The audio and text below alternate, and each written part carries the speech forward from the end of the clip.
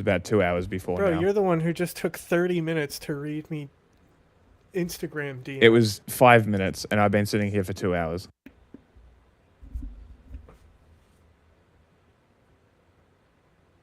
One second. I was ready before 6 o'clock even rolled around. Now it's 6:30.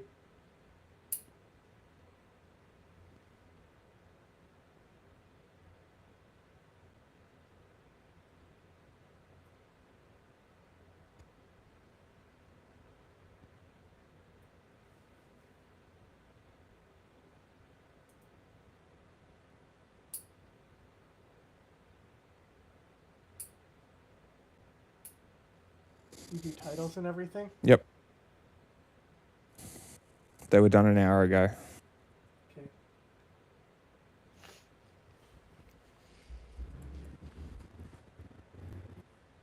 Oh, muted. What? We're live? Oh, hey guys, how you doing? I was just not crying. Guys, I was just having a good time. Welcome back to the show. It's Monday.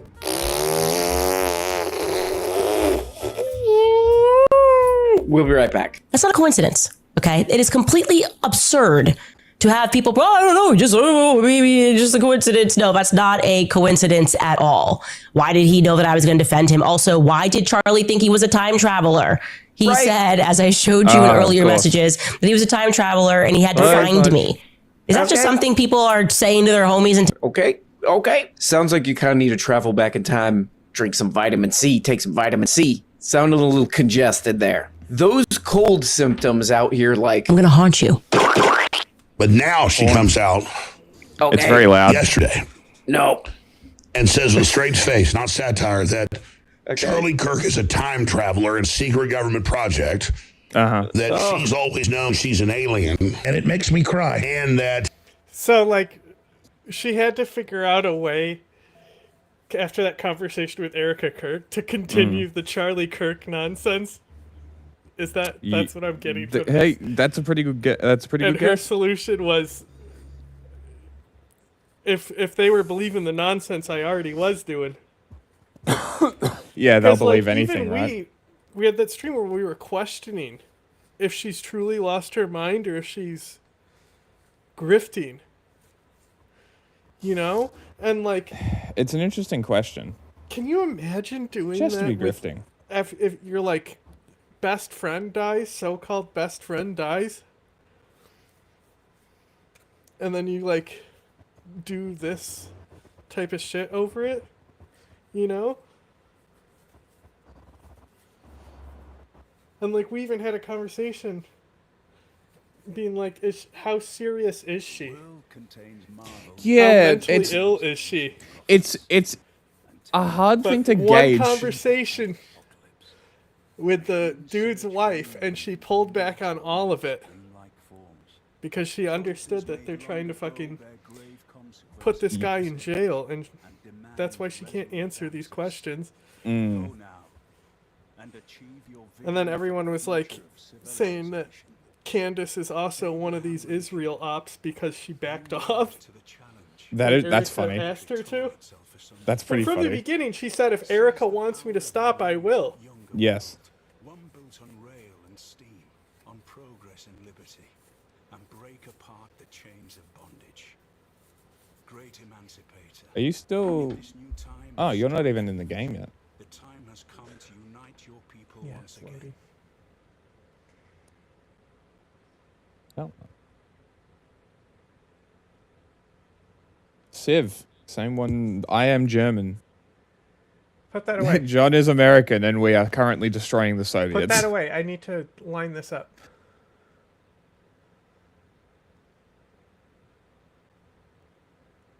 South Hitlerberg, French Hitlerberg.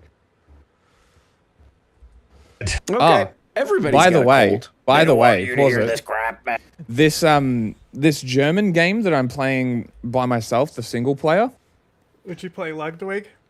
No. I picked Barbarossa again, but so this was the one that I sent you the picture of where I had perfect rivers. And holy shit. I have built everything that I can possibly build to the point that the only thing that I can justifiably build is military units. Yeah, you can just shift enter so too, you know. So it's like I'm just producing military units, and for whatever reason, I'm very hesitant to go to war. But it's like it's a game. I'm just like I just want to protect my culture. I just want to protect my production, but it's like I'm never gonna win doing that. So I just need to destroy cunts. But like, because I told you that Australia declared a surprise war on me, majorly fucked up, and now I have all his cities. Because they, the first one rebelled because he went into a dark age after he attacked me. The first one rebelled, I took it, and then my population pressure made his next city rebel. I took it. And then the population pressure made his capital rebel, and I took that as well. So I was able to take his entire shit without even waging war, and now I'm about to go and fuck up Coupe because he settled above me, and that's pissing me off. But I haven't, I haven't gone off my continent. So I've only got this little sliver of the world unlocked, and there's more civs around. So I'm just basically gonna, the first time I meet another civ is gonna be war. Yeah, ethnic, yeah, and my religion in that game is called Nazism too. So, you know, spread it all around. This is how it is. German. All right, play the video. And so they're giving us all colds. That's how they discredit you, man. That's how they discredit you, because you sound like this. This voice is hard to do, man. Okay, man, that's great. This is a good one. Oh my god. This is a fun clip rock that's been bands. going around. It's been going around, all round. The great Are Candy you Owens. you've been she do putting like rail this. through I your mean, these shit? people are perverts. Perverts. Perverts. Yeah, we got it. I was gonna Perverts. I was gonna build there's a rail clip through your of her, civ, and but she it looks says like you've that, already done it. Charlie Kirk was a No, time I just traveler. did Oh, a no loop. way. Okay. Ooh, that okay. sounds kind of interesting. Now I I'm said. doing the- So I want to look into this. So I consulted my man in Austin, the pride of Austin, Alex. Okay, does He rail is- he's make pissed off trading about routes this. faster? Like, hey, that's my thing. No, Hey, I don't think enough so. with this crap. That's my 'Cause thing. That would be a- traders Makes me move- cry. Cry. Regardless, That she's traders always move known one she's an space per alien. turn. Okay, this is Alex responding. He's sick It'd of be this cool crap. if it- This is the my favorite part railways right here. made This is traders move very quicker. good. Here we go. And that Yeah. Elon Musk, Sam Altman, So, traders, they can actually only trade to cities within 15 tiles from where they start. Oh, is that Right? how it works? Okay. And then when you build a trading post, it resets. So from that trading post, it'll be 15 tiles more. Ah, interesting. Okay. Very interesting. Wait. I had a and plan. Peter Thiel I had are a plan human. here, and I can't remember reptile. what my plan was. Don't die. No, I cleared down here for some reason, and I can't remember exactly why. Down where? Uh, You got self-propelled artillery here? yeah. Nice. Here. I'm just gonna put attack right here. There, that one right there. I cleared this spot here, and I can't remember why. Look, your science for a turn really jumped up, huh? Yes, I've been building campuses. That's why. I've been getting engineers too.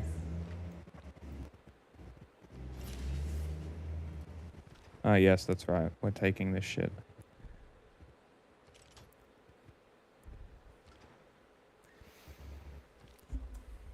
reptoid hybrids. Well, that's true. Now, some people will say, Damn, well, we you really- said that.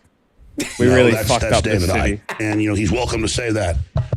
My Okay. point is you look at her eyes, and she's That's great. Okay, there we go. There's Alex. He's got a cold, apparently. It's going around. It's going around Austin. Hey, builder. Can't keep himself out of restaurants. Yeah, I so put now him he's there. got a cold, and he's fully No, it's, Wolfman Jackified himself. Mayan. Hey, it's me. But that's great. That might be my new favorite Alex moment or something. I don't know what the hell he's doing on his show, but that was very good. Now she's saying they're hybrids. They're lizards. I think she lost her mind or something, man. Now I know people say that I say that. No, I didn't. My guest did. My guest, David Icke said that. And that's fine. He can say that. She can't. Well, he can't. That's his thing. Back off. Also, has he really never said that? I find it hard to believe he hasn't said that. You know, it's probably one of his better takes. Oh, Sam Altman. He's a lizard. Mark Zuckerberg, he's an iguana. Okay, but anyway, everybody's giving Candace, who's just trying to figure out the truth. You know, she's just trying to do an investigation. She's just trying to do an independent investigation. And so I went and I watched this whole video where she's talking about time traveling. Charlie Kirk, he met this guy named Doc. I don't know why he was hanging out with this older man. Charlie Kirk got his hands on some plutonium. He also invented rock and roll. Okay, man. I gotta go to the bathroom. Okay, man, I gotta go to the bathroom. But that's actually not the most interesting. Him being a time traveler, which is obviously true. I mean, if you're still debating that, what do you know, catch up with the rest of us. That's actually not the best part of this video. Here's the best part. And a lot of weird things used to happen to Charlie. He would go on runs. I think I told you guys this after sundown. And when he was running, street lights would go out. Like it was like it was a burst of energy. Like he was a lightning bolt or something. So he was powder. To slow this down for you. He's like powder. There are just in general, all of these inexplicable experiences that we have. Okay. Hell yeah, man. Hell yeah.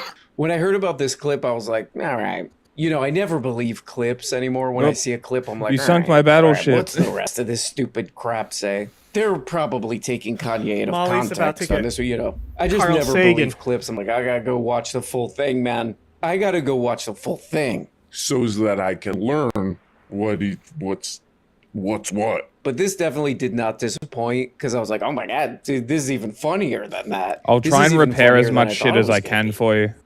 Good for you. Before the city rebels. I mean, she's still getting like crazy views.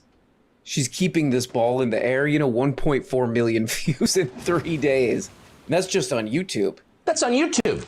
Right. That's on YouTube. What do you do on YouTube? I'm going to haunt you. Okay. You know, they should, and I wonder if they will, like, teach this, like, in American history, like, in high schools and stuff. You know, in colleges. This is part of American history. This technically is part of American history, you know? And how I imagine they would teach this is something like, there was a guy who, let's just say, passed away. By the way, everybody takes classes on YouTube now. There was a guy who passed away. He was the most disrespected man who had ever passed away. Like, for months and months, they were just, you know, his wife was wearing a glitter outfit, lighting off fireworks. They did some kind of memorial thing for him at like basically a mega church. People were bickering. They took that opportunity to bicker for their own gain. Again, his wife was wearing a glitter outfit. Then there was another lady who claimed to be his best friend who was basically, and you guys aren't going to believe this. You know, the kids in school are like, what the hell? You guys aren't going to believe this, but she kind of was saying he's like Neo from The Matrix or like Jim Carrey from The Mask or something. I don't know. It was truly a odd time. Missions of one of the themes of The Matrix. I just am going to assume everybody's seen that movie. If not, you should watch it because it was way ahead of its time. Candace, listen. The director's a trans. What exactly did Project Looking Glass revealed, and why was it quietly shut down? The people involved began noticing something strange. No matter what variables they used, the results kept showing the same future, a point where all possible timelines seemed to merge. That moment, somewhere between 2012 and 2016. After that, everything became unclear, like the future couldn't be read anymore. This brings us back to 1999. A year that might have marked more than just the turn of a century. It's also when The Matrix was released. At the time, it was seen as just another sci-fi movie, but looking back, it feels like something more. You've been living in a dream world, Neo. The film introduced a powerful idea. Okay, guys, this is not a joke. This is not a joke. Please take it serious, goddamn you. Don't take it lightly, you son of a bitch, you. Okay? But if you're thinking of starting a YouTube channel, please just go look up the one that Candace Owens here, Candy Owens just looked at. What is it called? What the heck? Hold on, I gotta look at this right. It's called Be Inspired, and it has, oh my god, 9.28 million subscribers. And this is basically what you do if you want 9.28 trillion billion subscribers. Just make a video where you're like, I was at me local Shake Shack, you can just and give the me the number city for so my it doesn't order rebel. was 33. 33, the age Jesus died. And then just go on and on for like an hour about that with I can, yeah, true. clips and stuff. Plasmoids. I'm convinced that Elon Musk knows some forgot about hidden that. secrets about energy and vibration. The fact he that does? He's pictured the Vajra is no coincidence. Ancient symbolic It object. looks like used the in bombers Hinduism and landed in the Buddhism, water. known as a powerful tool Yeah, I or know. weapon. In Sanskrit, the word Vajra means both thunderbolt and diamond, symbolizing Disrupt the rocketry! unmistakable nature. God damn it, why didn't I start a channel like this? Oh, the shadow What's the city banning called? would be way less severe for me. But I love this channel that Candy founded. I love Like this channel Kandahar that or Candy something. founded because, like, can't see, you the know, I fucking would thing is imagine over the it. whole. I watched a couple of Krasnodar. these videos. I would imagine the whole premise of this channel is like we're peering behind the curtain. Oh baby, to see how this goddamn son of a bitch reality really works. All these morons. All these Tornado! absolute dimwits and morons and Watch out, losers Jack. who are just walking.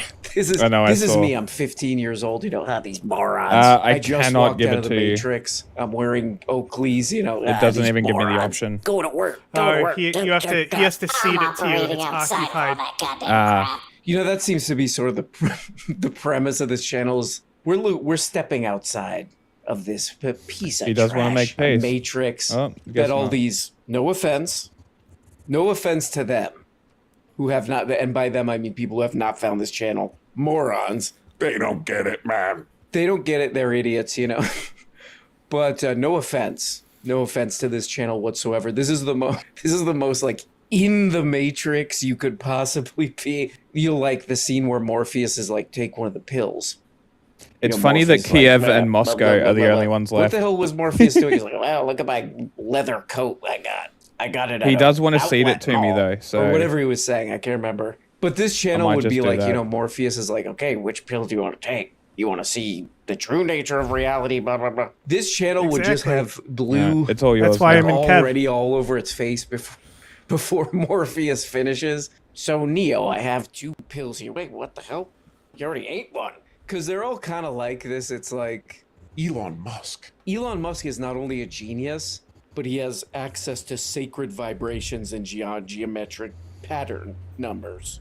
It's alright. I'm gonna Some lose it kind. anyway. There's a video about one of the enemies Yeah, of this just- show, Jonathan Haidt, whose whole thing is like, hey, you know, young people have problems. Those are not from the real world. They're from videos online. And they're like, oh, man, we're really... I didn't missing want to the attack. I didn't real realize that crap was a here, fucking man." defensive there's post. like 400 Joe Rogan clips on this. This channel is like Morpheus is saying to Neo, Neo, where are you going? It'd be like Neo says he has to go to the bathroom when he's in that white, he's in that white room. He's in that seamless white, you know, photo shoot or whatever. know who This it is, channel would be like Neo's like, I gotta go But number there's 2. a. I gotta Oh, go it's to the bathroom." Ottomans. I'm totally occupied by. So I don't know if it's not this one. This one is a golden age type guy. The other Suleiman Ottoman, who gets the unique governor. Yep. When he takes over cities, they don't lose population. And then Okay. his unique unit, the Janissary, is like extremely strong. But if you build it out of cities that you founded, then you lose 1 population. Oh. So you have to occupy cities to be able to produce the Janissaries without losing population. Interesting. And just like him having a unique governor is also really cool. Yes. And it's like Amani. You can put him in City states. other places. I think you can put this guy in enemy territory. The Ottoman Okay. government. Neat. By this, I tell you, I read these messages and I'm going, "What is this? What is reality, actually?" Whatever Jesus And says it is. Charlie died. Sinner. Yes, like I said, it was related to this organization, and I think we would all agree that his death I'm gonna and the manner that they did it I'm gonna changed build the world in ways that a I don't couple think we offshore fully wind realize, farms for you or before this certainly not rebels. in a way that I can articulate. I might get one. You just cannot pretend that all of this is one big unhappy coincidence. It's can do entirely whatever the hell I want. plausible, I think, Actually. plausible that they knew something about Charlie. Oh, and right. that's why they had him marked and had him monitored and had him likely followed since he was young. And maybe they thought, like the agents think, that if they swarmed him and they stayed with him and they pretended to be his friend, that ultimately they could control Charlie and perhaps change an outcome. They could literally change an outcome related to Charlie. Hey, whoa, we gotta take some zinc, okay? Let's focus on this. Then we can move on to this. Okay, so it is kind of an interesting story. It is a fun story. It is a very exciting story, you know? Who knows? Who knows, man? Maybe it's true, man. Candace Owens is really... I've listened to this 3 times. It's an hour long. I've listened to this 3 times. Yes, 2x.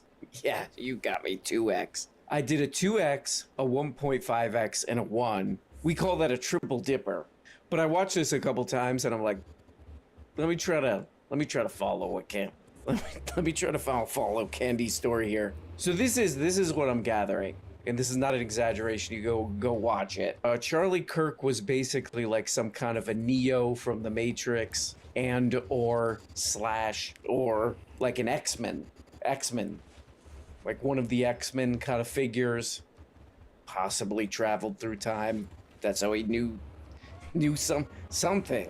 I don't know if she's uploaded any of these texts, like screenshots of these texts. I kind of looked all over for them. But according to Tex, he had foreknowledge of the future events. Street lights would go off when he would run by them. I guess maybe he was trying to like focus, like direct his powers, you know? His superhuman powers. You know, he would go jogging and the street lights would get knocked out because of his powers. You know, and he would be like, oh, God damn it. Oh, God damn it. I got to learn to harness this energy because I'm really just causing a problem here. The Homeowners Association here in the Arizona McMansion suburbs will have my little ass.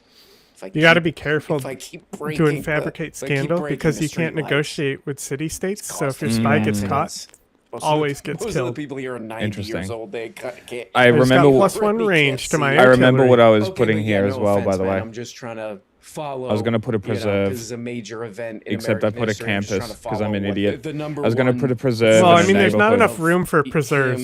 Yeah, I was gonna put a preserve in And a there you go. He was neighborhood, but I'm basically just like gonna a put it in a neighborhood. superhuman. Yeah, preserves. Kind of like the Preserves. One, There's not chosen enough room one, for. Also, some combination of Jesus and Neo. fuck neighborhoods. No offense. Well, Candace Owens All is your saying might be cities. true. Okay, guys, shut up, please. Once they Please. get above 7 population, Please shut up. flip them But to I did watch a production. lot of Charlie Kirk, like a ton of Okay. stuff, hours and hours, and he did sell like, food buckets. Don't even highlight did food. sell Like food try to buckets on his stagnate the channel. growth because So, then you he need did- less he did amenities. sell little plastic garbage okay. cans filled with food, rice at a huge markup. Because like Yeah, I 7 is believe the company- 3 I districts, believe the and that's company normally name was something like Patriot what you're focused trash around cans or anyway. Is a something. 3 Patriot primary markup. district type. Okay. But yeah, man. And then aqueducts, dams, canals, and spaceports are not specialty districts. Oh, okay. Neighborhoods as well, I believe. Oh, I know that. So you can build as many of those types of districts, basically. Mm-hmm. If they don't require pop. Yeah, I only do it But, because the yeah. population needs housing. Yeah, man. But Like I literally only do But neighborhoods yeah, so man. I can get rid of farms. You know, this is part of the artist journey. Hey, shut up. Show it some respect. And Yeah, as the and like greatest really, artist once of you our put a time, food market in there, you it's know, that's not me saying that. That's objective. Exactly, and that's all I really do is views-wise. food markets. So, you know, she's our greatest artist, and we're seeing something that happens with all, you know, all kind of amazing art like this. You know, I'm watching this stupid, terrible this terrible show called Billions right now. I'm watching the show Billions. You know, there's like 100 seasons of it. And you could kind of tell around the 6th season, the writers are kind of like, what the hell we're going to keep doing this thing? What do we do? What are we supposed Also, to do now? waterfronts You know, get the food show's as about, well. like an investment, like a hedge fund Yep. guy. And you can So tell I've been around like the I've been building third and waterfronts, fourth getting season, rid they're of just like, what the farms, hell are building we gonna mines, do with this? The writers and, are just like, "Wait, we're gonna keep renewable going with energy." this forever. What the hell? Okay, I don't know. This season, there's a ghost in the office. I don't know. My brain can't do this anymore. I feel like we might be running into that with Candy a little bit. So it happens to all great artists. You know, you're kind of like, I don't know what to do anymore. I don't know. He was a ghost? Yeah, he was a ghost. Okay, what kind of ghost? What do you mean a ghost? She looks around like the X-Men.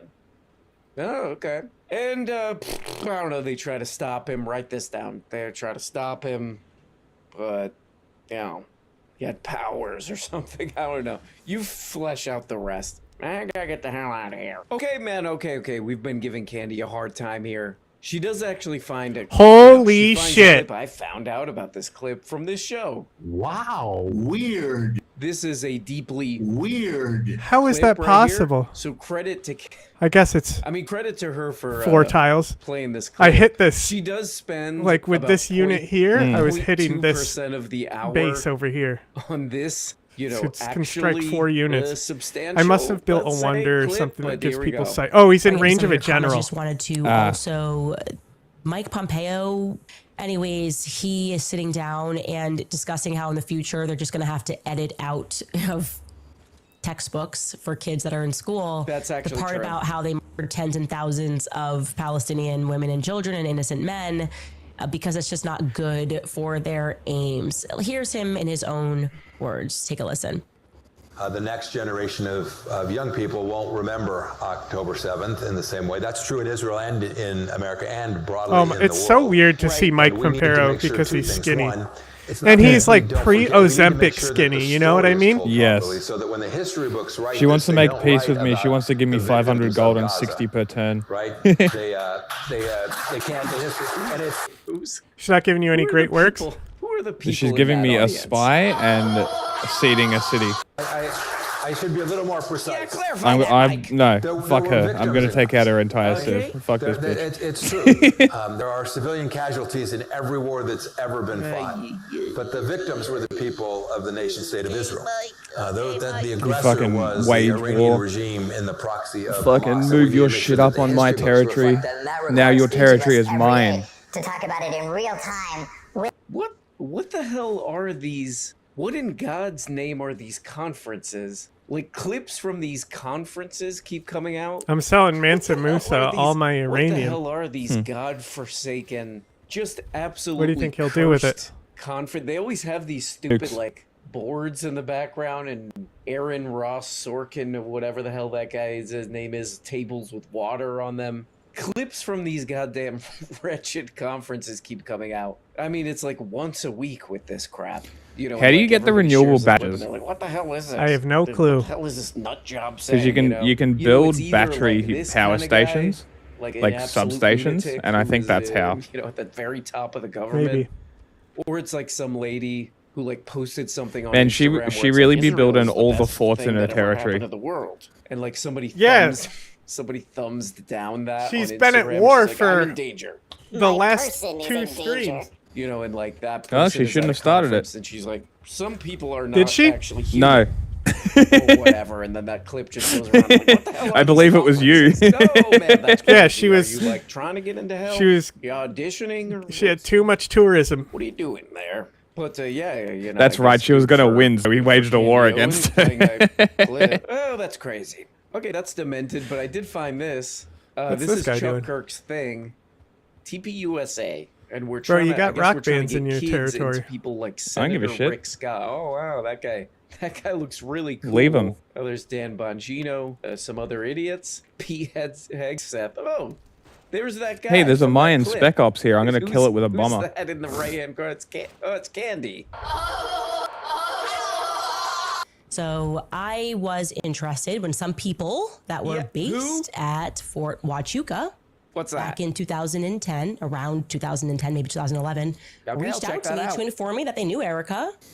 And Oh, that Erica shit. definitely knows the base. I am playing Germany. Because a bunch of people from the base were affiliated and had worked with her. We're in a from US about 2010 German fascist until alliance. around 2013 on a mini I don't film think I'm fascist. that never saw the No, light of day. I thought you were. Oh shit. As evidence of this, because I was thinking, am I being trolled here? And then no, I wasn't being trolled. Oh, As I'm evidence of this, they communist. actually Sucked provided in. Are we me both communists? I'm- posters, which were professionally No, shot. I'm- And the movie Oh, which you're was you're entitled you're at the next November one. Renaissance, Okay. Yeah. Jordan, I'm not even at the next obviously stage we yet. know that she Yeah, did my culture's some super acting high. on reality TV. I don't I'm know building how to it we now. phrase it. I got them film She was studios. pursuing the stage, Yeah. obviously, I and she was got involved 5 in turns until I pageants. can I'm research checking out it. this movie poster. I have before a. I tell you what it's What is all that? about. 306? 306 turns, I'll win a cultural victory. Virtually everyone involved in this movie, the actors, the stunt double men, they are involved with Fort Huachuca, okay? Okay, this is kind of a fascinating part right here. This is fascinating, man. So this audience is like really on this. A lot of them are investigating. They're like looking around. And pillage? People are emailing her tips. Like, I saw this and that. I think I got a tip about something. How many views on this? I gotta do a view count. Wait a second, I'm not certain as to whether or not I'm looking at news. 1.6 million, okay, confirmed news. Views, it's news. But my girl's views are... That's up. My girl right here, her views are... Weird. I mean, her audience is just like obsessively investigating this. And one of the, I guess, prime suspects, you know, in this conspiracy, one of the main... Nope. I guess maybe the main or one of the main suspicious figures is Charlie Kirk's wife. And Candace Owens does kind of stumble on some interesting stuff here. She talks to a guy who was, I don't know, on a military base or something.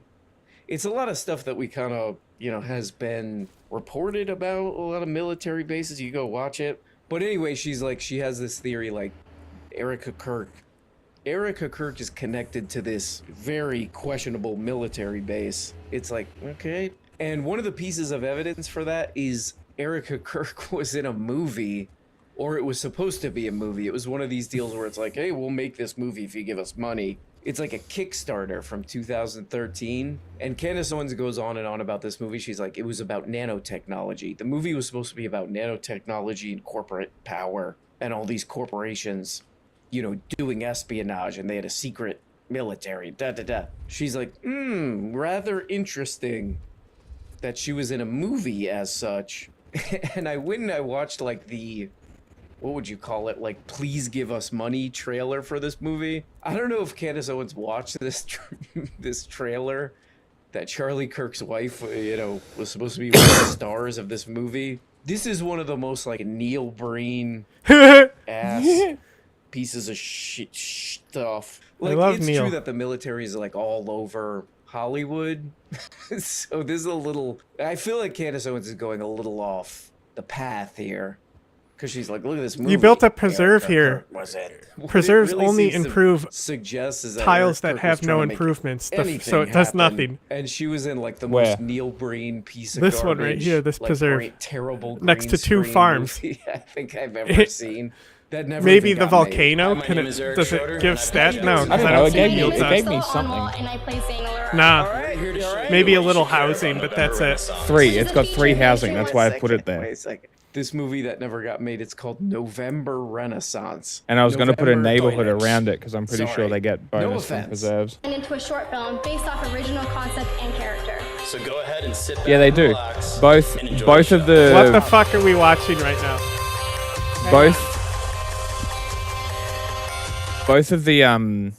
both of the tiles around it give me 6 housing for neighborhoods. That's why I put it there.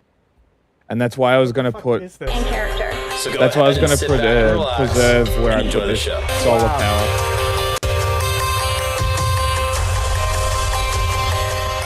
What the fuck is this? Oh, wow. You tell me. Oh, god damn it. So yeah, this is Erica Kirk's movie. Go check out the trailer.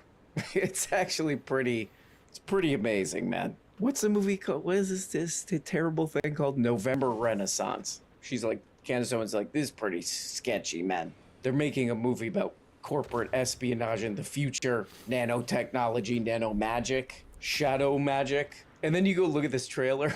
It's the most like, hey, it's 2013. All we need to make a feature-length film is some cameras. No audio equipment, actually. Just use the in-camera mic. This thing's gonna be amazing. And then you look at the footage and you're like, oh, good God. We made the worst movie. We made the worst movie in the history of our whole lives, man. And then people find that movie, they're like, look at this piece of crap. Hey, for and it. then you say, oh, I meant this to be a piece of crap, and then you become very famous. And you tour around and people, I don't know, throw things at you or something. Then ironic people in Seattle host a screening of it. Everybody laughs at it. You say, yeah, Thanks, this is what we meant to Mansa do. It's like that kind of movie. So I don't know. I mean, Candace is right. Like, Eric Kirk, what's her name? Eric Kirk. Erica Kirk's story is weird. Like, her whole backstory is weird, but it's just weird in a kind of, you know, kind of girl bossy hustler sort of way. Mostly, it seems. But who knows? Who knows? Okay, please, I need to look at the other side of this argument so that I would make a rational decision about whatever the hell this crap is. I need to make some kind of a decision of I forgot what this is even about. So I gotta look at an opposing viewpoint, which is Hat Boy. Tim Hatman, I believe his name is. I don't think she's crazy. She's just lying. I got a question for you right now. For those that don't like me, that are on Candace's side, by all means. Hey, whoa, that's me. I don't like you. This Russian city is about to rebel. I am engaged now because you spoke directly to me, so get on with it. Go ahead. Thank you for watching the video. Hear me out. No problem. Do you think Charlie Kirk was a time traveler? Yes, I do. Yes or no? Honest question. I just said yes. Do you think that agents were controlling him since childhood and Candace Owens? Honest question. Do you think that Elon Musk is a hybrid machine built by the AI? Obviously. Honest question. I said now, most of you are saying no. Jerk. What? But these are you weren't actually even things listening to me. she's been promoting on her show. You weren't even listening to me, man. I'm just a wackaloon conspiracy theorist, but if I had to be one, I'd go for the conspiracy theory that prominent establishment forces want to convince the populist right to be stupid and believe stupid things that will spin them off in a tizzy. And so that's can't Get out of here, Rock Band. For this country. Right. Get out of here, Rock Band. If this were an honest clip, it'd be like, hey, this lady Candace is trying to make people stupid. Oh, That's nice my job. Mausoleum There's or only whatever so you many got over crumbs on here. this floor. She's Hang taking it. too many of them. Please buy some of The my tiles. branded You got white good label tile coffee, improvements. Please. Are Oh, you talking about my harbor in I admit Hitlerberg? It's terrible, but please. Yeah. The mausoleum and the two things next to it. Coffee. Oh, no. And then a theater square woe is me. Okay. right This is actually between kind of a monuments, smart content movie. giving He got me 250,000 views on this, 5 dude, culture keeping himself inherently. relevant by arguing with this lady. It's not over bad. What, I have no idea. No, they what. give you like all What is any all of the this? tobacco, Okay, go huh? ahead. So what I and see then I here got in this story, 9 my production friends, on the is Hitlerberg a psyop. production. Question, Oh, of God damn course, it. that simply rounds this whole thing out. Global Which one? Stan Why has is it? 10 Question, of production, course, that simply 4 rounds gold, this whole thing out. Yeah. Why 3 is it that free Candace Owens culture is being and 2 food from the waterfront. to new people Science in such is 4. massive frequency despite breaking Science 4 in all South the rules. Hitlerberg. Guys, I've got this. Okay, there we go. Yeah, this is great. This is exactly what I would do. Because these people are all competing for this audience, you know? Of this Hey, I built relatively Petra small too. Forgot percentage about of that. People who watch I got the this Temple of crap, Artemis. we gotta Man, get I have them so that. many And wonders. What Candace the is fuck? clearly winning that with like, you know, she's just like coming up with Why so many- stories. She's an artist. You Why know, so she's coming many up with stories fucking- that interest people. And a lot of these people, you know, many Wonders. are, I don't say this. I guess I got they're bored too and just built stupid wonders. to even do that. So they're like, oh, she's getting all the views, man. And this is what I would do. Tim is doing what I would do. Oh, she's actually Nobody. part of an operation. Ooh, subscribe? Get a subscribe from that? Let me look. I got that Golden Come on, Gate Bridge guys. though. Okay, so That's there we true. go. The you meme did. wonder. Candy All on because the I case. She's on bought that this case tile. I'm gonna haunt you. It's a little all over because the place, AI is but, supposed to you know, have it. every Because once the in way a it's while, split is for that like they. maybe 4% of the time she stumbles on something. Well, this one just sucks in worthwhile, general. I don't see and a she is strategic, but causing like problems for a lot this of the one has a biggest luxury. morons. On the great. I don't even That's know on what the YouTube. crab's luxury. Crabs are YouTube. bonus. So good for you. This city Good just job. sucks I hope you figured get to the bottom and Oh, he's got everybody goes cotton. to jail. as a luxury. Literally everybody goes to jail who you ever met. But I do not hope all of you go to jail. I hope that you cut your meat. Hope you cut your meat. Guys, it is Monday. Okay, I do admit that.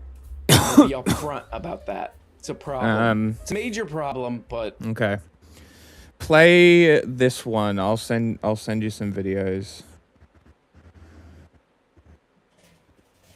And this is where concern comes in because us even talking about immigration. What's this video? Is a scary I don't know. idea. now. Sounds like it's the right one. As an immigrant, I fully endorse. Pretty sure. So I got 4 deals on my table. Look, I'm not going to be escaping. I love the amount of rock bands and artists that are just piled in her territory. I gave her the chance to use those artists by constantly stealing and accepting great works from her. The amount of coal she traded great works away for. Emphasized as scary and whatnot, and that I think is actually. Have you seen what the bill is? No idea. So they want to pass. Is this the Hard Yams podcast? I actually do. I don't know. Can you look at the screen then? Yeah. Disgraceful. It's disgusting. Yarns is what it looks like to me. I'm pretty sure it says Yams. Oh, it is Yarns. You're right. R and N together look like an M. Yeah, and Yam is also a thing. If you got astigmatism. And also, if it was called Yams, Hard Yams podcast, that's better. Used like Hard Potato podcast. And you had that's great. People protesting at the Sydney Harbour Bridge saying "gas the Jews." That is inciting violence. Yeah. No, it wasn't. Never happened. Law. If you're not going to use it, what's the point of bringing in more laws? That's the fucking issue that we're facing here. Why are you crying? That they're trying to propose are dangerous, and some of them are being used and said that they're dangerous, and they're not that bad. That's going to really. Is that all the Nazi speech? We need to be careful. We don't have to create fear around something that's not right. And then when that gets sort of, what's the word, fact checked, then you go, so it's all just bullshit. You have to just be careful. So, well, we'll delve into it with someone that's more politically versed. Yes. So these are these are some of the things because fucking misclicks. Looks like they're doing I think the vote next week. Okay, pause it. So they've rammed it through. So they had a guy on who is essentially one of the biggest crypto fash people in Australia, which is cool. I always see the fuckheads retweeting his dog shit takes. Let me see if I can't find some... Our alliance expired. Okay. Because fucking... This cunt. Yeah, Mansa Musa, I'll accept your friendship. I'll let the world know that we're friends. Like I keep... Oh my god. Oh, bro, she's giving me 3 great works. Like this guy... For peace. Is you got it, lady. All he has on are just like the worst kind of people. And it's just like...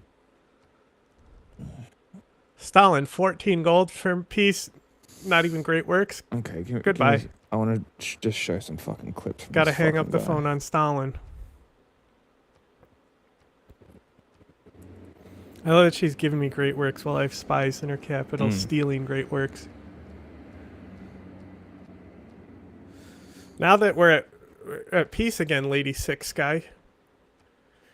You want some coal? You got great works for me to take from you? Okay.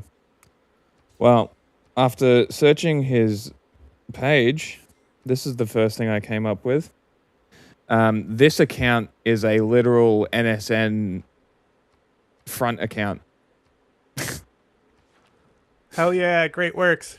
And for gunpowder. And he's like, oh, look, I'm interviewing this guy. So, like, this guy's literally interviewing Nazis. Just to give you a small background. Here we go. Let's see what he says about these laws. It's now for a week straight. Right, so the Anti-Semitism, Hate and Extremism Bill 2026. I've been talking about this now for a week straight. Why? Because they're dangerous. Now, Anthony Albanese, the early word is he's taken out 2% of the bill. That's the early word, 2%. And apparently that's got the small wording around the hate speech in regards to fear. But the rest of it is still all included. Where? And that's still enormously dangerous for the Australian people. Especially people that believe in free speech and freedom of movement. And for all those people that don't, and for all those people that have been silent on this, well, you've shown your hand. You're now one of them. You know this? Shut up, dickhead. Stalin is like, your soldiers are too close. I can declare another war on him. I just made peace with him. Should I declare war on him again? Yep. Fuck it. I can't. Depressing. Yeah, you have to wait a few turns, I guess. Okay, accept my shit so I can move that shit. Yeah, that's what I was doing. That was Stalin's was first. Okay. Make a deal. Open borders. Oh, you're not interested in an embassy? There you go. You got open borders now.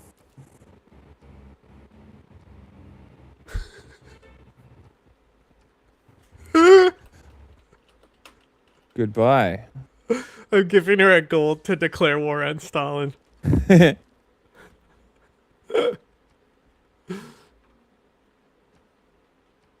What? Why won't it say military alliance? It's kind of rebelling, but not really. Oh, I might have to fix my mods. I might have turned them off. Hmm. I'm gonna save real That quick. one. Do you want me to save and leave? Yeah, I just saved, so.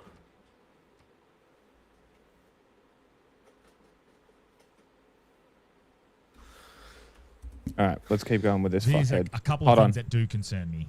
I forgot because but I'm also, figuring out who these fucking guys are.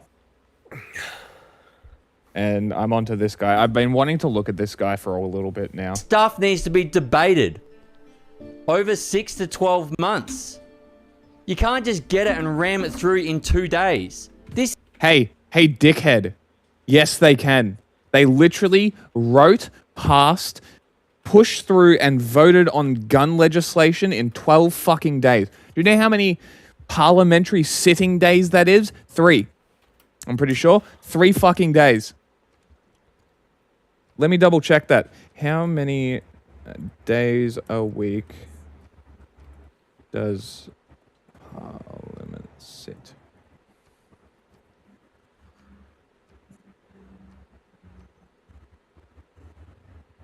Parliament typically sits 3 to 4 days a week, usually from Tuesday to Thursday, with some extended sessions on Friday. It would have been 0 debate on the gun legislation passed in 12 days. And if they're passing it in 12 days, that's 12 calendar days. That's 4 of those days are weekends. And if they're only working 3 days a week and you already take out 4 out of 12 days, well, that's 8 fucking days. 8 days it took them to pass the gun legislation. That would have been 2 to 3 sitting sessions. So yes, they can. There's precedent. There's precedent for them to pass shit this quickly. You are an idiot. Does this comment on the how good it is? No. I've spoken at significant length about how dog shit Australian legislation is. At the same time, I'm going to say that hate speech laws, considering that they are quite common, are not really something that needs to be discussed. Really. I don't think. This is a total shit fight. It is bullshit. And anyone who passes these laws are not for democracy. Because there's going to be 0 debate on this. It's going to be, oh, yep, here's the laws, no worries. Okay, each senator has one. Hey, dickhead. When do we ever debate laws? When? When do the people get to debate laws? When does anybody actually get to decide? Like, we're in a democracy. No, we're not. It's a guided democracy at best. And you're whinging like we live in a pure democracy that's some kind of, like, reasonable state. But, like, it's not. It never was, and it never has been. So, and this kind of goes further to the further point that these people are just fascists, is like, they're trying to convince you that these things existed before and have been taken away. They haven't. They never existed. 1 second to debate it. That's what it's going to be. That is not a democracy. These laws are dangerous. The way they're getting put through are dangerous. And we can't allow this. Pretty sure a Nazi group doing a massive rally endorsed by one nation that resulted in hate crimes is pretty important. Hey, don't you think that the essentialist attitudes of Zionists and Nazis should probably be dealt with? Probably, right? What do you reckon, John? Do you reckon that essentialist garbage should be dealt with? I'm Sid the Sloth from Ice Age. Like this attitude. Now this is pod racing. Because at this point, right? At this point, the Australian public has proven that it has no interest in repelling Nazis. Coming So from a if guy naming his cities Hitlerberg. You should see what I named the ones that I took from the Mayans.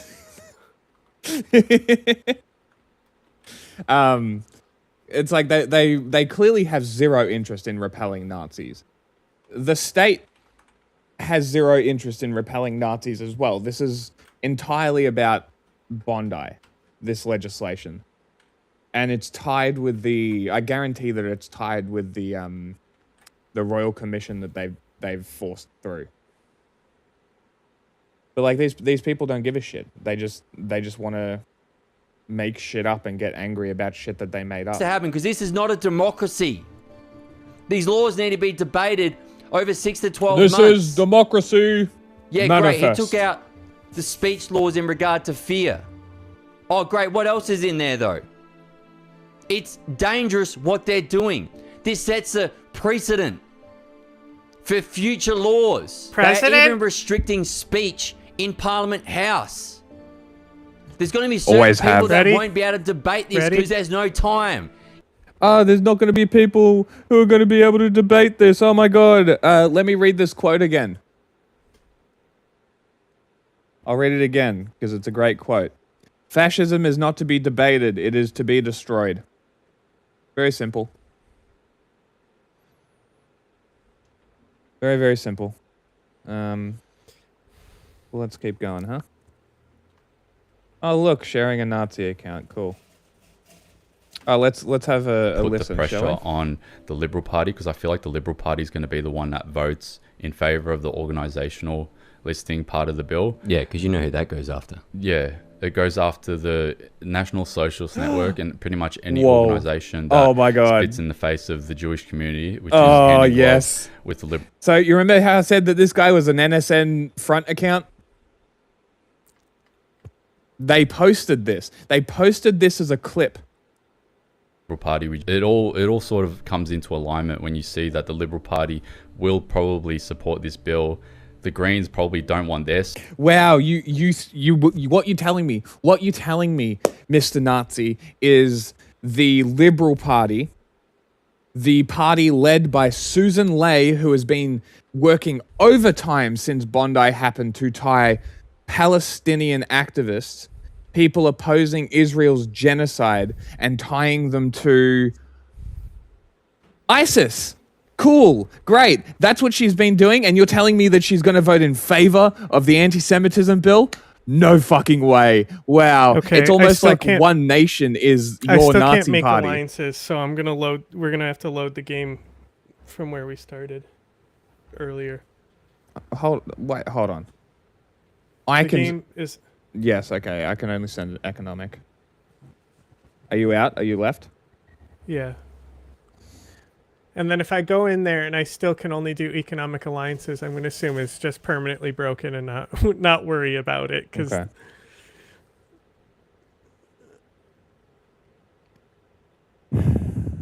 it's only we're only on 192. We loaded in at 198 Yeah, okay. or 180 Side. something. It was 3 turns. Yeah. Listed as prohibited organisations in the future.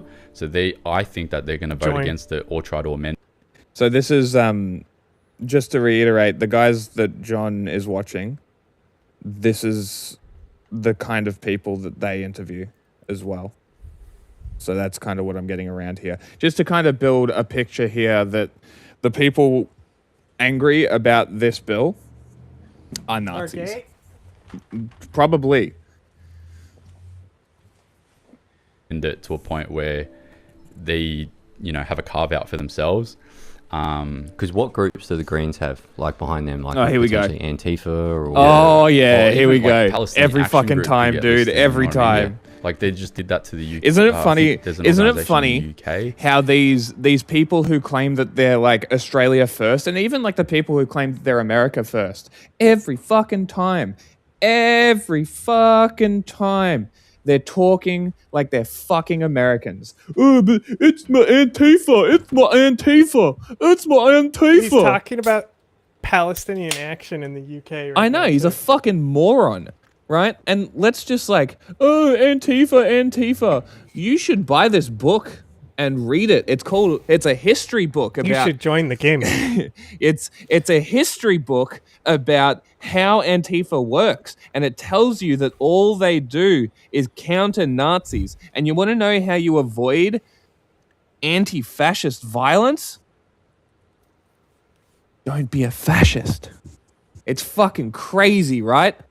Some sort of Palestinian organization. Especially if it's a right-leaning government. Yeah. Of course they'll go after him because they've got the Israel and Jewish lobbying behind them. Yeah, so I think the thing that we do in the next 24 to 48 hours is just hammer home our displeasure of the potential of the Liberal Party supporting I love this like that part of the bill, because I don't music think they're doing. It that we should sounds worry like about the, it happening to the the NSN. Mass I Effect think we should worry about it happening to Earth all being of us. destroyed. Sad It really does. That's a good because pick. where does this go?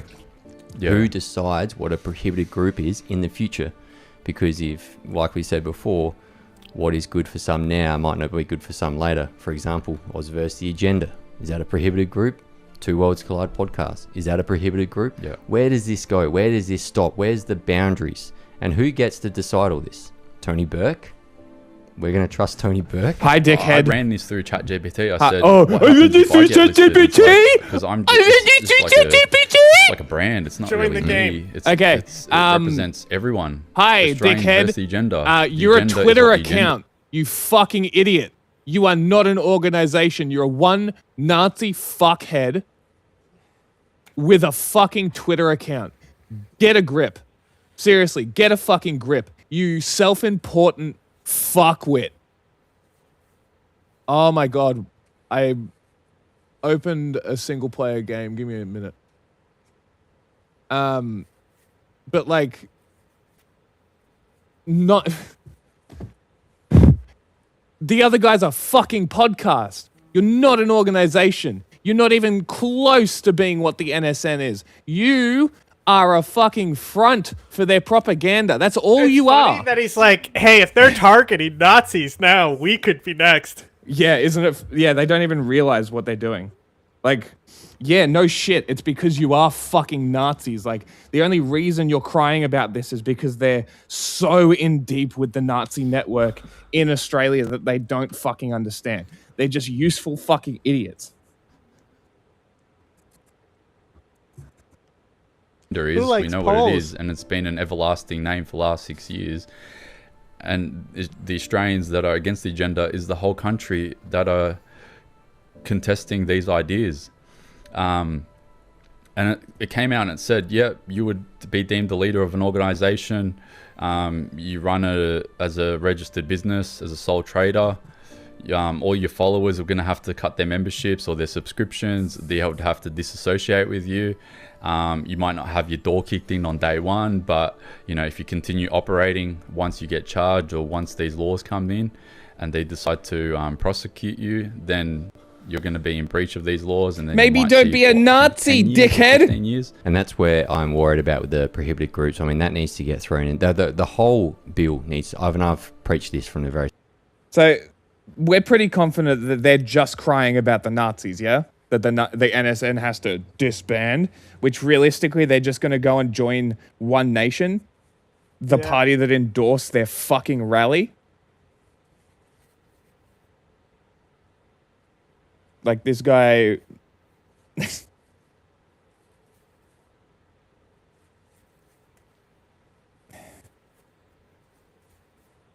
And bro has 57,000 followers and is like, oh my god, I'm the leader of an But like, organization. if somebody made like a fucking ISIS political network, Mm. they would have no problem with that being banned, right?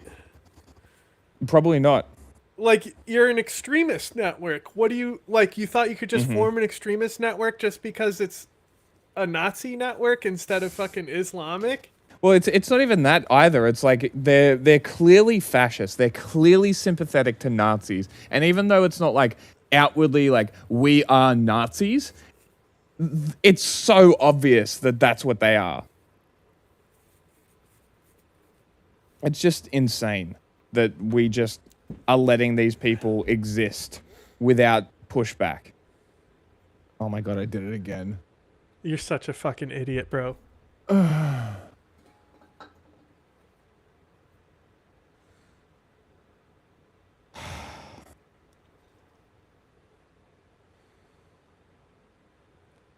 Oh, okay.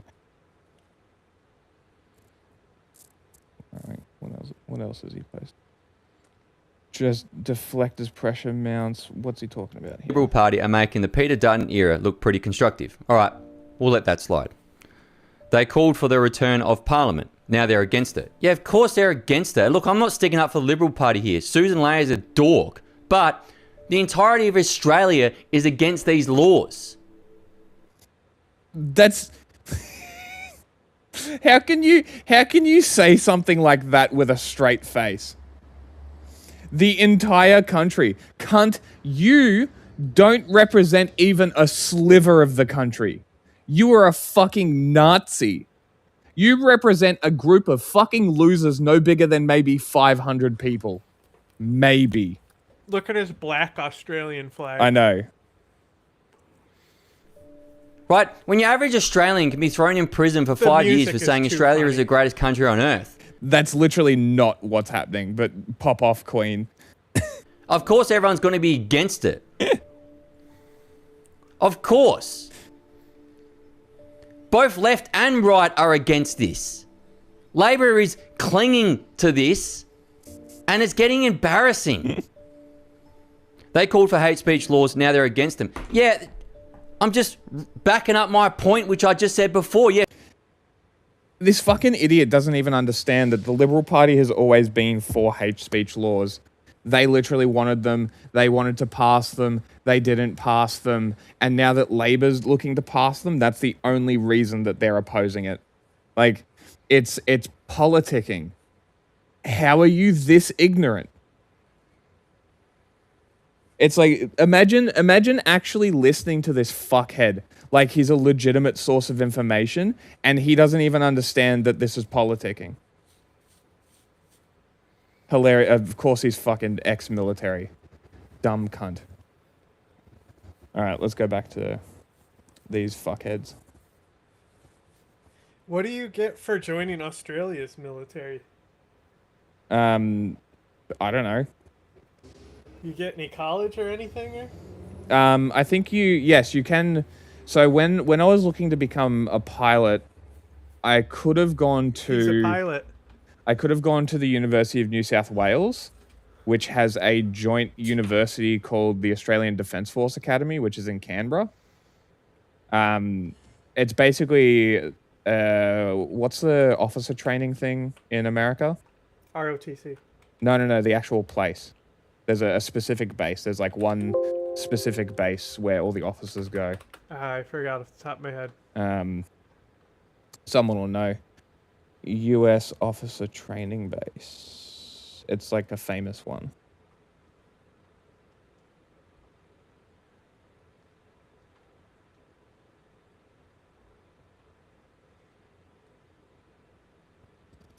Maybe it's just the Navy one? West Point? That sounds about right. Yeah, sure. West Point. Yeah, West Point. So it's basically our West Point, and then the Navy has their own as well. So the it's basically you're already enrolled, like you're already active military while you're doing training. So the Australian Defence Force Academy has Air Force, Army, Navy training centres. You also have Duntroon attached to it, which is the Army training. So I'll get a map up actually, because it's actually a very interesting thing.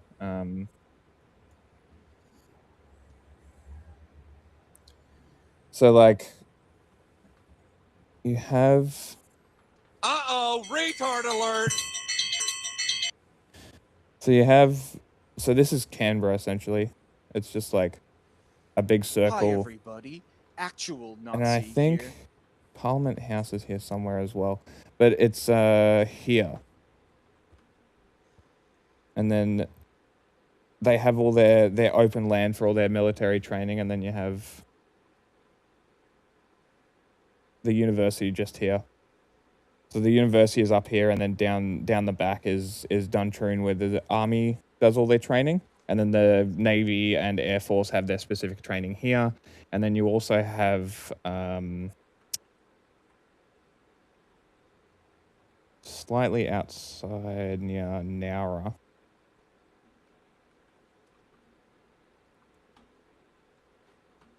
Ready. Yes.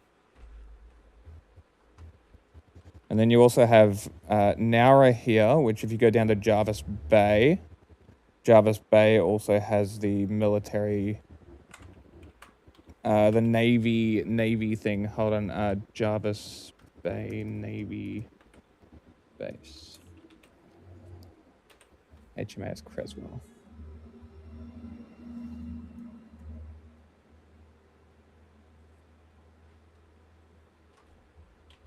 So you have HMAS Creswell, which is down here. And then there's also like a, I think it's down here actually. This thing here is where they drop bombs.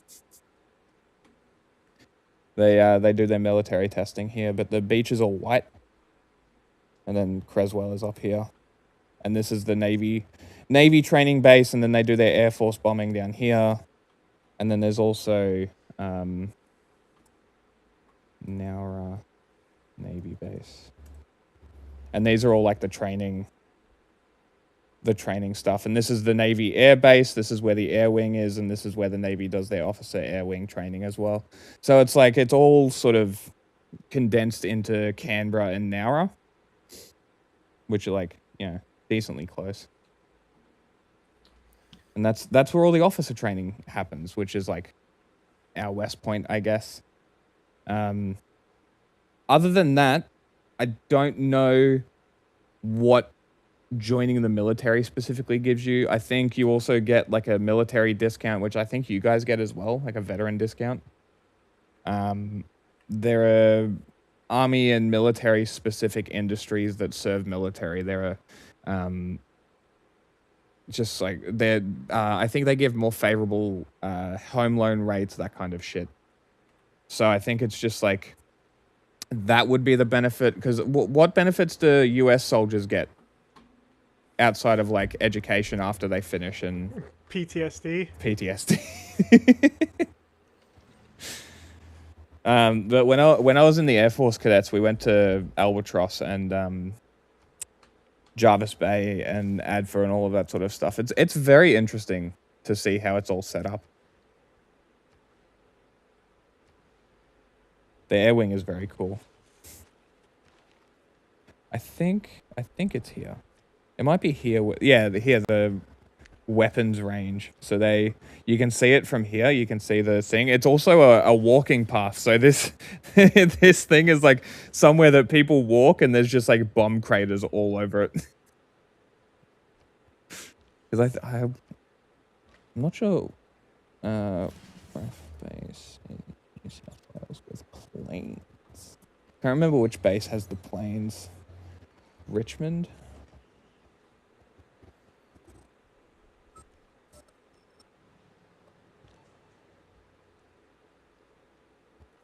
Okay, so the Air Force base is up here, and then Nowra, I think, is down here.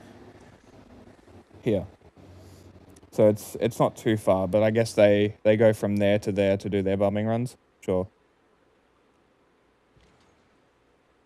Oh look, here's the Wollemi National Park. This is where that tree is. This Don't know where in that park it is, but it's there. Anyway, there you go. Some geography and military base locations for Australia. Not that it fucking matters. All right. How far back did we go? 3 turns. Okay. Still at war with Stalin. I don't have all the alliances there, but at least it says military here. I don't know. It might still be broken. It might have been not even worth going back. Oh, well. Up for interpretation, which is probably not great when it comes to a law. It is immaterial. Have you got a tank that you can send into the of the target group actually into the city to take it instead of me? Particular race or national or ethnic origin. So just probably a better idea to do that. We can just decide if it's hateful or not. There you go. Which is sort of. It is. There is an interpretation of it, and so I did screenshot what the actual interpretation, what it does mean. But tell me what are your concerns about that? Well, that's saying that it doesn't matter if you've specified a person or a group or not. Yeah, so you can just say, "Oh, this sucks. Like immigration has gone out of control," and you're done for hate speech. Yeah, so basically, so criticize the government is hate speech. This is where there's blurred lines, and the vagueness is scary. Hitler so, wasn't fucking it does not bad matter. because he's fucking killing Jews. Terms, Okay, that wasn't the main problem with Hitler. I think it does not matter. That was whether like the person maybe actually 8th belongs down to the race, line. ethnicity, nationality, or the protected. I think is probably the funniest part of that entire soundbite. Targeted because they were believed to belong to it.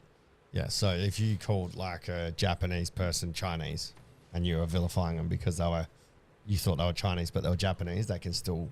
What are you talking about? You've still committed hate towards a Japanese person, thinking they're Chinese. Yeah, because you dislike the Chinese, but they're actually Japanese. But because your intent was to upset a Chinese person. So this is the scariest. It kind of sucks though, because that means a Karen can take offense on behalf of a group. Yeah. Because I can go, that's offensive. So this is see with all this stuff, is it mainly enforced online when there's writing and evidence? Like what happens? You want to hope so. Yeah. Yes, So there it's just is. word on word. But there's no nuance for satire, because if a transcript of a it's just a joke. Classic read Nazi. out line for line. Yeah, I was just kidding. Well, context is acceptable, but no procedural fairness is required. So, through courts, you can go through the system. Hey, and go, Rockman, "Look, get there out was of here." context. This was satire, and you can prove it. But you can, before that, be shut down, Yeah, that's demonetized. You can be thrown in jail for a few days while you await a court date. You could be subject to social. So it's punish first, figure it out later. Correct. I still got Now, they've done rocketry this under the disruption. idea of like we need to act fast. At least the promotion was the but same. Act fast on who? So that you are protected under religious sects as well. So Sex? This is another interesting thing. So if we were, there has to be a distinction We're between fucking idiots. Islamic extremists and Muslims. I understand that, and so there is. It seems Sex but is again, only because for it's so children. vague in terms, it seems to be coming down to It literally just how it's interpreted. It just needs to say any direct In this form of octagon, violence I'm the boss. is against the law, and that's Which is the current. Yeah, that's all it has to be. Yeah. So at the moment, it currently. But the thing is, they You should be brought. allowed to criticize any group in society, whether it's the retirement village down the road or this podcast. You should be allowed to go, I don't like what they're doing, shut them down. But you can't go, I don't like what they're doing, go firebomb the studio and fucking beat Bro, the listen how this dude just talks. Like he's fucking gagging on it. in society, whether it's the retirement village down the road or this podcast. You should be allowed to go, I don't like what they're doing. Okay, shut 'em pause down. it. But you can't go, Why Why does he talk like that? Good question. Okay. Finish your turn. We're already behind. Yeah, so guess what, dickhead? You can do that. You know what it's saying, though? Don't do it based on fucking race, you fucking dickhead. How is that hard to comprehend? I don't understand why this is making them so mad. It's Literally nothing. No Why great are works, you go crying? fuck yourself.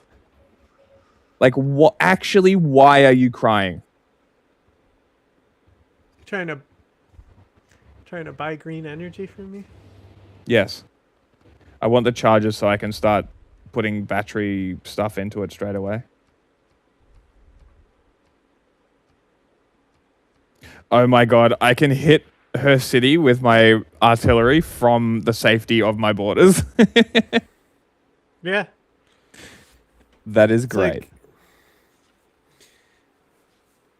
put a drone on it too. I have 2 of them. I have 2 self-propelled artillery armies. Yeah, sure. Offshore wind. I like offshore wind.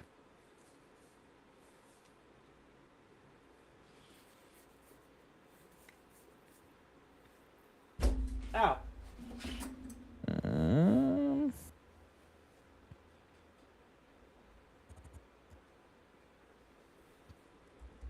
Beat the fuck out of him. Okay. Yeah. So like, it's pretty straightforward. Okay. So here's a perfect example. This is why it isn't as scary as people think. So we do need to pump the brakes a little bit. But the slip, I'm not underestimating how dangerous it is. It's fucking disgraceful. But so what makes it lawful versus risky? Okay. So criticism that focuses on behaviour, expectations, or policy is allowed. So Australia should expect migrants to integrate into Australian culture. That's not unlawful. You could say, you can suggest these sorts of things. Large-scale immigration without integration harms social cohesion. You're allowed to say these sorts of things. Some migrant communities resist integration, and that's a problem.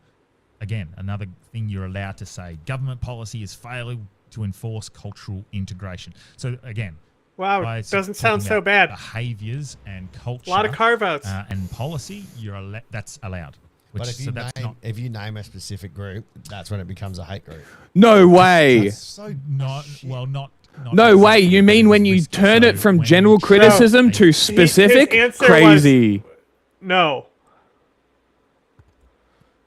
He's like, actually, no. So not exactly, but it is risky. So when you treat a full nationality, a full ethnic group as a problem, as a danger, or it's a legal threat. So something like people from X nationality.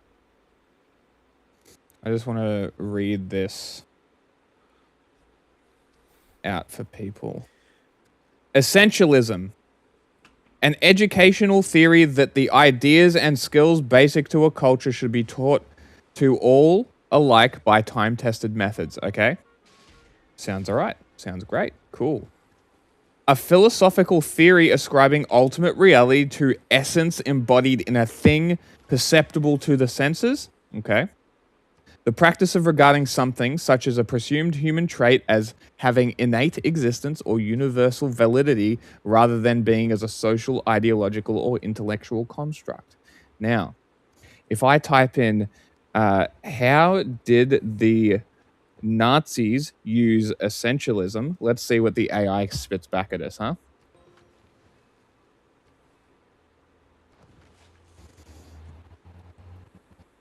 The Nazis used essentialism to promote the idea of racial superiority, asserting that certain races, particularly the Aryan race, had inherent and unchangeable characteristics that justified their dominance over others.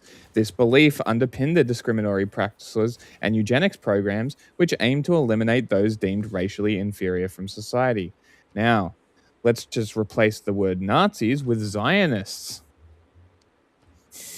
and see what happens.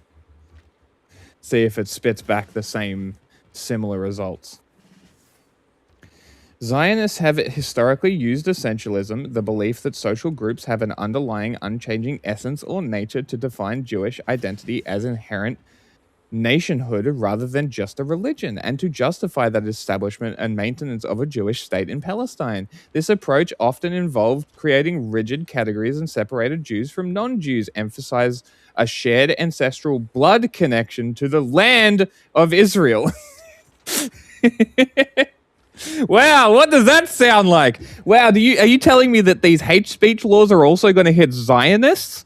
Whoa. Now let's go Islamists.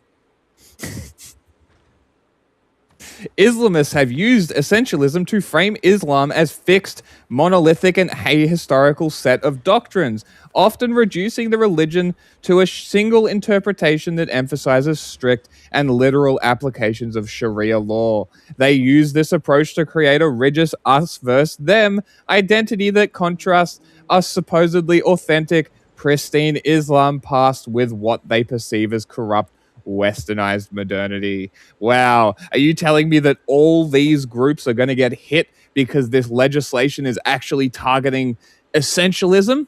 Exactly like the decision out of the High Court of Australia determined was a problem? Whoa. Are you telling me that this law is dictated by a High Court of Australia ruling, just like the Supreme Court does in the United States? That's crazy. Let me just read this little thing that I have here that I keep sending to these fucking people who continue to go down the path of this essentialist trash. Okay. Anti-Zionism, this is from the High Court of Australia. Anti-Zionism is not anti-Semitism.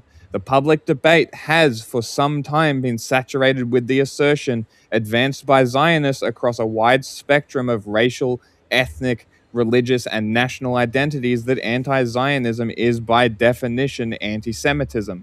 This has been a frequent refrain in complaints to institutions often aimed at sanctioning individuals who advocate for human rights or publicly raise concern about Israel's conduct in relation to international law. The recent legal judgment now delivered a rather firm line rejecting that claim. However, it also shows that if you've blurred the line between the categories of Zionist and Jew, that the law may well assume you treat them as indistinguishable. That is the main point here. The more accurate question in this context, it's adequate and it potentially misleading to frame the substitution of Zionist for Jew as either a protective euphemism or a red flag. Such a binary did not guide the court's reasoning. What matters instead is the deeper question that has been sparked, that the speaker engaged in a form of essentialism. To do so is not just careless, it strips people of their personhood, of the complexity, contradiction, and interior life that makes up human identity. And in the sense, the act itself becomes dehumanizing. The sermon of Mr. Haddad stated explicitly, if you want to call them Zionists, call them Zionists. In essence, there is no difference. That is the entire target of this legislation from what I have gathered. This was a pivot point. The court found that Mr. Haddad collapsed the distinction between Jews and Zionists. His later criticism of Zionists were reasonably understood as criticism of Jews generally. The court's analysis was not merely a matter of language, but of framing, repetition, and the broader narrative being pushed. None of these people are going to understand why this happened because they have not read the decision of this court. Like, they have not read this court decision. They do not, I doubt that they even know that it exists because it literally targeted an Islamic preacher who engaged in essentialism. Exactly what it sounds like these laws are targeting. You know how you avoid these laws? Don't engage in essentialism. Very easy.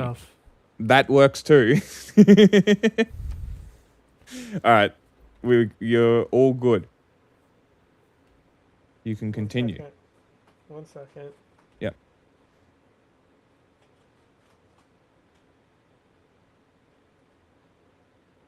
Suicide is badass.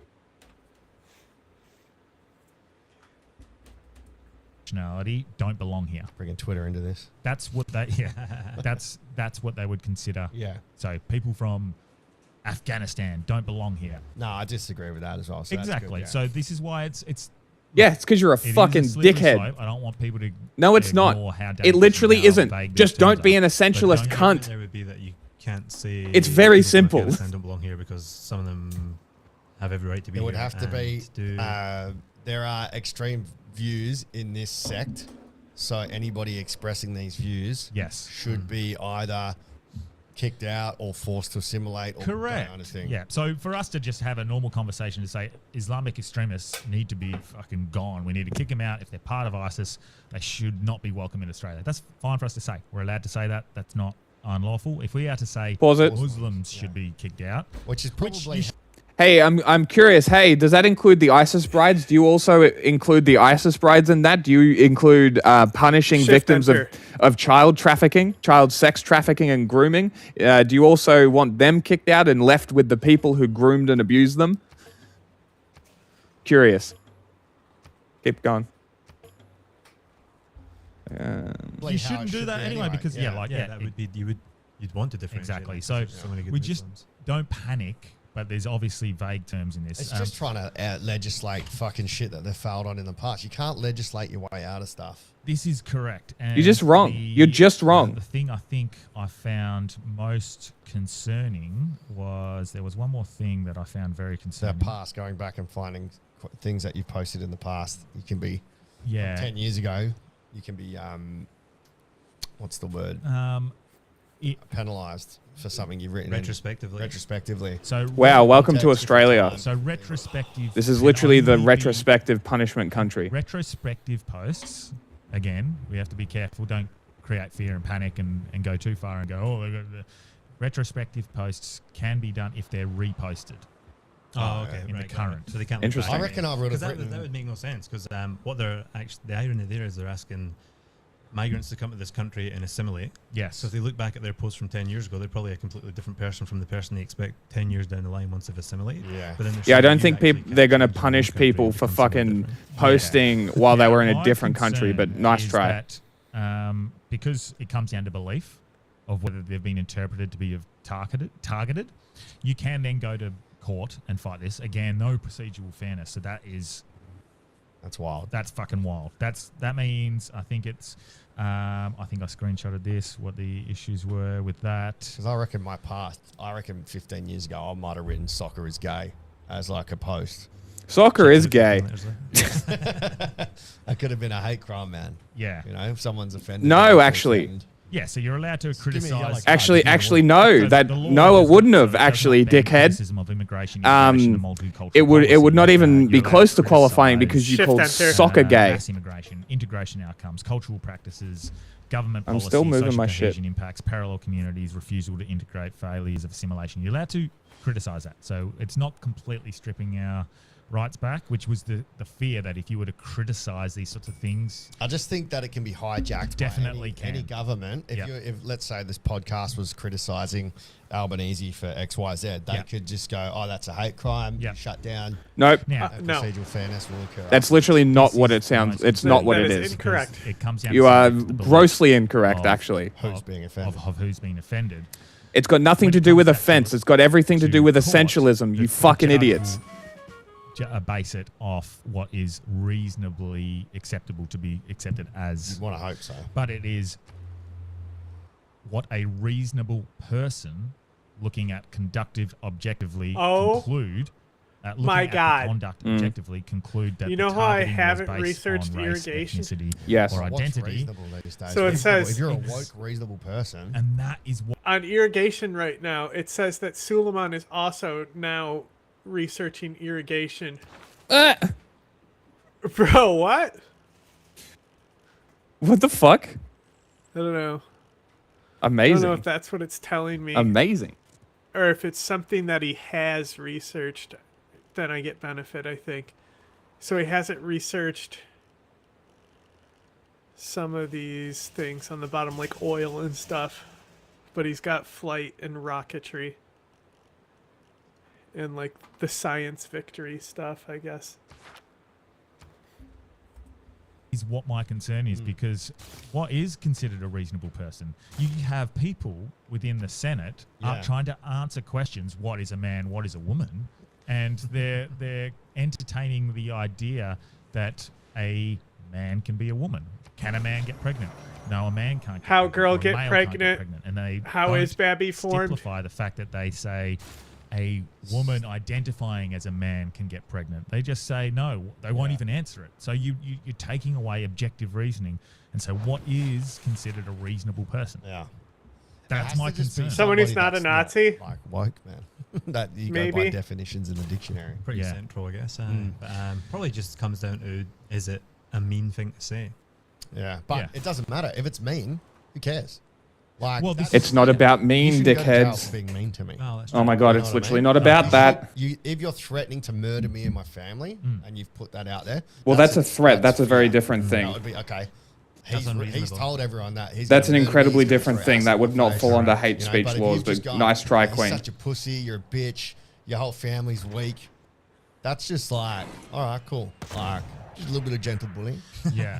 So even the inciting fear part, which is Why do you do dangerous, that? that's a fucking scary thing. You're like, what is considered fearful?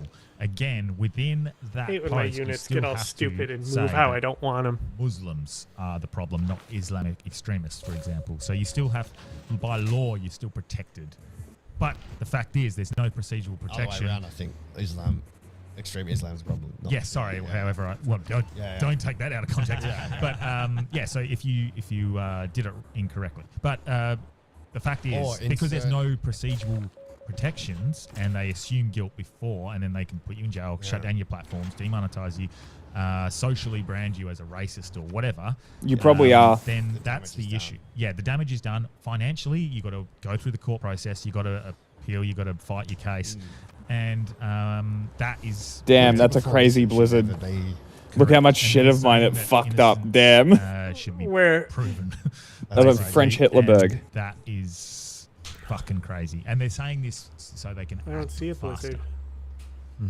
Well, fatherhood, eh? But I think I just wanted to like look at this because everyone's going, it's fucked, and it is. I'm not trying to say it's Who not, took my but they're Susan? all getting scared. That, What's the fear? You're going to go to jail for a Facebook post? Yeah, yes. basically. I They would look removed at the like Susan, these Constantine from Trigonometry Oh, a podcast, spy? and he's talked about this a lot. In the UK, it's not the big podcasters, it's not the big influencers that are going to jail. It's the No, it's just I have 11 on 12 envoys there, and it's just removed me as a suzerain. This person, and also a full body catalogue of context to be able to go back and look at and go, no, see, they were actually talking about this. They're not going to go after those sorts of people. They're not going to go after us. They're not going to go after the Sam Bamfords Well, and they shouldn't whatnot be, unless they call direct violence. They shouldn't be, what's the word, rushing it. There should Correct. there should be no rush. It doesn't have to be next week. Correct. You have the fucking rest of the year. Now, this is why, and this is my other concern. Last time something like this happened, we all pushed back. We were like, fuck. What was it? The 16's bill? No, well, this is what they rammed in behind it. So Yeah, ram we're it all in pushing from against behind. The disinformation.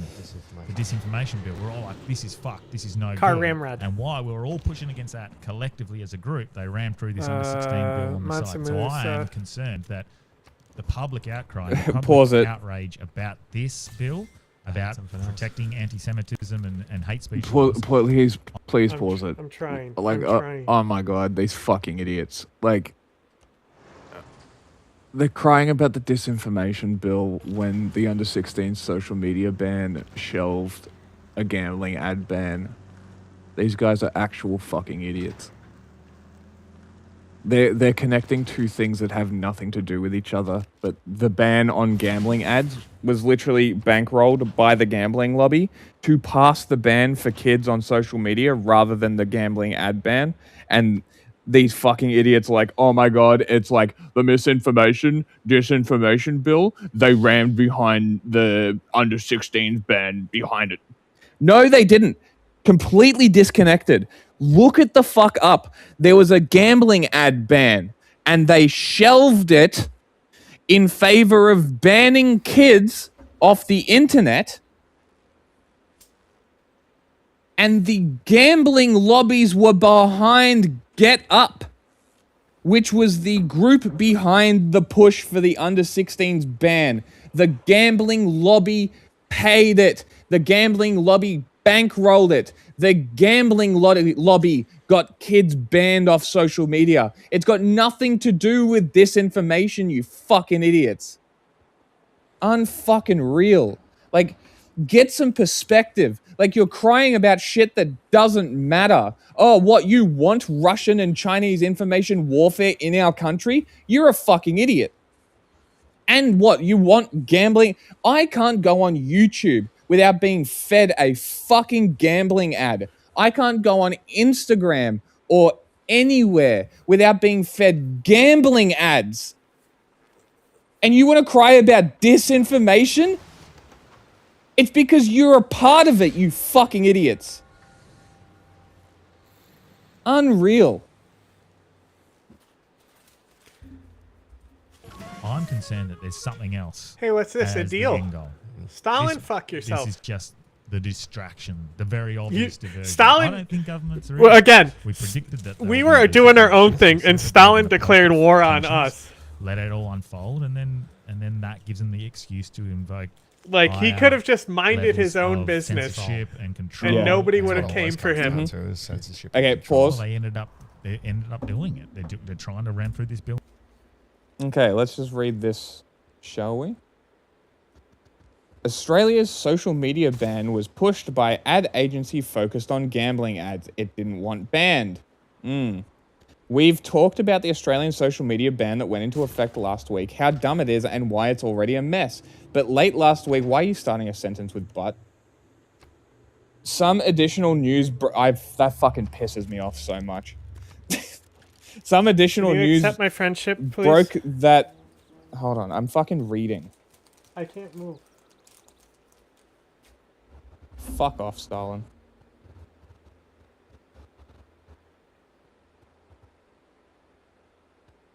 No, you don't get peace either.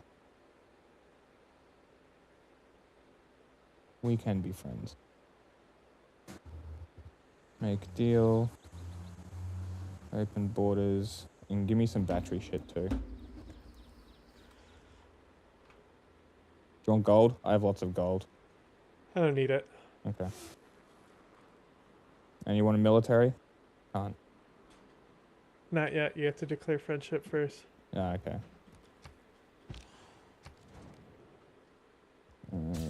Jet fighters. Missile cruiser. Oh, yeah. Research. Bill now.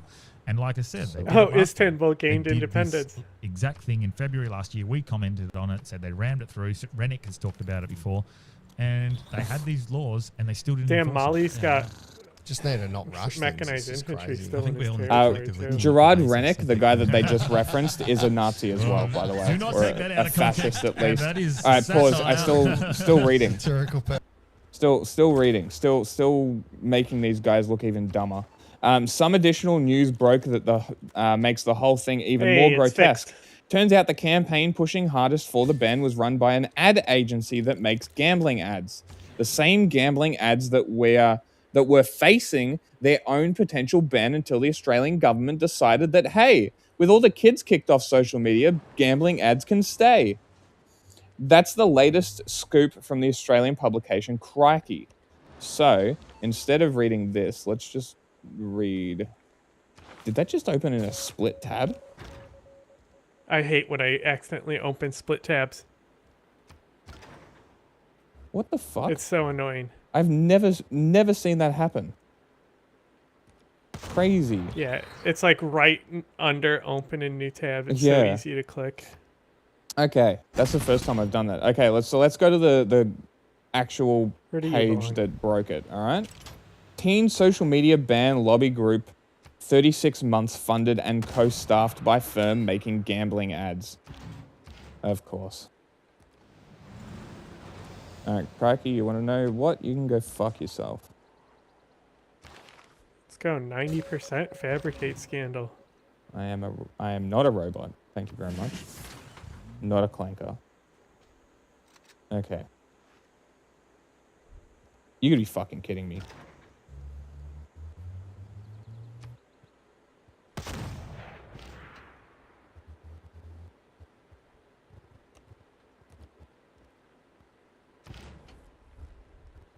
Yeah, I guess just no worky.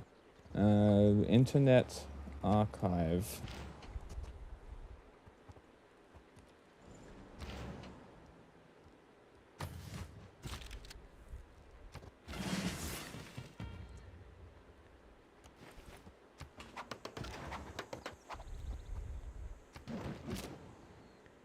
When Epic jump. I'm trying to fucking read this article. See that? I just jumped my Spec Ops from my peninsula to Stalin's.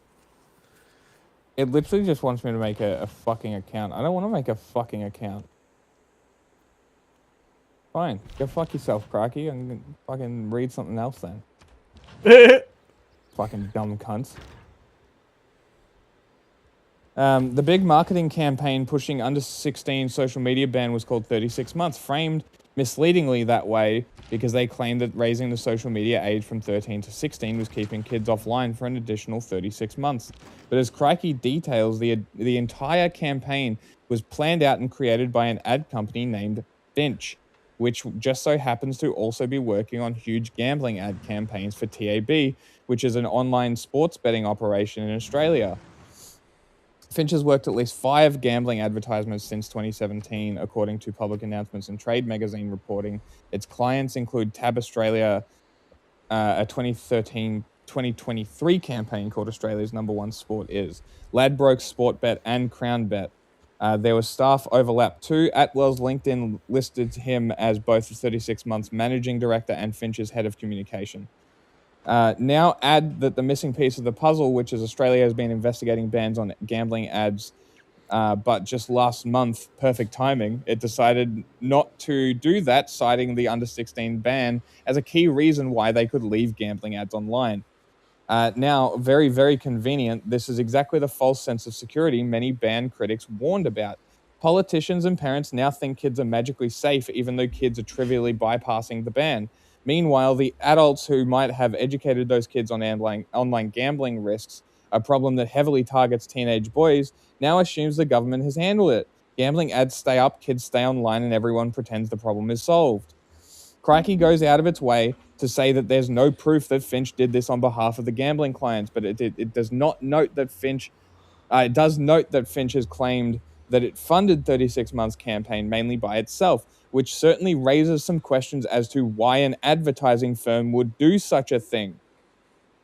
Incredibly, Crikey notes that that part of the 36-month campaign was to attack anyone who called the social media ban into question by calling them big tech shills without any proof. Spokespeople for 36 months had previously accused an academic and youth mental health group of being bought off by big tech because of their unpaid roles on boards advising social media platforms on youth safety. When Crikey asked them what proof they had, it crashed. Denials from those they accused, Atwell said he didn't look into it, but they had heard that a trend where technology companies would indirectly fund people to support work that supports their agenda. This is fucking gaslighting at the highest order. Yes, an ad agency funded the gambling clients, running a campaign that benefits those gambling clients, accused critics of being secretly funded by tech companies without evidence, while claiming indirect funding is how these things work. Such projection.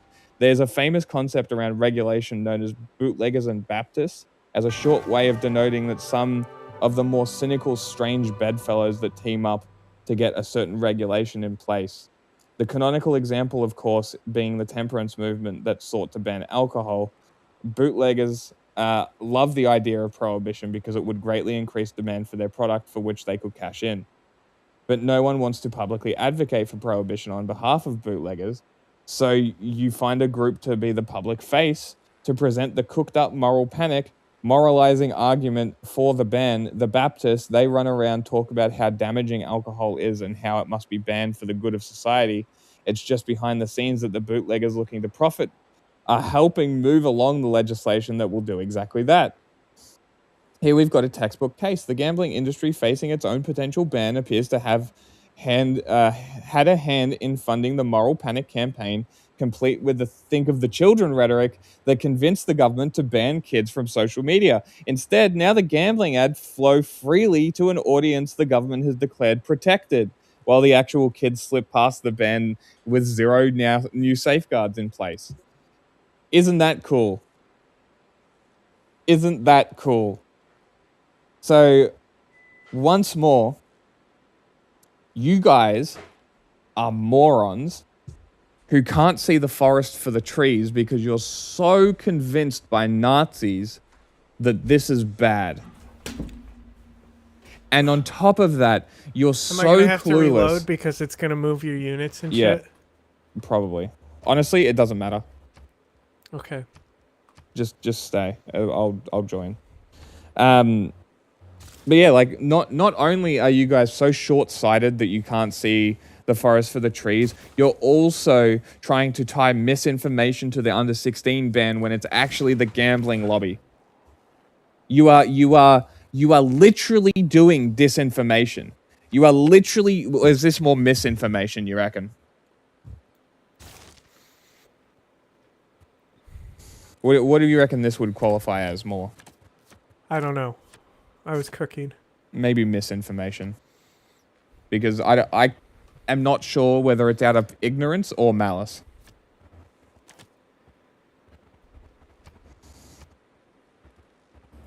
Alright, you can play the video. For purposes only. Yeah. And he is a legal migrant.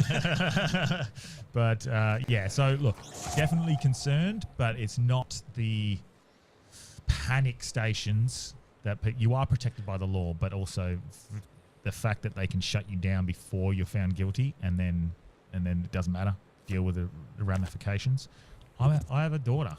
What if I have to? I don't care. And I can't get a court date for a month, and then I don't get to see my daughter for a month. I don't until care. I prove that no, there was context. Don't engage in essentialist bullshit, and you'll avoid it. It's crazy how that works. I sent you some Nazis that got videos. hung at Nuremberg also had families. Before Riley Gaines, there was Caitlin Bennett.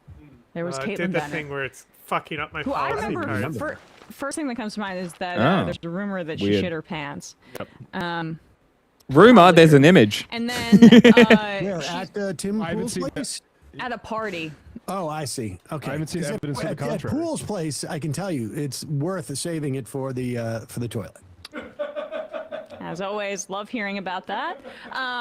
Well, she also, then 'Cause the Sam second thing destroyed she's his most famous toilet. for is wanting to open carry her gun around Kent State. Kent State, ever heard of it? Yeah. Oh, I remember her. This was years ago. And she went on Tim Pool's show. They're talking about trans people here. And I do find it amusing how Tim kind of gets Wait, caught trying to where fence did it, but he all his realizes windmills that go? what the kind of audience likely wants is hatred, and then Wasn't they there more? abruptly change the subject. She probably brought an AR-15 to the More what? Right. She has pointed at him under windmills, the I table. thought he had more. You wanted to kind No, of there was only one on that coordinate side. this? No, there's rows. And But I now guess I pull got them all. Sam Cedar in your toilet.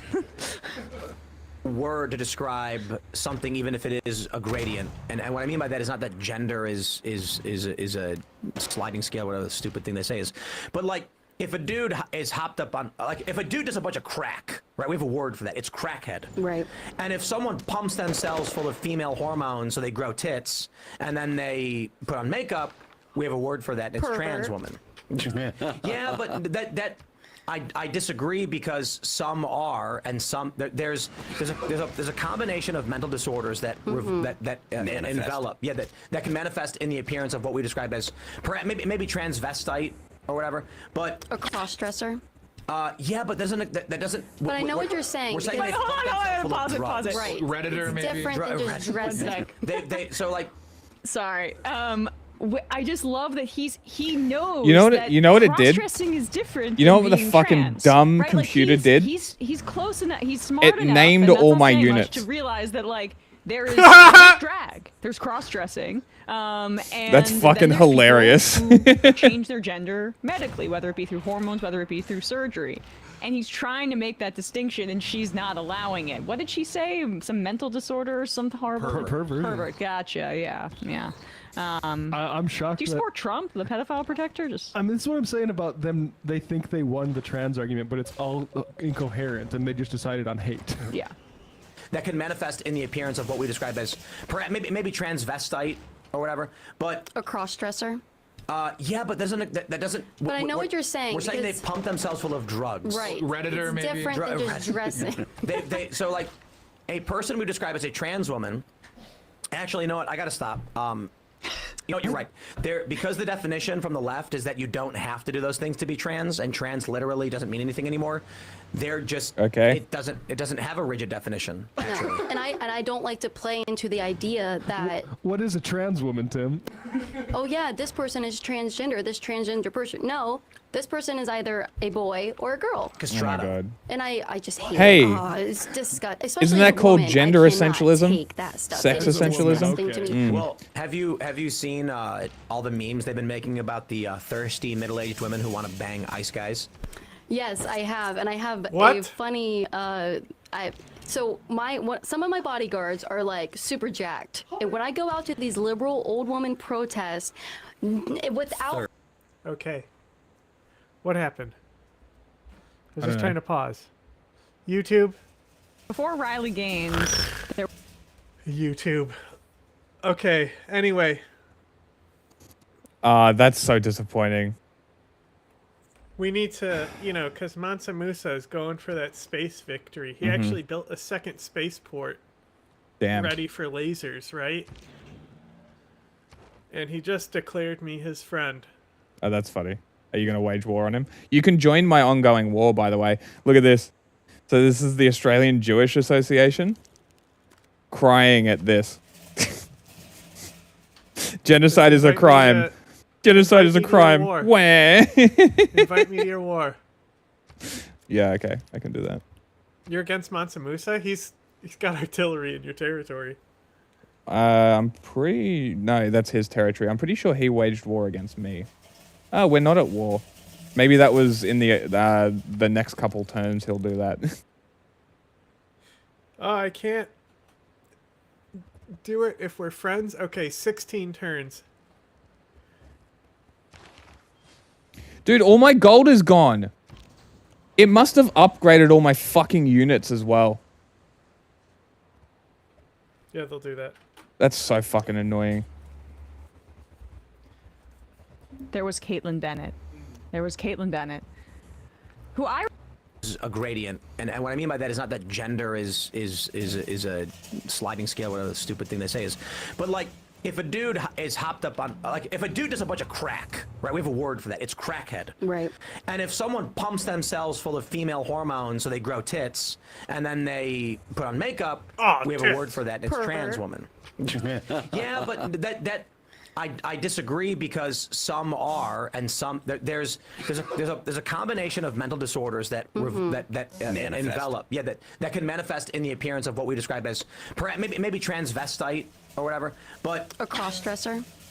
Yeah, but that doesn't. But I know what you're saying. We're saying What is happening? Pause it.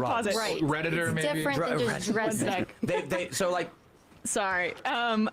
I just love that he knows that cross-dressing is different than being trans, right? Like he's close enough, he's smart enough, and that's not saying much, to realize that like there's drag, there's cross-dressing, and then there's people who change their Tim gender clearly has a medically, trans whether it be through girlfriend. hormones, whether it be through surgery.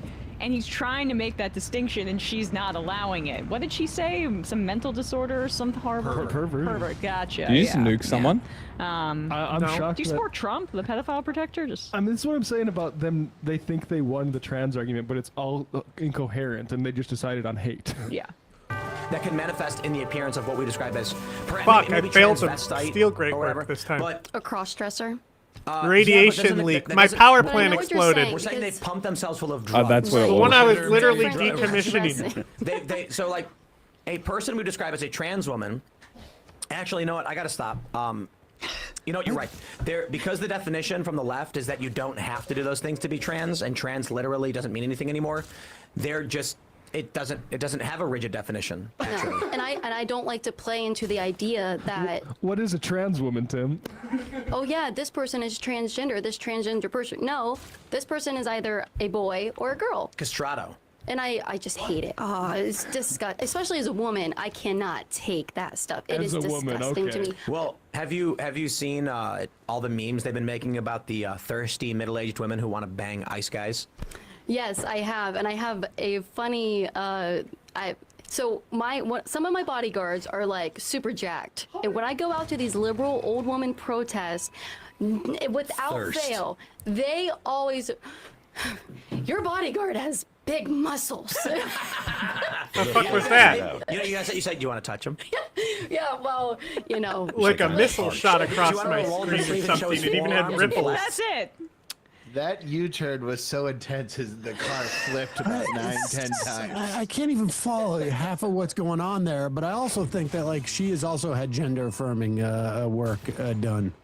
I think it's interesting psychologically that you're talking about trans people and all of a sudden you get into sexual fantasies of people you perceive as enemies and talking about the bodies of your bodyguards. Who's paying for Caitlyn to have bodyguards? I'm gonna bet that when she goes to protest that there aren't a bunch of women with their tongues out because she's got bodyguards around her. Also, bitch, I was coming to this protest to argue against the killing by ICE officials, but I didn't realize there'd be some studs.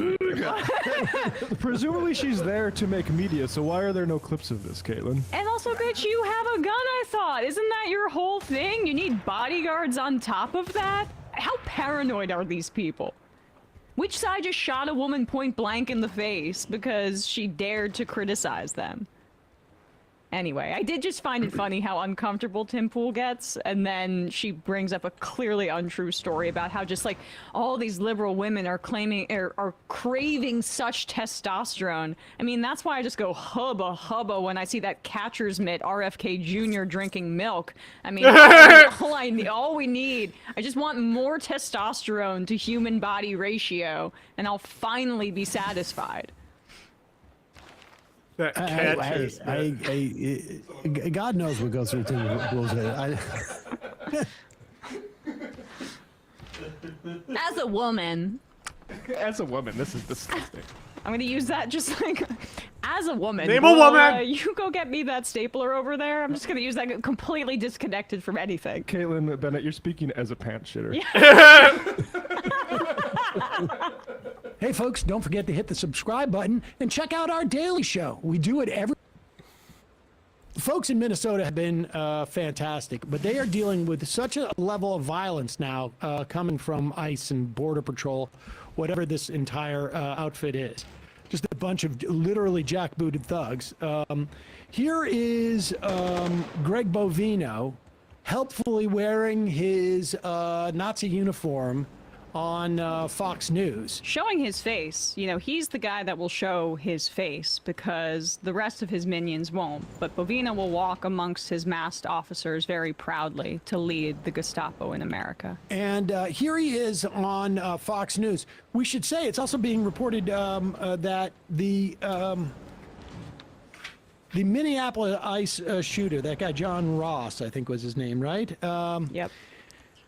He apparently told his longtime neighbor that he was a botanist, not an ICE agent for the past 13 or 14 years. They should be embarrassed, and they also should be worried about a Truth and Reconciliation Commission. And Ken Klippenstein has some reporting on this, that despite the public face, ICE agents internally are a little bit concerned. Scared little boys. And they should be. They should be concerned. Yep. Because we will not forget. Here's Greg Bovino on Sean Hannity's program. Oh, I could see that, but you know what? The rhetoric keeps getting ratcheted up, and it gets worse and worse and worse.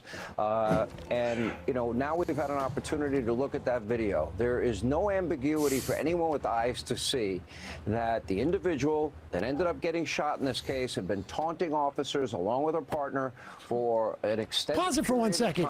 I mean, I just want you to just pay attention to the way that Hannity does this. Go back, because he is not going to talk about her gender. He is not going to say wife, like individual partner. Yep.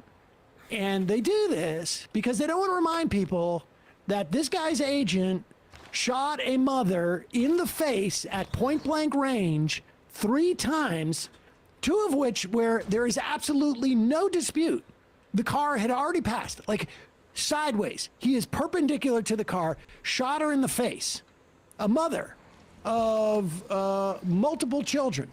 But you have permission now to not feel badly about that geriatric Fox News audience because she's a lesbian and she was taunting them, or she was in a relationship with a woman.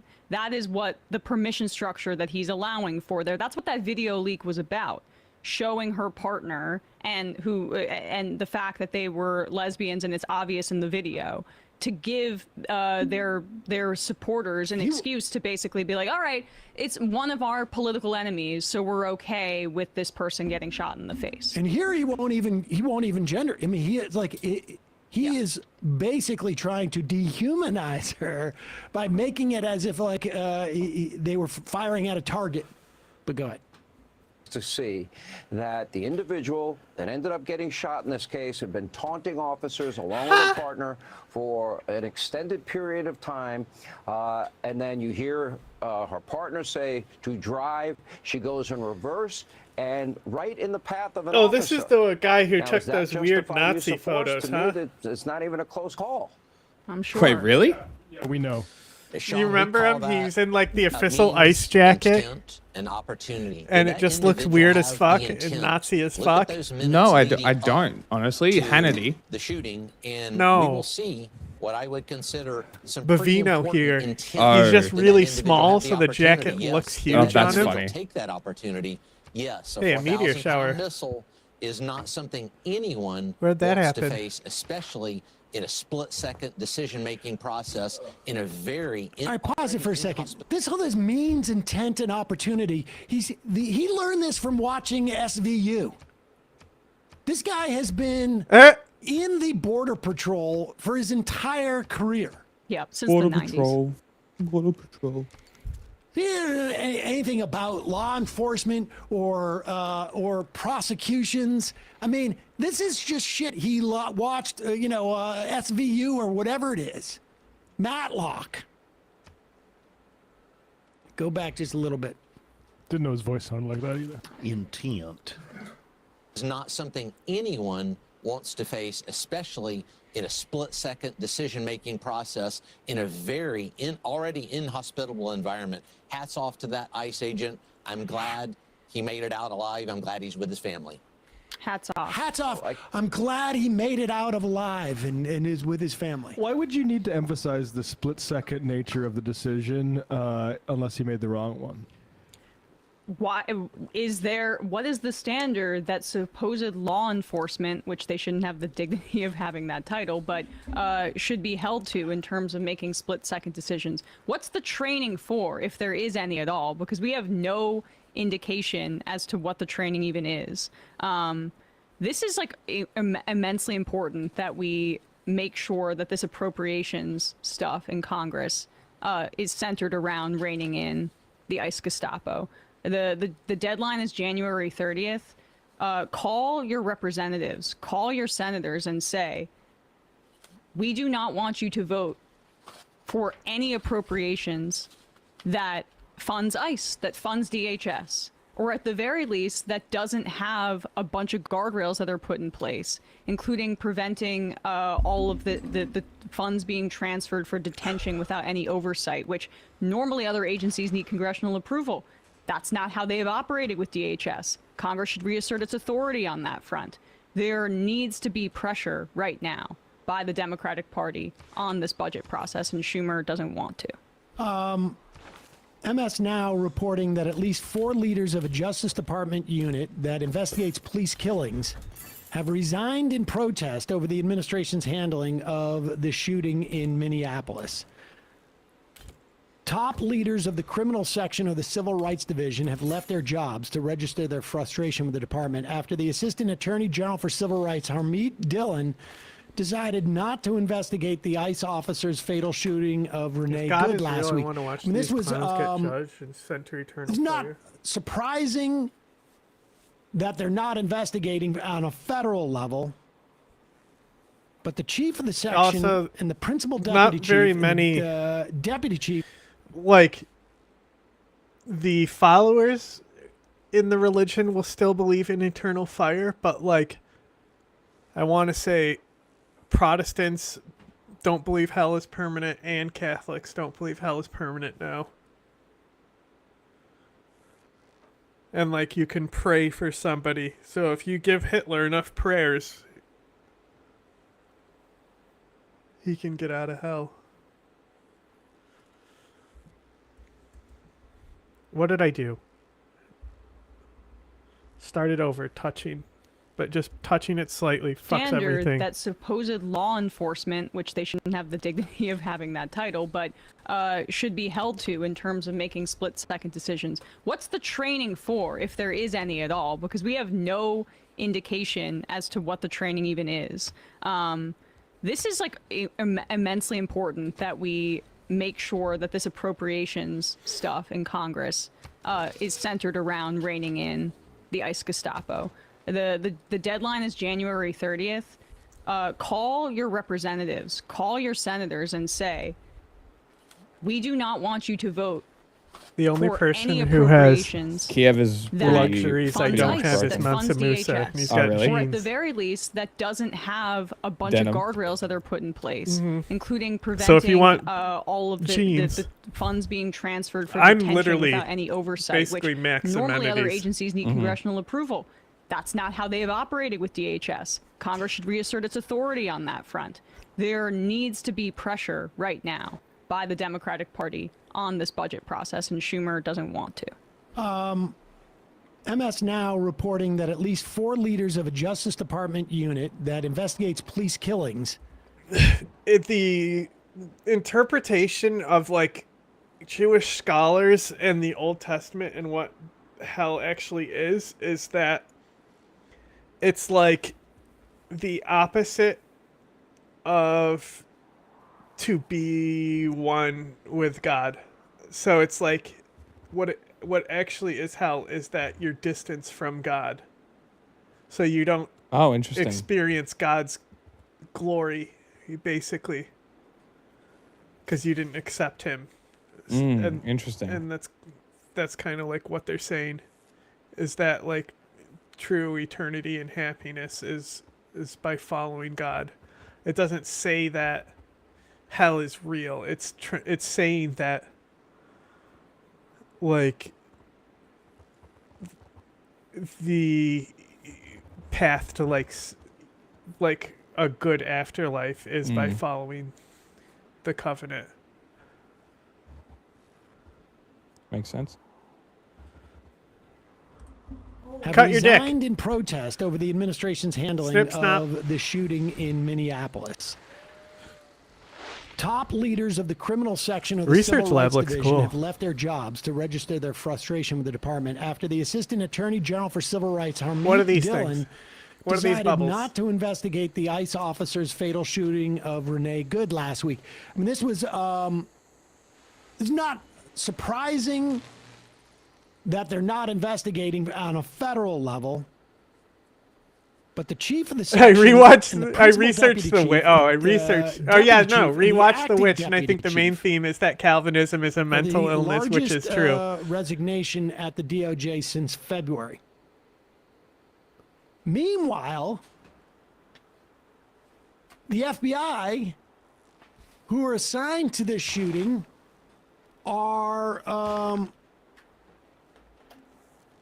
Investigating Bro the got up investigating without the ending his shit. victim, and her family. Renee Good and her family, to see if they have any activist ties.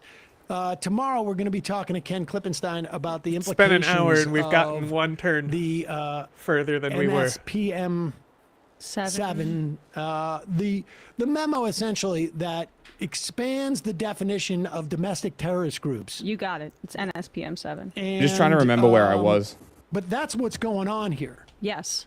And I have like, too when many he says units. that, I mean, hats off to that ICE officer, right? Too many. You know what they're trying Yeah, to because do I get here? the free units constantly They're- from anytime I build a they're trying new to provoke somebody power plant. I eventually get a to free take unit. violent action against Dude, the ICE officer the so that they can fucking justify some AI, sort of martial crackdown. the But fucking other thing that they're AI trying to do accepted peace is with to make Stalin sure that the ICE officers and don't the feel a little fucking bit queasy about what they just witnessed. Mayans. I'm so To pissed. basically say, hey, It also we will have accepted your back fucking no peace with matter Mansa Musa. what. Are you No fucking matter if kidding it's me? on video of you shooting a mom in the face point blank, we will lie to protect you. Go ahead. Like, Matt. get Klippenstein, reporting. Sooner as 10 them, turns go by, sooner you can encouraged declare to war again. Canvass their associates to get more fucking manpower believable. into ICE. Like they're having trouble keeping people, even with all of this huge money we've decided to give it. Because I love that I'm at war and I still have illegal max as fashion. amenities. So like on top of So we talk upgrading about all my qualified shit and using immunity all for my police officers, fucking which money, prevents them it in many destroyed parts of the country from all of being my sued plans. civilly. What the ICE Gestapo Why is the standard AI so apparently with fucking the Trump stupid? regime is absolute immunity from all crimes. That's what J.D. Complete Vance immunity. claimed. Yeah. Total immunity. We'll And see. look at the city. The city Very literally is important to let, broken. ICE I'm agents so know pissed. that they're going to be found out. There are records. There are records somewhere. They can hide their. They can hide. Well, I got more their great works faces, to steal in her and capital, they can lie so. to their neighbors about what they do. But at the end of the day, their name is on a docket somewhere. Hey folks, don't forget to hit the subscribe button and check out our daily show. We Sam do it Cedar, every jump day scare. at 12 p.m. Eastern for about 2.5 I can't even hours. use We a even Casus take Belli phone against calls. her. You I'm should fucking check that pissed. out. Yeah, you have to wait 10 turns. Unfucking believable. Like surely the AI can fucking comprehend that if I haven't used the gold yet, don't fucking use it. Why is it so hard to comprehend for the fucking robot? It doesn't think you're coming back. It doesn't know. And tonight's the president also doubling down on his effort to take over Greenland. This evening, U.S. allies, including Germany, UK, and France, troops to Greenland to protect them from U.S. threats to take them. Mary Bruce at the White House. Tonight, President Trump heaping praise on Venezuelan opposition leader Maria Corina Machado, one day after she gave him the Nobel Peace Prize she won and he wanted. I never met her before, and I was very, very impressed. She's this is a fine woman. But Trump still won't back Machado to lead Venezuela. Today, his CIA director John Ratcliffe in Caracas meeting with Nicolas Maduro's former vice president Delcy Rodriguez. Okay, now After stay. Maduro was captured by Don't the US, Rodriguez unslot the becoming acting policies. president. Today, Machado not mincing words. She's the main ally and representation of the Russian regime, the Chinese, and the Iranians. But Trump wants to work with Maduro's former vice president anyway. Today, telling me another Why? government shakeup in Venezuela. Why is it doing will this? create Chaos. Why align with Delcy Rodriguez and the remnants of the Maduro regime and not with Machado, who has the support of the Venezuelan people? Well, if you ever remember a place called Iraq where everybody was fired, every single person, the police, the generals, everybody was fired, and they ended up being ISIS. Instead of just getting down to business, they ended up being ISIS. So I He's so remember funny. that. The opposition leader who gave Trump He's the so Nobel fucking Prize, stupid. Still convinced she will be elected president of Venezuela. I believe I will be elected when the right time comes as president of Venezuela. It comes as Trump redoubles efforts to take over Cope. another country. Kiev is broken a for you. territory long controlled by our NATO ally, Denmark. Now, 6 other NATO countries, including Germany, France, and the UK, moving forces to Greenland in a show of support for Denmark. Trump today threatening to punish NATO allies that get in his way. I may put a tariff on countries if they don't go along with Greenland. And again, David, NATO countries now sending troops to Greenland to help protect against the president threatening those new tariffs if our allies try to interfere with his plans. David. Mary Bruce with us all week long here. Mary, thank you. Kelly, he does have the power of the veto. Rami, appreciate you keeping us updated on this. All right, well, the Trump administration is also dealing with the political upheaval in Venezuela. Now, the president praising Venezuelan opposition leader Maria Corina Machado, but did stop short of endorsing her as the country's next leader. Willie James Inman is in West Palm Beach traveling with the president. Willie, good morning. Kelly, good morning to you. Venezuela Greatest cucking of all time, or what? What do you mean? Gave President Trump a very He rare cucked gift her. that she publicly You know? expresses her thanks. Thanks for the prize, bitch. And as Venezuelans, we are. And it's a fair point. absolutely Didn't think grateful about it like to that. President Trump, his team, his administration, and the people of the United States. Following a meeting with President Trump at the White House this week, Maria Corina Machado presented the president with her Nobel Peace Prize in a framed plaque. The president previously stated his desire for a Nobel Peace Prize for himself. And I thought it was a very nice gesture. And by the way, I think she's a very fine woman, and we'll be talking again. Machado appeared to leave the White House with a red swag bag with the president's signature in gold written on the outside. Despite Awful. Machado's A red gesture to the swag president, bag. The Norwegian Nobel Committee says once a Nobel Prize is announced, it cannot be revoked, shared, or transferred to others. Before the meeting, the president had publicly backed Venezuela Vice President Delcy Rodriguez. It as fucking interim changed president around my over fucking Machado. governors too. Tough for her to Get be the leader. fucked. She doesn't have the support within or the respect within the country. Now President Trump appears to have softened his tone on Machado, but stopping short of a full endorsement. I had a great meeting yesterday by a person who I have a lot of respect for. Why is it studying the fucking Manhattan Project? Viewpoint on who should lead Venezuela for now. Fucking useless AI. Extremely cooperative. I said, do you want to go back? And you said no. Demands and requests of the United States. Like, and it's of the just president. fucked The president is seeking everything. to remake Venezuela's oil infrastructure and sell millions of barrels of oil. According to an administration official, this week the U.S. completed its first sale of Venezuelan oil valued at $500 million. On Thursday, the U.S. also seized a sixth oil tanker linked to Venezuela. Also this week, CIA Director John Ratcliffe became the first Trump administration official, cabinet level official rather, to meet with Delcy Rodriguez in person in Venezuela. This comes after the ouster of Nicolas Maduro, and a U.S. official tells CBS News that Ratcliffe was there to deliver a message that the United States looks forward to an improved work. Great editing there. The elected president. You know?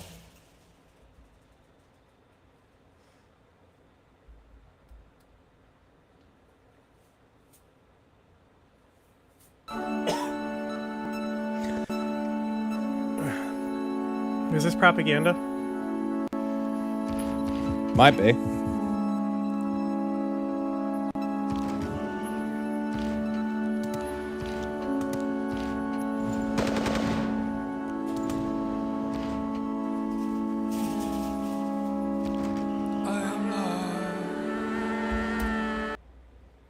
That's a copywritten song. With submissions just closing for the anti-Semitism bill, Prime Minister Anthony Albanese barely gave Australians a chance to weigh in on the 500-page bill. Due to the short time frame, we took it upon ourselves to submit our own concerns to the Parliament for consideration, because many Australians in our audience simply have not had the time to read the bill nor make a submission. When this committee finally published our submission, they completely butchered it with black redaction boxes. Now, I don't know which bureaucrat on 300 grand stuffed that up, but get it fixed. We have a debate next week. When we called them to get it sorted, The at music 4 with these PM guys. on Friday, they said This that they'll guy's also just got have clown to music get it playing. sorted on Monday, because the people who do the Okay, programming this guy is have Turning already Point gone home Australia, an hour South early. Australia They boss, I dismissed believe. it as a Just pure programming fucking error. Christo Because the fact AI fuckwit. made Until peace, the she, weekend she to do probably this gave you those accident, great works because instead come of Monday, me. Tuesday, it will be too Yeah, she was late for offering the something. debate, and I'm so maybe fucking pissed. the vote. My name Like, is I'm John actually Bernard. annoyed. For the last 4 10 years, turns I've is been trusted nothing. with Turning I have Point Australia, thanks to 71 Charlie gold. Just She gave me advance. in a moment, 71 Just gold. keep to advancing, read and our you'll be submission to in the there in no Parliament time. on the combating anti-Semitism, hate. Yeah, and I'm building extremism rail bill through your 2026 because I want to make sure that both you, but especially this committee, really get the message and no glitch gets in the way.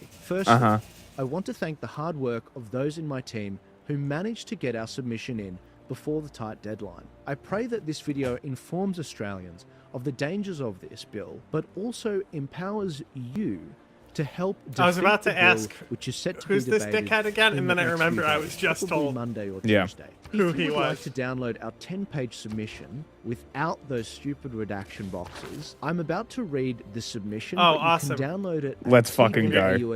I can get Carl Sagan Please before forgive the Molly executive does. summary, Suck which my I'm dick. about to read on our Boom. organization. No It's more important great in these sorts scientists. of documents that Got we the last introduce one. ourselves to these Suck my parliamentary dick. inquiries so that they know who we are and what we do. But let's get into it. Submission to Parliament. Combating waiting for the money for Anti-Semitism, that. Hate and Extremism Bill. It may have also 2026, gotten rid of a bunch of submitted by units Turning Point because my Australia. army is looking Executive significantly summary. Turning smaller. Point Australia You is still an have a organization dedicated to educating and massive assisting army. Australians in promoting freedom. Yeah, I've got through tanks and political artillery policy and planes. education, Like, I'm not being legislative beaten. analysis, and the creation Ow! of educational resources that support democratic participation. Its work includes I mean, political Mansa Musa commentary has and a- analysis has a designed to assist voters pretty decent in army, understanding too. the consequences of government policy. None Turning of Point his shit Australia is is a registered third-party cord, campaigner though. and one of the largest digital political And then communication here's what he's got: a organisations destroyer in fleet. Australia. Across its own Oh, and and another associated destroyer channels, Turning Point in Australia the has city because you generated can fit in a unit excess inside of the 1 city billion on the views lake. on social Yeah. media posts. It's and so video funny that they content. put a melee It unit there. maintains just under 1 million followers across Free robot. multiple platforms. In 2025 alone, it reached 221.8 million views. It is the largest third-party campaigner in Australia by social media following, and at the most recent federal election, its How to Vote card materials were downloaded more than 500,000 times. As a result, Hell of this yeah. reach, Turning Point Fucked me Australia over and plays put me into a significant dark role in age. Love contemporary that. political discourse, particularly through online. Fuck yeah. Its ability to operate depends on freedom of political communication and association, freedoms that are directly engaged and placed at serious risk by this bill. Turning Point Australia unequivocally condemns all forms of racial hatred and political violence. Sure the you do. terrorist attack at Bondi Beach was a grave crime that demands a serious and effective response. While the Jewish community was targeted, the attack affected all Australians. However, the legislation enacted in response to this tragedy must strengthen the rule of law and democratic resilience, not weaken it. Turning Point Australia is deeply concerned that the Combating Anti-Semitism, Hey! Hate and Extremism Bill 2026 The rebel has been unit stole my drafted builder. as a broad omnibus bill combining fundamental Assholes. changes to No, criminal fuck law, off. I don't wanna talk to speech you. and association offences, executive powers, firearm regulations, migration law, and intelligence frameworks into a single legislative package. The Nice airstrip you advocacy got here. of violence, threats, intimidation, and property damage Hey, are these is some boats? already comprehensively Nice boats you got criminalised here. under existing Commonwealth Nice and windmills you state got law. here. Rather than address a legislative gap, the bill introduces unnecessary and disproportionate expressions into the I'm literally regulation of using lawful infantry speech, and just political throwing them at association, cities and because I have civil so much society infantry. participation. In its current form, it criminalizes speech based on subjective fear rather than intent or harm. It permits executive listing of hate groups without adequate due process. It allows adverse legal consequences to flow from Was it past still the or Soviet overseas hubris that conduct. took out It the Soviet exposes Union? lawful political And like it commentary, costs me including nothing debate to on repair immigration because and I have population Ancestral Hall, policy so when I to take a criminal city, it gives me a sanction. free It builder, creates and Oh, I that's can just handy. repair all those Comebacks windmills. vulnerable to Handy. exploitation while failing to ensure consistent protection, and it risks criminalizing political association and party formation. Turning Point Australia urges Sounds like you're mad Parliament about to the withdraw NSN. this bill in its entirety and rely on the existing legal framework which already provides sufficient tools to address hate-motivated violence and criminal conduct. I'm without using a eroding fucking democratic freedom. helicopter Now, I'm on a going to city take right you now. through our 9 points. Point Bonkers. number 1. Existing Commonwealth law already criminalises hate-motivated violence. The Commonwealth Criminal Code Essentialism already isn't covered. provides a comprehensive framework to address hate-motivated violence, threats and property damage. Division 80 of the Criminal Code Act 1995 criminalises advocating or threatening physical force or violence against individuals or groups, distinguished by attributes including race, religion, nationality, ethnic origin and political opinion. Oh, good. I'm glad it used all my 80.2A, gold, so I can't just buy 80.2B, shit on 80.2BA, cities that I need loyalty on. That's great. 80.2BB, and 80.2BE make it an offense Okay, where here a we go. We're gonna person fill this policy intentionally slot. advocates the use Let's of try a force different or policy. violence Maybe it against will a group, fit. a member of a group. Maybe it just doesn't know or what a to do close because I have associate, too while many being amenities. reckless as to whether that And it just is force like, or that violence policy would broke occur. me. These offences require intent. They're limited to physical force or violence. They attract penalties already of up to 5 or 7 years imprisonment, including mandatory minimum sentences in limited circumstances. Section 80.2BC and 80.2B Yes! It didn't break. further criminalize advocating or threatening damage to places of worship or property owned or occupied by protected groups. Additional Commonwealth offences already prohibit advocating terrorism, Section 80.2C, publicly displaying prohibited symbols, Section 80.2H, Section Oh, good. 80.2H. This is the end, so I'm in a Using dark carriage age permanently service now. To menace Yep. or harass. Great. Section 474. That doesn't mean anything, though. Taken together, these provisions demonstrate that the Commonwealth already possesses What did it- extensive and what effective was the bonus that it legislative gave you? tools to address I don't hate-motivated remember. violence, threats, and intimidation. But now I have to deal with Against this city loyalty, existing but I legal guess it doesn't backdrop, matter. The necessity and proportionality of introducing new speech-based offences must be carefully scrutinised. Point number 2. New hate speech offences based on subjective fear. The Trade bill route plundered. introduces new offence in proposed Section 80.2BF, criminalising My conduct agent got that captured. promotes or incites hatred on the basis of race or ethnicity. Under Section 80.2BF, 1C, liability arises it's telling where me. the conduct. Oh, that's would, what happened. in all They just blew all my builders. Great. cause a reasonable person who is the target or a Blowjobs. member of the target group to be intimidated to fear, harassment, or violence, or to fear for their safety. This offence is not directed at a gap in existing law.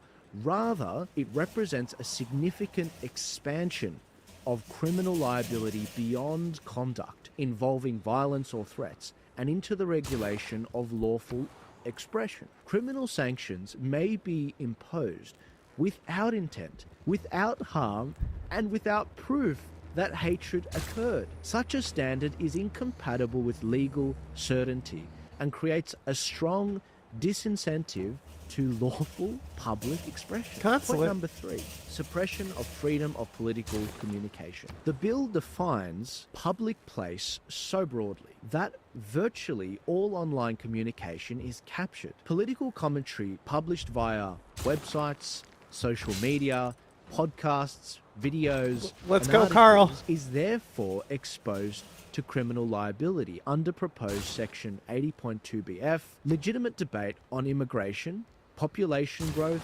multicultural policy, national identity, or social cohesion may be characterized as causing fear or intimidation, even where it is fact-based and non-violent. Freedom of political communication is essential to democratic accountability.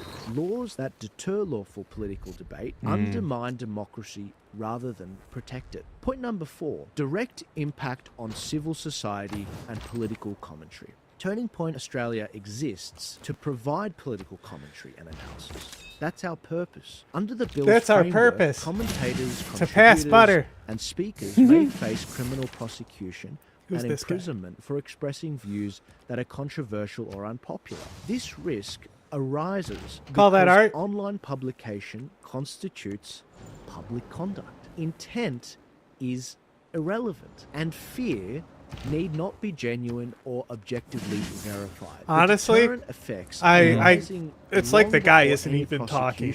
Leading civil Yeah. society organizations. You know what I mean? Yeah. Like, he, just he ain't no Charlie Kirk, that's for sure. Cannot function where lawful political Blah, blah, blah, blah, blah, It's also very funny that these people continually cry about democracy while they're the least democratic cunts on the earth. Serious criminal and regulatory consequences to flow from past conduct, including conduct occurring outside Thank you, I'll take that. Australia, particularly through Take the this city with a interaction fucking of the helicopter. proposed hate speech offence and the hate Alright, group Moscow's listing almost ready regime. for you. Proposed Division 114A allows an organization to be declared a hate group by reference to conduct that occurred before the commencement of this legislation, and in some cases conduct occurring overseas. While criminal liability attaches only after a listing is made, events such as Section 114A.7 may be triggered by membership, association, or Damn, support in certain she's got no circumstances. military You should have left. kept your fucking mouth shut, Justify Stalin. listing subsequently predates the offense itself.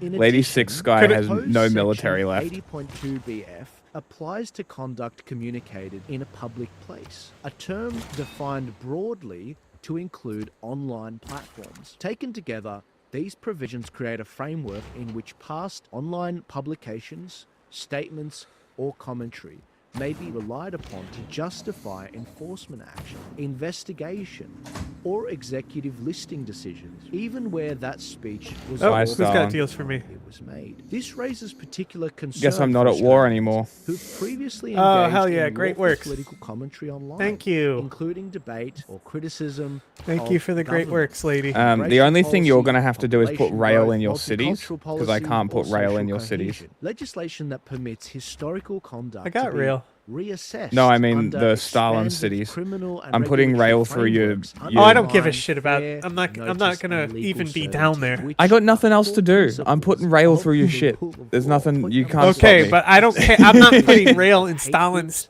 and taking absence of territory. due I'm gonna process repair some of the tiles. Proposed Division 114A I'm gonna grants move the my minister aircraft carrier the down to power Mansa Musa. declare an organization a hate group, triggering serious criminal consequences for membership, association, or support. The bill does not require prior judicial authorization, procedural fairness obligations, clearly defined evidentiary thresholds, or robust meaningful parliamentary disallowance mechanisms. The concentration of power within the executive creates a substantial risk of arbitrariness, error, politicization, particularly where listing decisions intersects with political association Intersex? and public debate. Point number 7, political association, party formation and democratic participation. Australian law has long recognised the importance of political association and political expression to representative democracy. The High Court has repeatedly affirmed the implied Who let those rock freedom bands in? communication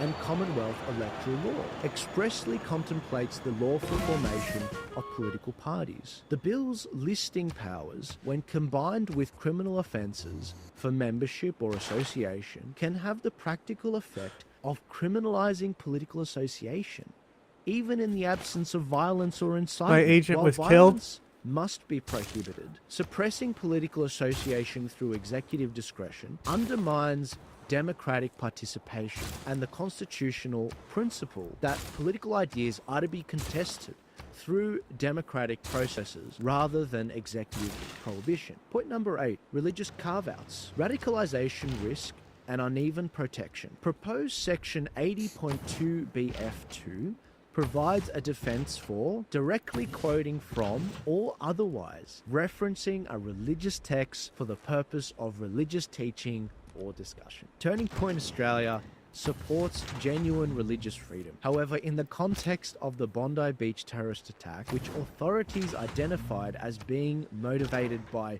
extremist ideology, rooted in radical interpretations of religious teachings, this carve-out raises serious concerns. The primary offence in section... Okay.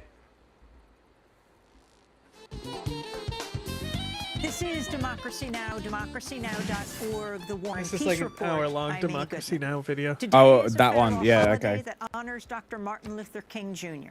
He was born January 15, 1929. He was assassinated April 4th, 1968, at the Lorraine Motel in Memphis, Tennessee. He was just 39 years old. While Dr. King is primarily remembered as a civil rights leader, he also championed the cause of the poor, organizing the Poor People's Campaign to address issues of economic justice.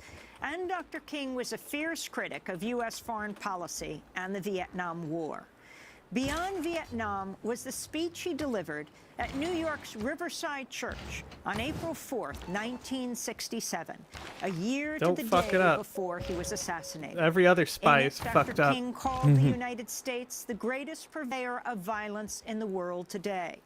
Life magazine called the speech demagogic slander that sounded like a script for Radio Hanoi. The Washington Post said King, quote, diminished his usefulness to his cause, his country, Preach, his damn. people, Cool. unquote. Nice. Well, today So we useful. let you decide. We play an excerpt of Dr. King's speech, Beyond Vietnam. After 1954, they watched us conspire with Diem to prevent elections which could have surely brought Ho Chi Minh to power over a united Vietnam. And they realized they had been betrayed again. When we ask why they do not leap to negotiate, these things must be remembered. Also, it must be clear that the leaders of Hanoi considered the presence of American troops in support of the Diem regime to have been the initial military breach of the Geneva Agreements concerning foreign troops. And they remind us that they did not begin to send troops in large numbers and even supplies into the South until American forces had moved into the tens of thousands. Hanoi remembers how our leaders refused to tell us the truth about the earlier North Vietnamese overtures for peace, how the president claimed that none existed when they had clearly been made. Ho Chi Minh has watched as America has spoken of peace and built up its forces.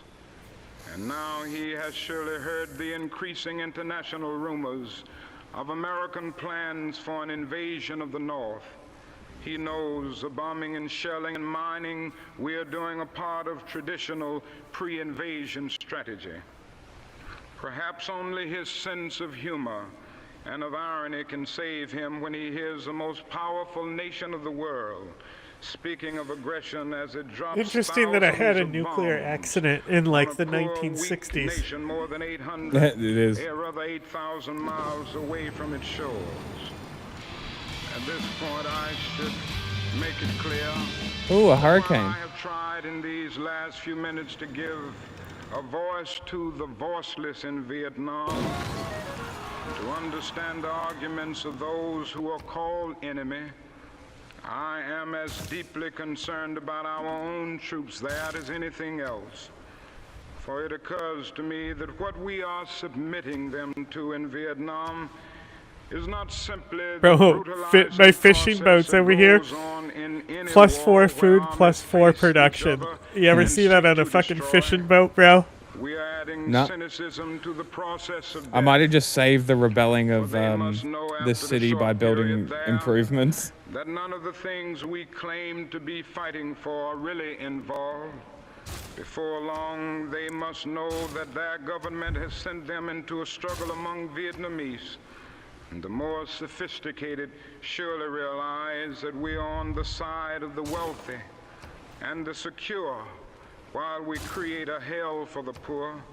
Somehow this madness must cease. Is this like his whole speech? We must stop now. Might be. It did say in his own words, did it not? Yeah, so that's all it is. Intricate carpets, sun-drenched desert cities, starlit skies, Oh, she got that up glowing too? minarets, bustling bazaars overflowing with spices, silk, and voices. This is how I imagine the Orient. No, that's not it. It's a stereotype. The Orient is not an Aladdin movie. Okay, then it's Islam, it's women's oppression, it's burqas, it's terror, war, religious extremism, jihad. No, you got it all wrong. That is an exaggeration shown by the media. Okay, well, if it's neither one, then what is it? How would you describe the Orient? How do we represent it without falling into stereotypes and cliches? What is Orientalism? In very simplistic terms, this. It's the Orient as viewed by the Occidental person. Let's time travel to the 19th century. Napoleon launches We're his like Charlie military Kirk. campaign in Mhm. Egypt. But he doesn't come alone. Alongside his soldiers, he brings a group of Western scholars, artists, people who came to study, Bro, analyze, and the decode entire the fucking ancient world. peninsula Among is the on fire. discoveries in Egypt is And the then I'm Rosetta over here and I Stone, built the 2 key that will resorts. unlock the secrets of ancient Egyptian hieroglyphs and open the door to an ancient civilization. Fishing In boats. the decades that follow, European expeditions spread across the Middle East, into the Levant, Arabia, Persia. They don't just discover the remnants of ancient civilizations, they also encounter the living cultures of the Islamic world, the architecture, textiles, calligraphy, landscapes, languages, and the rhythms of daily life. Western artists begin to paint these new visual worlds, domes and minarets, flowing robes, bustling markets. These exotic scenes are displayed in salons and galleries across Europe, captivating the public's imagination. At home, readers indulge in Middle Eastern literature, especially tales from 1001 Nights, filled with sultans, desert thieves, and flying carpets. English translations of Persian poetry became widely available. Poets such as Hafiz, Omar Khayyam, and Rumi were introduced to Western audiences. Art played a crucial role in introducing new landscapes and cultures to audiences back home. And this is why I would like to introduce Skillshare as the sponsor of this video. I find it to be one of the most educational and inspiring. Byron played a key role in popularizing Orientalist poetry. Turkish Tales is a series of narrative It's hard pop. My ear. poems set in the Ottoman Empire, punched me right in exploring the ear with themes of that pop. love, adventure, and conflict. In one of his most famous poems called The Gayur, Byron explores a taboo love affair between a Muslim woman and a Christian man. A Christian man named the Gayur, which Senior means the Slowpoke. infidel, falls in love with Layla, a woman from a Turkish harem. When her master Hassan discovers Slowpoke the love affair, Rodriguez. he kills her. He's In for me. revenge, the Christian man kills the master. The poem ends with the Christian man confessing his story to a monk, revealing his inner torment. He believes himself to be damned. Byron explores the tension between Christian Europe and Muslim Middle East. He highlights the differences in religion and gender norms in order to intensify. You got a gold play button. There's no excuse for having pops like that in your video, you know? Like, you can afford to get those out of there. Intensify the drama in his stories. The Orient is both admired and feared, sometimes noble, sometimes barbaric. He explores illicit love across cultural lines, a romance that is Who's both getting hit by rock intense and bands? erotic because Where of are the they? tension, but also tragic because Bro wants to he is give me inevitably uranium. doomed. Leave Fast me alone. forward to the 1920s, I didn't even want to be and your the friend. Western I world thought I could betray experiences you. a craze for Egyptology. Howard Carter's I just say that to his discovery of face. Imhotep's nearly What? intact tomb amazes the world and creates a global obsession with ancient Egypt. It's the era of flappers and ancient Egypt revival. Egyptian motifs and aesthetics are found in designer collections and are then made fashion. Decades later, Elizabeth Taylor would play as Cleopatra, and the entire ancient world would be brought into popular culture. During that same time, there was even an entire genre of desert romance fiction. The Sheikh, the Sons of the Sheikh, the Desert Healer, the Garden of Allah. Add to that other famous Orientalist novels such as Lale Rouge or Salome by Oscar Wilde. Many shows and movies would feature That's right. Orientalist tropes that drew About from time. Persian, Arabic, and Turkish imagery. For example, the American sitcom I Dream of Jenny ran between 1955 I Dream of Jeannie. and 1970. Tony, an astronaut, rubs a strange bottle. You want to see something crazy? Sure.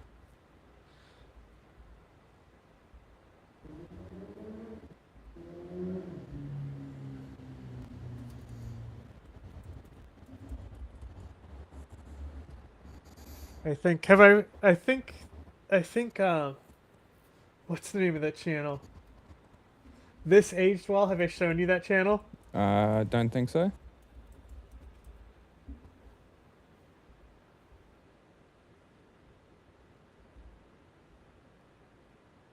Yes. Oh, it's Bewitched. It's not I Dream of Jeannie. Ah. Hang on. You're going to love this shit. Christmas is a special time when TV shows take big swings at important topics. So take a magical moment as we ruin your whole holiday season and discuss the December 24th, 1970 very special episode of Bewitched entitled Sisters at Heart. They had the main character come out and say, before we start tonight's show, we want you to know it was written by the 10th grade English class at Thomas Jefferson High School. And it's brought to you by Oscar Mayer. All right. She's saying, so just so you know, we didn't write this. And it's going to be really racist. The TV show Bewitched, it's about a woman who's a witch, but her husband asks her to keep it down and just be a wife and a mother. So it opens on the Christmas tree. Darren's the husband, Samantha's the witch. So she has a daughter named Tabitha, and then she has a son. And she says, okay, you're You have having been your warned? first sleepover guest, your friend Lisa. Remember the rules. And the girl has powers too. So she's Hey, like, did don't you be a see- witch. And she's like, okay, no witchcraft. Did you see Darren who works won the as an ad competition? agency. He's a No. madman. And the boss comes Look who's over, in Larry, second and he place. comes over with a black couple. the Last husband of turn. the black couple. He I works literally with had one Darren. turn and left. their daughter Lisa is Tabitha's How do I best check friend. the competition? And she's like, clenched we'll it. be temporary How do I sisters. check? I always wanted a sister. You can be my sister. Climate Accords? And the boss says, okay, Darren, Yeah. you've got the Brockwell account. That's going to be $1 million account for us. If all these accounts pay off, it's going to be a white Christmas. And then Keith goes, you better watch that shit. And then it freezes. Watch it, honky. What? But Mr. Brockwell comes by unannounced to meet Darren's family, and Lisa It came in answers the second door. place And he from goes, the "Oh, number your one mommy must be polluter the to housekeeper." the only person who My could dad beat me works is a in the guy who has agency. two He says the cities. name of the agency that he's doing business with, and he's like, I "Oh, cut holy my shit, this is pollution his that daughter. much. He has a black daughter." She goes, "You want to see somebody?" And he goes, "I've seen enough." No! Wait, but a black guy works at his firm. No. They're doing the ads for this Brockwell guy. Right. He sells burning crosses, and they're just going to do his ad work for him. It's really funny the idea to sell He's a selling cross that's racism. already on fire. It's already on fire. Yeah, he's like, "You have to light them before you bring them over?" He's like, "We sell burning crosses. That's what we sell. If we just sold crosses, we would just be a cross store. That's not even racist." Lisa and Tabitha, they're doing paints. Lisa spills white paint on herself. Tabitha's like, "Oh shit, I got paint on me." And she's like, "Okay, I can fix this for you if you close your eyes." Okay. Because she's like, "I can make the paint go away. Right. But I'm magic, but don't look." She like blinks to like get rid of the white paint, and she gets rid of the white paint, Yeah. but she turns her white. God damn it. Now Lisa, the little black girl, is in white face. Oh no! This is a Christmas episode that features black and white face. Blackface 2 coming up? Well, stay tuned. I mean, is it Christmas or is it Christmas? So now we have the little girl turns in a blink. She's got like a blonde wig and white. She looks like Dave Chappelle character. Like, that's not good. The little girl's like, "I'm white," and she's like, "Oh, now we can be sisters. Well, you're the same color as I am." You know, she goes, "Now that you're white, I can tell you my secrets." Now that you're white, I can trust you. And she says, "I'm a witch." And then she turns her back. She's like, "See, I turned your back. Oh. I have the power to. I can make races whatever I want." Uh-oh. And then she goes, "Well, if you're a witch, Oh no. can you change you?" And then she goes, "I don't know." And then she turns herself black. This is the Christmas blackface special story. Black for Christmas. She's black for Christmas. Okay. And she goes, "Now we're sisters the other way." She goes, "But your mom won't recognize you." And she goes, "That's true. And if you're white, your mom won't recognize you." What if Tabitha was like, "No, my mom will recognize me. I do this all the time. I do blackface all around the house." She's like, "Yes, this is my first time doing this. I don't do it all the time. Just when I have to sing along to certain words." And she goes, "I wish there was a way that we could be recognizable but also be the same color." I know. And then we cut to Darren. He's telling Samantha he got fired from the account. And then the girls come down the stairs and they've got what they call polka dots. Whoa. The black one's got white dots, and then the white one's got black dots. Vitiligo. Kinda. Michael Jackson watched this and went, Wait, vitiligo and children?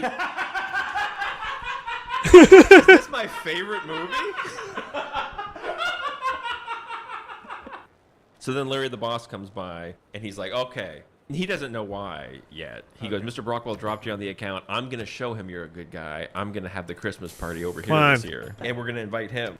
So then Brockway comes by the party, and he goes, you know what? I guess, you know, someday it'll be accepted probably, but... Oh, because here's... Okay, so Keith and Dorothy, the black couple, they came over to the party, and then Darren happens to be standing next to Dorothy when Brockway comes in, so he thinks that's his black wife. And then they take the presents, and then Darren goes... I see what happened. He's saying that in the future this will be accepted. So this was written by a bunch of 15-year-old white kids who really are looking forward to having sex with black women later.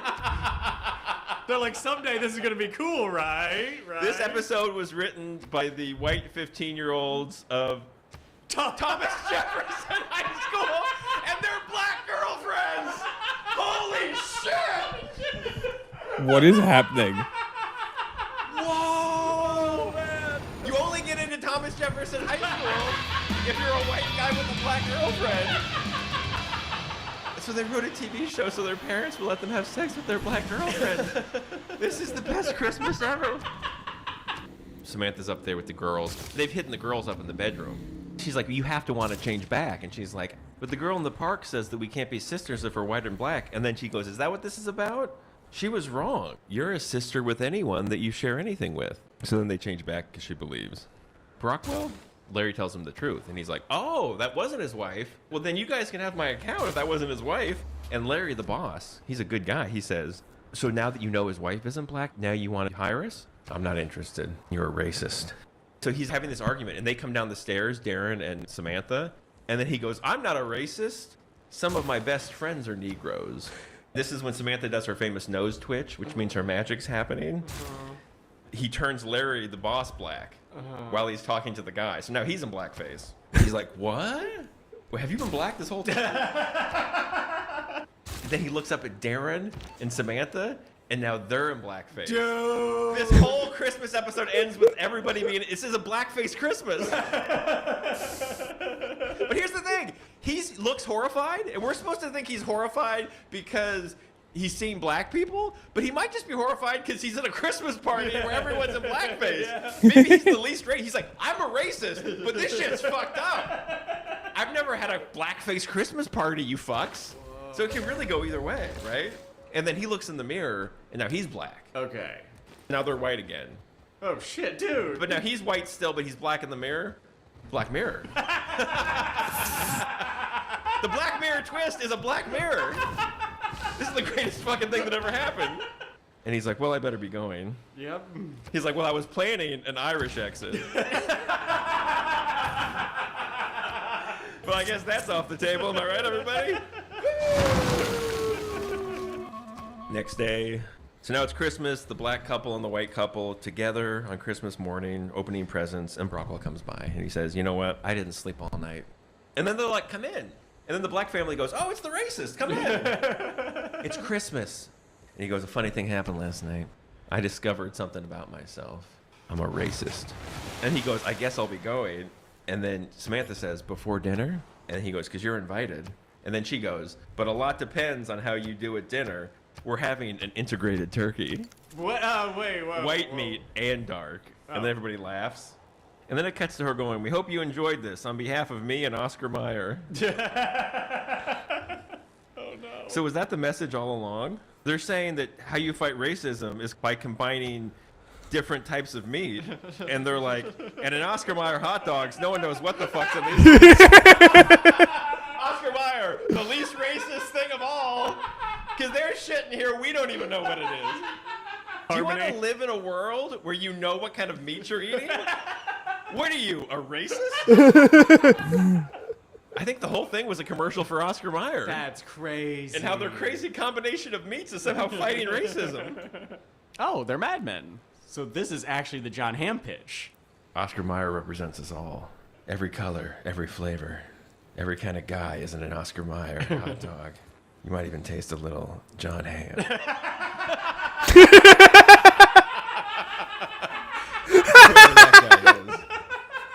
Merry Christmas, everybody. God damn it. The past was doing it.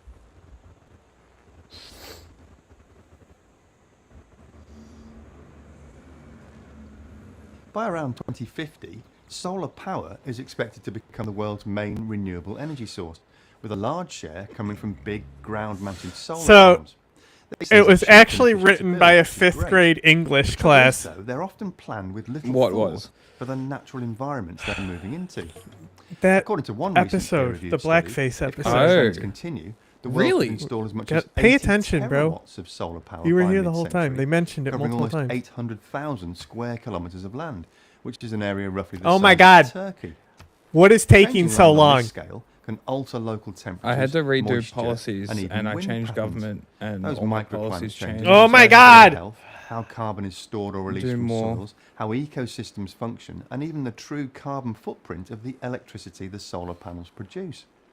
As governments try to tackle climate change while also protecting nature, solar power and soil carbon storage highlight a key opportunity. If it's done right, then renewable energy and environmental restoration don't have to be in conflict. They can influence and potentially support each other. Oh my God. Now, a Dude, comprehensive I don't know these what the rock f- bands in here? is revealing how can't- solar panels placed in previously desertified regions. What? Just could be shift enter. reshaping It's not and letting me, regreening the very deserts they're um, installed in. The challenge, It's of not course, letting is me whether put my such a last policy in. remarkable It says it's transformation closed. I know. That can be happened to me. replicated across all sorts You have of to shift different enter. terrains and local climates in Just other try a parts of the different world. policy than the one you're Because trying to if you put get in it there. I right, We're cannot pretty put eventually. any in. It's yourself a locked. bit of an environmental disaster I on your know. hands. You have to shift enter to move the turn. Next turn, you can try a different policy. Can you vote for me for Hello? loyalty? And welcome to Just Have a Think. You want There have loyalty? been several Yes, studies please. over recent years trying to establish the effects of ground-mounted solar panels, and we'll have a look at one or two of them a bit later in the video. I'm gonna vote for The trade paper I routes mentioned to just you. now, though, comes from researchers working at the vote for Gong'e yourself for photovoltaic Diplo park victory in points. Qinghai Yeah. province in China. The team used a method known as Driving Pressure Status Impact Response, or DPSIR, to create an indicator system for evaluating DPSR. the ecological and environmental effects in 3 areas, directly on the Who site likes of the polls? panels, in the transitional zones around the I can't edges, tell if you're. No, and no. in That's areas really what completely the episode flat, was written so by a that they 5th could get grade balanced class. view of what was That happening. was what was so funny What is about it. DPSIR exactly, I hear you ask? Well, that's a very good question. I wondered that myself. So I looked it up. The driving forces apparently relate to the underlying human needs that motivate change. So that's stuff like energy demand, economic growth, population increase, and land use change. Pressures relate to the direct stresses those drivers place on the environment via things like land conversion, greenhouse gas She's emissions, fucking resource extraction, pumping the and rock bands out. infrastructure development. She's like, I have to go, go, go, To quick! me- Which takes into Dude, account everyone the current voted for trade conditions of routes the to me. What the environment fuck? As a result of those pressures. Crazy. So that's soil quality, biodiversity levels, temperature, moisture, and vegetation cover. Impacts are the effects of those environmental Probably because changes you're on at peace ecosystems, human them. health, and I'm economic not. or social systems. Or I'm. And responses No, I am. are the I'm not at actions war with taken anyone. by society to prevent, Oh, this is about to reduce, rebel again. I'm gonna adapt take to, it pretty or much correct the instantly. impacts. It turns out that DPSIR is widely used in environmental impact assessments, policy analysis, You have and 4 Diplo sustainability victory studies points away because from it provides a victory. clear cause and effect structure that helps identify where ecological, social, and economic interventions are likely to be most If effective, you build the all Statue of of which Liberty, seems you'll win sensible the game. enough. Oh, in really? Gong'e County, the Yep. researchers found that the installation Can you of build a it in large any of your solar cities? farm did indeed bring about changes in soil health, It's a moisture, and coastal. local microclimate, all of I which think were in I a can. positive direction. And there were even signs of increased biodiversity in the immediate vicinity.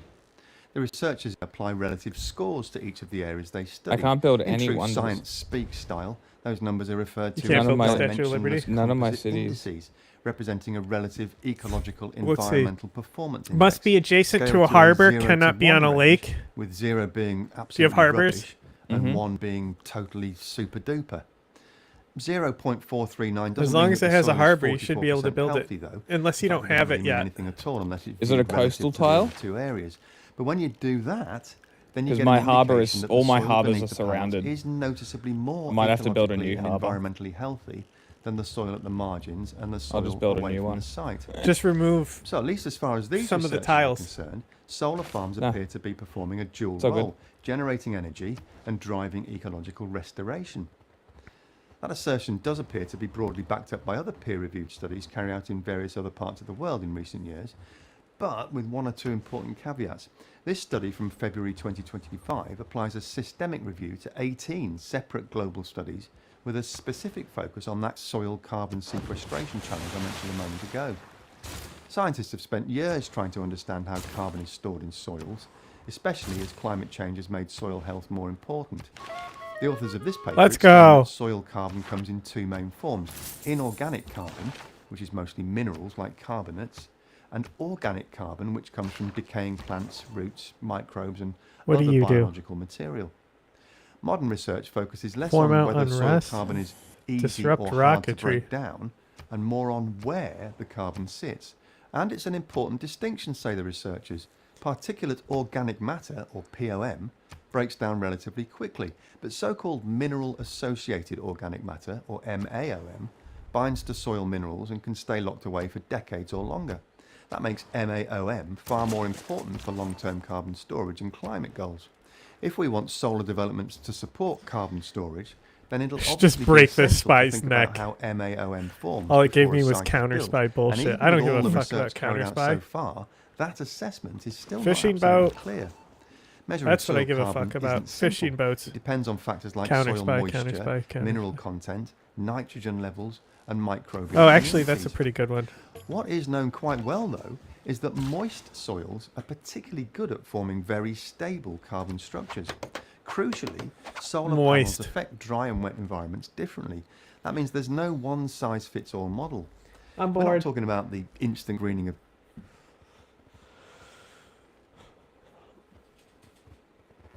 Why am I here, crowded in with all these other people, in this faceless apparatus of roadworks and supermarkets and light pollution?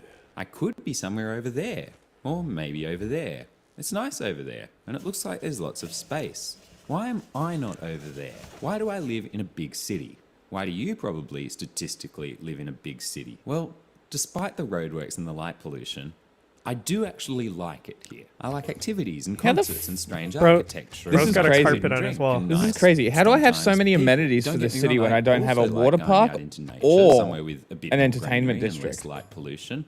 I like going out and roaming around a little Crazy. bit. But I'm also the first to admit that I am not someone who should be left alone in the countryside. entertainment for an extended district period of radiates time. just like the power. Not because I'll get up to anything nefarious, but because I will probably die. And So, it's like my brain so knows if this, you're, because there's always a if you have a city that is using amenities from entertainment, it will take the luxuries and put them in places.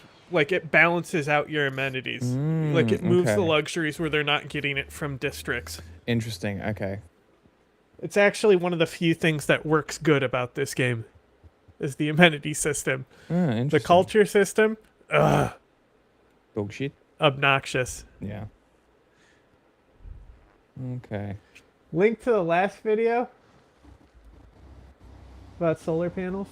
By around 2050, solar power is expected to become the world's main renewable energy source, with a large share coming from This is big not a good stream ground-mounted video. solar farms. It's shit that These I things will are watch cheap on and my own, efficient to though. build, Yeah. which is great. The trouble is, though, they're often planned with little thought for the natural environments they're moving into. According to one... Who likes poles? Why am I here, crowded in with all these other people, in this faceless apparatus of roadworks and supermarkets and light pollution? I could be somewhere over there, or maybe over there. It's nice over there, and it looks like there's lots of space. Why am I not over there? Why do I live in a big city? Why do you probably statistically live in a big city? Well, despite the roadworks and the light pollution, I do actually like it here. I like activities and concerts and strange architecture and nice food and drink and nice, sometimes, people. Don't get me wrong, I also like going out into nature, somewhere with a bit more greenery and less light pollution. I like going out and roaming around a little bit. But I'm also the first to admit that I am not someone who should be left alone in the countryside for an extended period of time. Not because I'll get up to anything nefarious, but because I will probably It's die. not And it's saving like my brain fucking knows this policy because card. There's always a part of me I know. that's happy to come I back. did the same thing was going on with me. You got to try a different policy card than the one you're trying to put in there. Just do a different color next turn. I can't do a and it different might color. work. It's a red one. It's Okay. a red slot that isn't working. Just try something else next turn. It was being like that for me too. only on the final government. I don't know what was going on. But eventually I got it to accept. It won't let me go next turn. It keeps bringing up the policy You have to page. shift enter. I'm doing that. It's not fucking letting me.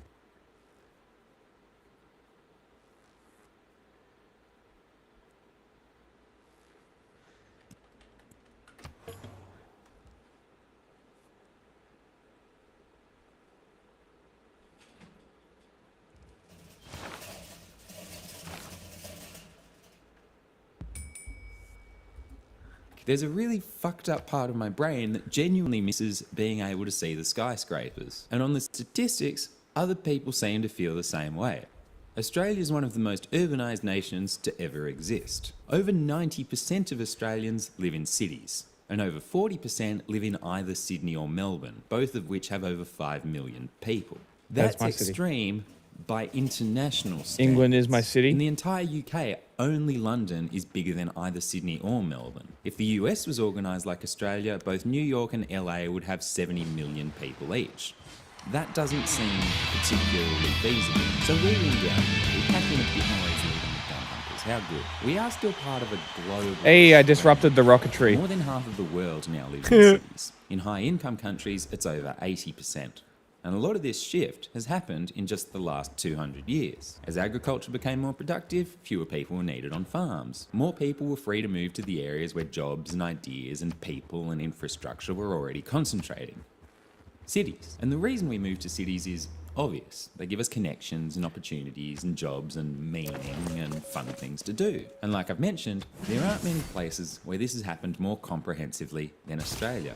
But do those benefits extend to where we are now, with 40% of the population packed into just 2 cities? Especially given the increasingly clear downsides. The infrastructure strains, the travel times, the housing crises, and the general increase in maybe anger I'll being build the displayed Statue out of Liberty. Travellers. Would we be better off if that No, population I'm building my of over fucking 10 harbour to million build it. people, instead of being spread across 2 cities, was spread across like 10 mid-sized cities? Why do we endlessly pack into Sydney and Melbourne and the other capitals and not Geelong or Albury Geelong? or Wagga Wagga? Why haven't more of us gone there? Why is Australia so skewed What the towards fuck megacity? kind of a Why name do is Sydney and that? Melbourne There's fucking consume nothing there. Everything. That's why. Geelong.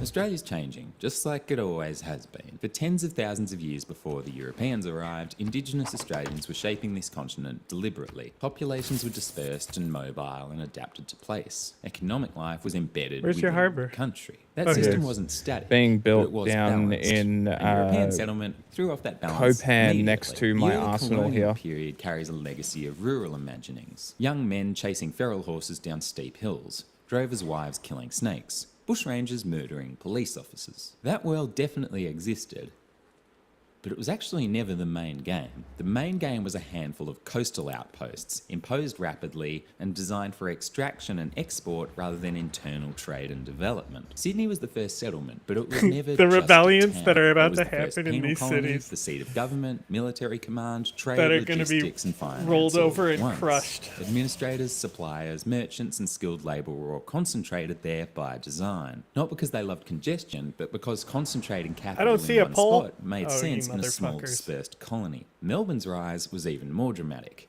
Before the 1850s, it was pretty modest. Then gold was discovered in Victoria, and Melbourne's population more than doubled in under a decade. Makes sense. Capital poured in from Britain. I like Banks, insurers, shipping firms, and gold. merchants concentrated where the money was moving fastest, and where the ports, custom like houses, polls. and infrastructure was already starting to develop. Early I trends like such to as ride these polls. tend to persist over time. Economists call this path dependence. And even while much of the population was still working the land, ring-barking trees, raising livestock, extracting resources, the fruits of those labours almost always flowed back to the coastal capitals. Australia's institutions, money and influence were always disproportionately concentrated in the megacity. And it was only a matter I of time, see. really, before most of the population followed. And from the end of World War II, this happened in full. first, agriculture and Be mining. there had is already no red become state. more How do you efficient, know? Meaning fewer people were needed to stay behind and work on the land. More and more Damn. people were made free to pour themselves into cities' service sectors, education. Why is healthcare, A Bug's finance, Life Japanese? administration. 'Cause Second it's, to that sectoral change, Seven migration. Samurai. Between the end of World War II and 1965, 2 million additional It's a immigrants running arrived meme. in the country. Populate or perish was an active slogan of the government, and it's been implicit ever since. Eventually Ever since we'll then, watch it. Australia has run a targeted migration program to expand its workforce and protect its demographic structure, bringing in people to work to support the local ageing population, Did you see to what fill the labour shortages, film build domestic categories were demand, today? and pay tax. No. Migrants also overwhelmingly settle where jobs, housing, and existing communities already are, in big cities. So we have sectoral shifts and migration flows, each channeling a greater share of Australia's population into major cities. And these trends have been reinforced again by deliberate policy decisions determining how Australians live and move. Like the United States, Australia did something very consequential very early. It went all in on something called the car. Suburban expansion was prioritised over rail density. Motorways were faster to build, cheaper upfront, and more politically marketable than train lines. And this made it far easier to navigate internally around large cities, but far harder to navigate between them, especially in a country as large and sparse as Australia. Choosing the car over the train or something else likely impeded the cultivation of second-tier cities. The car reduced the imperative to invest in fast intercity rail that could turn those second-tier cities into genuine Interesting. viable alternatives. If you're travelling between Melbourne and Sydney, you're probably either flying or driving for an entire day, and probably True. not stopping very much along the way. And so, instead of Newcastle or Geelong or Wollongong emerging as independent economic poles, Sydney and Melbourne absorbed the bulk of the growth. That sounds like a shame when you put it that way, doesn't it? But economically, it worked. Large cities are productivity machines. Dense This is labour so markets funny. raise wages, This city knowledge shouldn't be builds faster, rebelling, yet it's still infrastructure is rebelling. cheaper per The fucking person, Mayans are universities putting and so much hospitals pressure can on it, despite specialise the and fact I become have 3 centres of cities here. excellence. Culture can flourish when there are Whatever. more points of I guess I'll connection. have to There's a just greater subjugate them collaboration once pool again. with which to make music and film and whatever media you like. And international finance, especially from overseas, knows where to go. So in a strange way, concentrating into a small group of large, influential cities, My cities allowed a small, are isolated country to behave completely like run a by much children. larger one. So it's not like this top-heavy megacity model is I am failing. German. It is a question, though, especially today, of whether it's gone a bit far. One of them, I'm getting the Concentration pressure can have a for it. tipping point. When too many Oh, people really? pile too quickly Yeah. into too few places, the benefits of density can start to be eaten alive. Her by population congestion pressure off and that housing one city is shortages fucking and crazy. infrastructure bottlenecks. Well, Fez, Housing I is just the got clearest Fez, example. which is a Sydney and 15 Melbourne pop didn't too. become expensive because damn. people love That paying might stop extortionate pressure on rent. mine. They became expensive because population growth like, outstripped this housing one is gonna supply flip in to areas me. where people want to live. Oh, I'm And there are a gonna lot of take reasons him why out this first. I'm not gonna Everyone let has a them favourite. The various declare economic loyalty. incentives encouraging investors to They are buy my those cities. They don't get a national choice. properties, the construction costs going up, and developers making speculative decisions to build despite. Maybe these I should high have taken the input Soviet prices. cities. The various incentives available to first homeowners so that they enter the market as soon as possible. And from the 1990s onward, the tightening of planning systems. Tight. Height limits, zoning controls, and lengthy approval processes constrain density in the very places demand is strongest.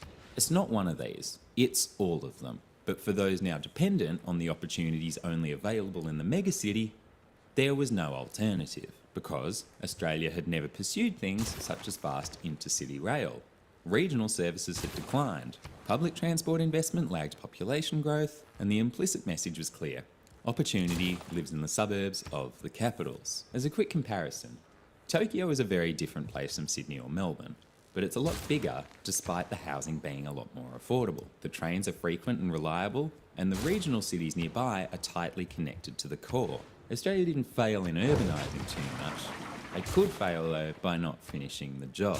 Sydney and Melbourne are big, loud, crowded, expensive. I really don't even permanently need under to repair construction, and far anything too with the big Soviets, to easily but- design simple policy fixes for. On the other hand, they're fun. It's At giving you least good enough production, I is it? find Melbourne fun. I think Sydney's a bit weird, but I know a lot of other people find it fun. Sydney so I'll sucks. take you at your word. Anyway, big cities let you find your thing. If you like density, diversity, and optionality, you have to go to a capital. And as the economy shifts further towards services, tech, education, creative industries, that advantage is only going to grow. These sectors thrive on proximity, deep labour markets, and the kind of accidental collaboration that you only get when people are constantly bumping into one another. I don't see this massively changing. I don't see any pathway to massively de-densifying our major cities and coaxing people out to new developments in Bendigo or Charters Towers or Cootamundra, which means we need to work very hard to keep our megacities working for the people that are there now and for the people that are going to come next. More housing where people actually want to live. Serious public transport investment, gradually adjusting to the idea that we might not need to use our cars all the time, and treating density as an advantage rather than a threat. If Tokyo or Seoul or Paris can each house more people than either Sydney or Melbourne without collapsing into dysfunction, then size really isn't the binding constraint. The corollary, though, is that even if Sydney and Melbourne become perfectly What the fuck, dude? Australia still needs strong, growing regions, and better connectivity is the key lever. Fast, frequent rail shrinks I'm distance. helping. It turns second You're tier not cities though, into because viable now both of my connect-to-labour fucking markets cities here are rather going to than rebel. commuter towns. So We you're have literally seen not. flashes of this already. We have seen places where this has kind of started to work. Sure I am. Watch. Newcastle's post-steel diversification into health and education. Great, and that helps me services. so much. Geelong's growth around advanced manufacturing Doesn't it? and Deakin University. No. And there are national benefits too, no matter where you live. They're not going to rebel. Because I wasn't just Cycles spending and a handful resources of to get major the fucking cities. production You don't up. need it. That All lowers you need to do is infrastructure build the pressure in Statue of towns, and it Liberty. makes Australia less vulnerable It's just to more urban nonsense you have to deal with shocks. for And no perhaps even point. more importantly, second-tier cities Like, you don't need to bridge press the divide anything between except build capitals statue. and everywhere else. As for so many countries, the cities are generally more prosperous than the regions. But too much economic divergence fuels distrust, resentment, and the sense that economic prosperity is something that happens somewhere else. From here on out, most Australians will probably keep choosing to live in major cities, and that's fine. But the regions should feel like another part of the same system.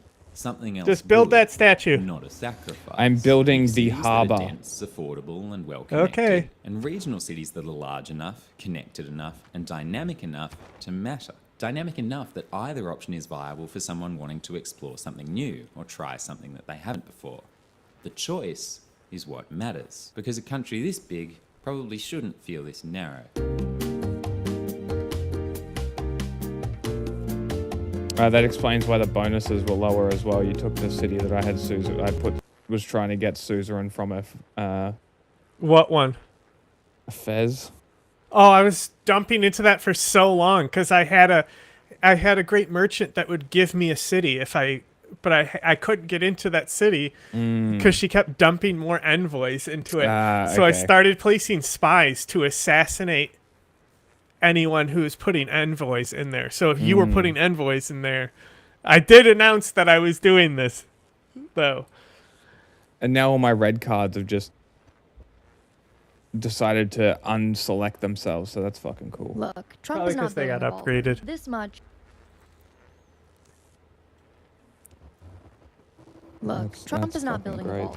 This much, I feel like, is obvious. I made a video about this a few weeks ago, giving my thesis of what I think is actually being built, and that video got taken down on my TikTok after about 8 million views, so I re-uploaded it here. And if you haven't seen that one yet, I recommend going over and watching that because it gives you a good basis for where we're starting out from. But I wanted to follow up on my theory, okay? Because in the original video, while I had some solid architectural analysis from Andrew Kerr, it was mostly based off of like a gut instinct, you know, in my own pattern recognition. And since then, I have been digging deep, scouring the web across databases and looking for records, and I have come back with actual receipts, like some actual verifiable public record receipts. And now my theory is stronger than ever. Okay, because I know that Trump is not building a ballroom. He's building an underground data center, and I have the receipts now to prove it. But really quick, if you want to read An underground what? and the documented center, Data center. because I know that Trump is not building a ballroom. He's building an underground data center, and I have the receipts now to prove it. But really quick, if you want to read all of the sources and the documentation for yourself from this video, then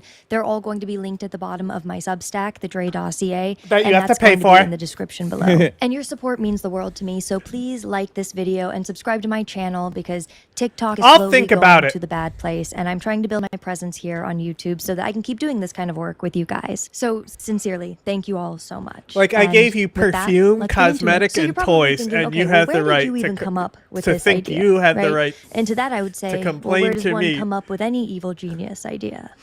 Larry Ellison, of course, my nemesis. You see, a few months back, I was doing a deep dive on Larry Ellison and his relationship with Israel and the war in Gaza. And it was during that research I came across something about Oracle building these underground data centers in Jerusalem in 2021. See, they were 9 stories deep under solid bedrock, about 160 feet underground, and designed to survive missile strikes. I mean, they were completely invisible from satellites. See, Israel needed data sovereignty, a place where their most sensitive military data could live that was physically unhackable and under complete government control. And when you're running these classified military operations, intelligence gathering, or government AI systems, you can't just have that data sitting in some commercial cloud that might be in another country or vulnerable to attack. Oh, and my after learning cultural all of that, victory I is remember thinking 58 to myself, turns okay, away. well, we're going to just go ahead and put a pin in this for now, right? Like, this is all really fascinating, but I don't know what to do with any of this information, but I'm sure that it'll come in handy later. And later in handy did it come, because Full fast vote forward a few Fisher months King. and I'm reading about Trump's new ballroom announcement, and that pattern I'm gonna be honest, I recognition don't side think of my that brain one's on starts there. tingling. Why, you ask? Well, let me just read the specs out loud to you, okay? Because Oracle's underground facilities in Jerusalem were 90,000 square feet and cost around $319 million. Trump's ballroom is about 90,000 square feet and $300 million and climbing. Curious. And then on January 21st, 2025, you have It's so Trump's first tempting full to day build in the Statue office, of and Larry Liberty. Ellison is standing next to him It would and be Sam so Altman, funny. and they're giving this White House announcement about Project Stargate. Now, I'm not kidding when I say I could write an entire Your dissertation on January stupid 21st, fucking mod because they that gave us moves so much and deletes information in that districts doesn't announcement work, that by the way. I feel like, quite Yeah, I frankly, know. many of We'll- us just glazed we'll try a over. different And one. I've I broken told it you, down we ad already went over nauseum this. in other videos and over on my Substack, but the short version is this. Project It's not my Stargate is this mod. $500 You billion wanted AI to infrastructure move initiative districts. for government operations, I said, we'll try defense it. intelligence, and consolidating federal data across agencies. Because all of these AI initiatives Trump and his team keep launching need infrastructure. What's funny is They if need I servers, power, try to move my cooling, and industrial security. zone, I'll And then get you look 4 over to who's units donating to because Trump's it'll count Ballroom as me project, completing right? all And the buildings in coincidences one just turn. keep That's stacking pretty up on one funny. another. And so I'm sitting here thinking to myself, okay, if this is actually what's happening, I did it once, and right, I if was this like, is actually great, what's more being built, units then that I there's don't got need to be it. some evidence somewhere. Like, you can't just build an underground data Master center without spy. leaving any paper trail. And so I start digging, right? Because the first thing I want to know is who's actually building this thing. So their lead contractor is I don't Clark need to do any of Construction. this. And I went to their website to see what kind of projects they normally work on, and under their critical facilities division, here's what they publicly list. So you've got National Geospatial Intelligence Agency campus, the CISA Cybersecurity Headquarters, UCENTCOM headquarters at MacDill Air Force Base. I'm reading all of this thinking, okay, so these guys build some serious government facilities. Like, these are no joke. But then I'm thinking, okay, well, if they're this comfortable touting these publicly listed, high security projects, then what aren't they listing? So I keep digging a little further, right? I'm going Can't through move different my government shit contract because the registries, game takes procurement forever to records, that load kind of thing. airplanes. And then bingo, I found some when they do redacted actions. contracts for Clark Construction, some top secret contracts, it looks like. And you'll never guess who they're for. Well, I mean, we can't guess because they're redacted, but I mean the type of job they're for. Guess what kind of what's job this, they're a deal for If me? you guessed data centers, you'd be correct. Oh, she and it's not even denounced like me, huh? 1 or 2 of these kinds of contracts I found, right? Not even 3. I found 6. 6 redacted contracts for data centers that they built around the US. And again, I'll link all of these contracts in my Substack if you want to go check them out, but they're just listed as literally confidential client data centers 1 through 6. And the client names are obviously classified because the facilities themselves, I'm sure, are classified. I mean, Clark's own description of their work says that they focus on security and survivability, reliability and redundancy, and complex critical facilities. So the company whose specialty is building classified data centers for clients that they can't even name is building the I'm ballroom. helping.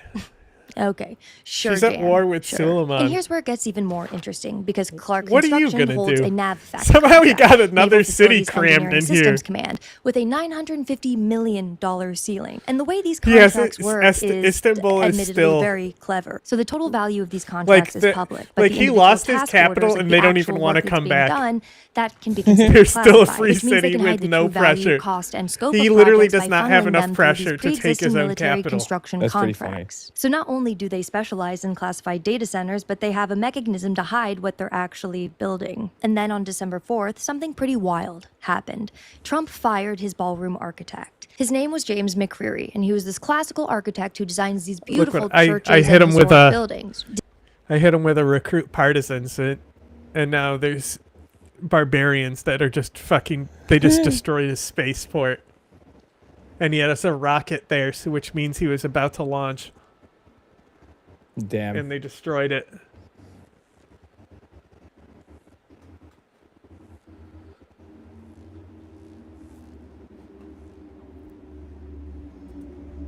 Designing buildings like the Cathedral of the Most Sacred Heart of Jesus and the Supreme Court gift shop. I mean, say what you will about the guy, but he's got range. But alas, Trump replaced him with a different architect, a guy by the name of Shalom Baranes. When I say I went to look this man up and my jaw dropped to the floor, so a little background on him. After 9/11, when the Pentagon needed to be rebuilt and hardened against future attacks, they hired Shalom Baranes. Yeah, this man designed the post-9/11 hardening project for the Pentagon, the secure wedges, the skiffs, the bomb-resistant architecture. This was all Shalom. And skiffs, by the way, are sensitive compartment information facilities. They have electromagnetically shielded rooms for classified intelligence work and are built to survive missile attacks. And it's important you know what skiffs are because this comes back into play a little later on. And his portfolio doesn't stop there. It gets a lot more intense with DHS headquarters, Treasury building modernization, the GSA headquarters secure facility, the CISA cybersecurity headquarters that, yes, Clark Construction also built. Yeah, so these guys have rendezvoused together before. And at this point, I wanted to see if I could take a peek at what was happening on the ground. So with my last remaining week of my free Planet Labs subscription, I looked through some satellite imagery, and what I saw astounded me. And I saw that these flatbed trucks had been photographed delivering these massive steel caissons to the site. Now, from what I understand about caissons is that they are these huge cylindrical retaining structures, basically. Like the people in Louisiana? Underground construction. They're designed very specifically to hold back soil and water pressure whenever you're going way deep underground. So you wouldn't use them for just standard foundation. And then I saw this heavy lift Washington crane has that was 99. permanently anchored into a concrete I have pad. 1,000 that seemed in to total. be for some long duration construction Gal involving also heavy has structural 99. materials Oh, I and have one lifts that's from over a deep 100. excavation pit. I have And all of this brought me to 100.7. my next question, which is if this Where is my main actually going to be a spaceport data is. center, then that means they're going to need a massive amount of power. Because data centers consume insane amounts of electricity. So I started looking into what's been happening with DC's power infrastructure. And here is where it gets interesting. In August and September of 2025, just weeks after Trump's announced the ballroom in July, PEPCO filed emergency requests for infrastructure work near the East Wing. And this called for an emergency relocation of water infrastructure, large-scale water line modifications, and something called Champlain Substation Modernization, which I still haven't quite figured out what that means. But PEPCO's own language in the emergency filing says that there's a lack of alternative supply capacity in downtown DC. And now here's the thing about that. Downtown DC office occupancy has been declining since COVID. I mean, half the buildings are empty. In general, the commercial real estate market is shrinking, not growing. So where's this new massive power demand coming from? And speaking of infrastructure, DC Water increased their capital spending by $300 million, including a specific study of the Federal Triangle area. I found a post by the Washington Aqueduct, which is run by the Army Corps of Engineers, and they were warning that data It's centers run by are planning to corpses? use Potomac River water for cooling. So at this point, I've got the contractor who builds classified data centers, the architect who designs Pentagon bunkers, physical evidence of deep underground construction, and massive power upgrades along with massive water upgrades. And so the next question I have is, who the hell is funding all of this? Trump says it's being privately funded, and the White House put out a rough list of donors, although most of the amounts from those donors is unknown. So I mean, really, they could be donating anything from checks to cash to Bitcoin to their own product, maybe. And when I was looking for more information about these donors, I saw that the Carrier Corporation was bragging about how they're donating an HVAC system to the White House ballroom. And so this is interesting because I looked into Carrier and I saw that they have a lot of different products. They have residential AC units, commercial systems, and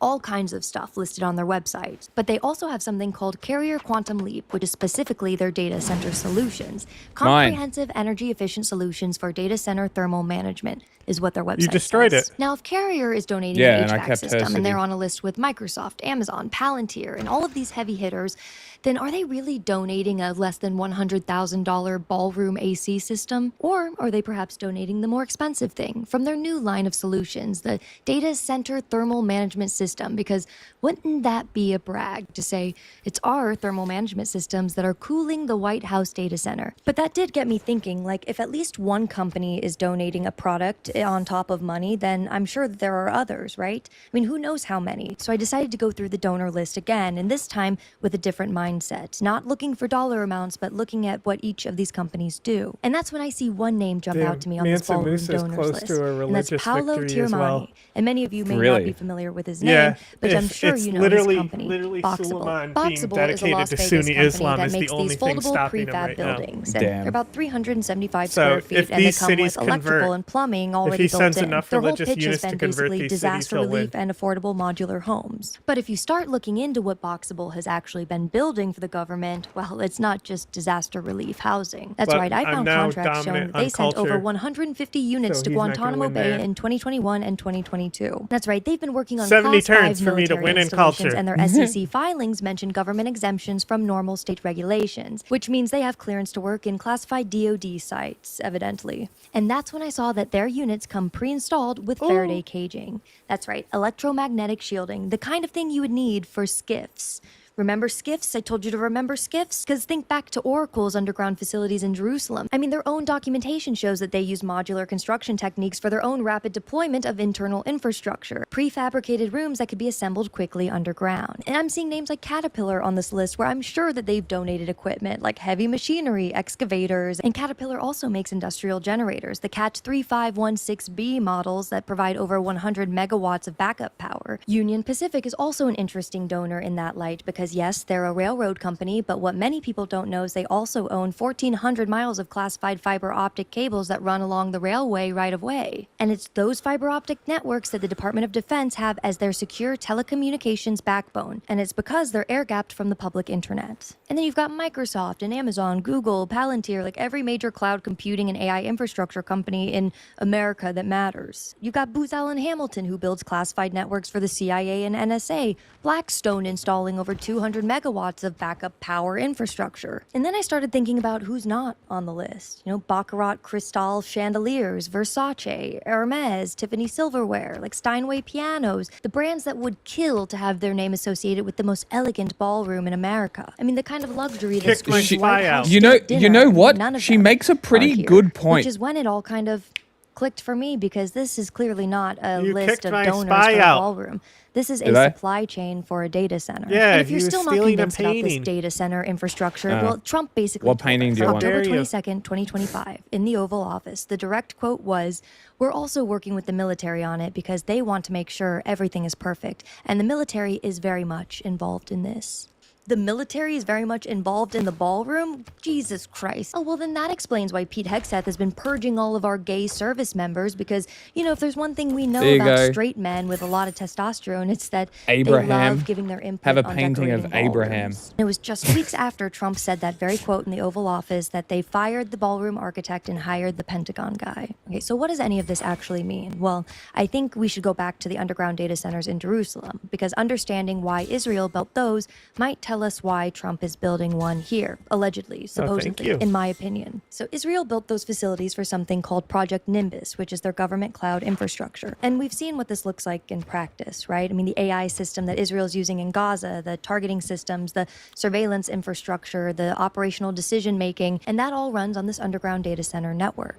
I mean, we're talking full AI takeover, military operations, intelligence gathering, government AI information systems like banking, critical infrastructure controls, everything that keeps the country running. And they put it 9 stories underground because they needed it to survive, not just survive a power outage or a cyber attack, but to survive a war. I mean, they needed it to survive missile strikes and keep running no matter what happens above the ground. Because when you have your entire government running on AI systems, that is now the brain of your country. And you have to protect the brain of your country with a thick fixed goal. That's what data sovereignty looks like. That's continuity of government, and that's what AI warfare infrastructure actually looks like. And then I'm looking at Project Stargate, announced on January 21st, 2025, Trump's first full day in office, and Larry Ellison is going on and on about this $500 billion AI infrastructure that's going to save the government and cure cancer. But all of these grandiose ideas surrounding AI, all of that needs a home. And that's why I think it has to be at the White House specifically, because when infrastructure is a part of the executive office of the president,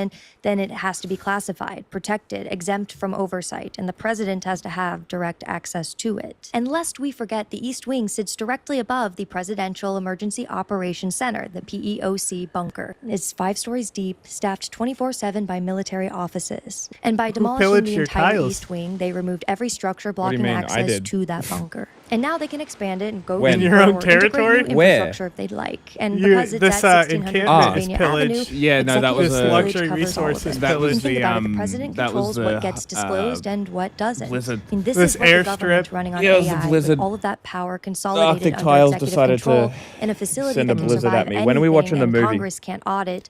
Looks like. And look, Soon. I'm sure they'll build a ballroom on top. You know, they'll host state dinners and take photos with world leaders 5 in gowns turns and or less tuxedos, is what and it maybe looks like it'll to me. even look fabulous. But don't kid yourself about what this was actually built for, because the ballroom isn't the project. Build Statue the of ballroom Liberty? is the lid. What is the ultimate ambition of a man who has $270 billion? What project could possibly compel an 81-year-old to orchestrate what might be the most audacious consolidation of media, technology, and geopolitical power in modern history? We are living through the most radical consolidation of power since the Gilded Age, but we experience it as this disconnected stream of headlines. A media merger here, an AI breakthrough there, a political endorsement. Each development feels urgent but isolated, and we're left with this sense of unease but no clear map of the landscape that's being built around us. This series exists to connect those dots, and at the center of it all is Larry Ellison, a man who most people have never heard of despite him being the second richest person alive. Hi, I'm Dre. I run the Dre Dossier. I've been following Larry Ellison for a couple of years now, and I've compiled that investigative reporting in a 13-part series on my Substack called Who TF Am I Working For? Every source is cited and linked in my Substack, so I'll put that in the description below. And a lot of what I'm presenting in this video comes from that work, combined with Mike Wilson's brilliant biography he wrote on Larry Ellison called The Difference Between God and LarryEllison. God doesn't think he's Larry Ellison. And honestly, there's never been a better title written for a book. Nay, a better title to describe a man. You're lucky I'm not So what has snapping Larry all your Ellison necks. been building? Last year, his family acquired Paramount Pictures and CBS. This year, he purchased TikTok through a consortium that he controls a majority of. He's now in a hostile pursuit for Warner Brothers Discovery, which at minimum would give him CNN and the Discovery networks. Oh, and that $300 billion contract between OpenAI and Oracle? Well, that's his infrastructure becoming the engine room of an AI revolution. You know, for philanthropic reasons. And if you're wondering why you should care about some tech billionaire that you've never heard of, it's because you're already in his systems. If you've been to a hospital, if you've applied for a loan, if you've used TikTok, your data has flowed through Oracle's infrastructure at some point. He's not building products that you can choose to buy. He's building the pipes that everything else runs through. And now he's consolidating control over media that would report on what those systems are actually I'll doing. give you a pipe. Now, telling the story of Larry Ellison is complicated. And it's mostly complicated because he's a pathological liar. And this is not coming from somebody who's biased either, okay? This is coming from the people who were the closest to him throughout their entire lives. You know, he's forged university acceptance letters and presented them to his friends and family to be celebrated. He's fabricated dramatic stories about his childhood that even his own family members say never happened. He embellishes his own denials, making stories more outrageous even as he claims to debunk them. Karen Ruski, his first girlfriend and his first love, put it this way: "You never knew if you could believe anything he said. I still don't." When you're dealing with someone who spent their entire lives constructing alternate realities, it becomes nearly impossible to separate fact from fiction. And maybe that's the point. You know, maybe for someone whose greatest fear has always been being dismissed or forgotten, rewriting reality becomes realistically, a form of what I survival. wanted to do There's one was constant in Larry Ellison's build the life. biosphere, One thing he's but never the lied about biosphere because needed a well, river, he's never and all had my to hide rivers it. are occupied. His belief in surveillance. It's the through I'm line of saying his you're entire lucky because I career. would And just in order to understand it, you bomb need you. to start where it began. 1977, when his fledgling company won its first major contract to build a database for the Central Intelligence Agency. I don't The know. I project's reckon you code might name have some was Oracle. issues. This is where the story begins, and we'll move with through my- his history my stuff. non-linearly. You know, we'll go to China, Israel, I would back just to the bomb United you to States, stop the Statue of following the Liberty. evolution of these Oh, surveillance systems rather than sure. a neat biographical timeline. Let's get to his work with the CIA because this was his formative education.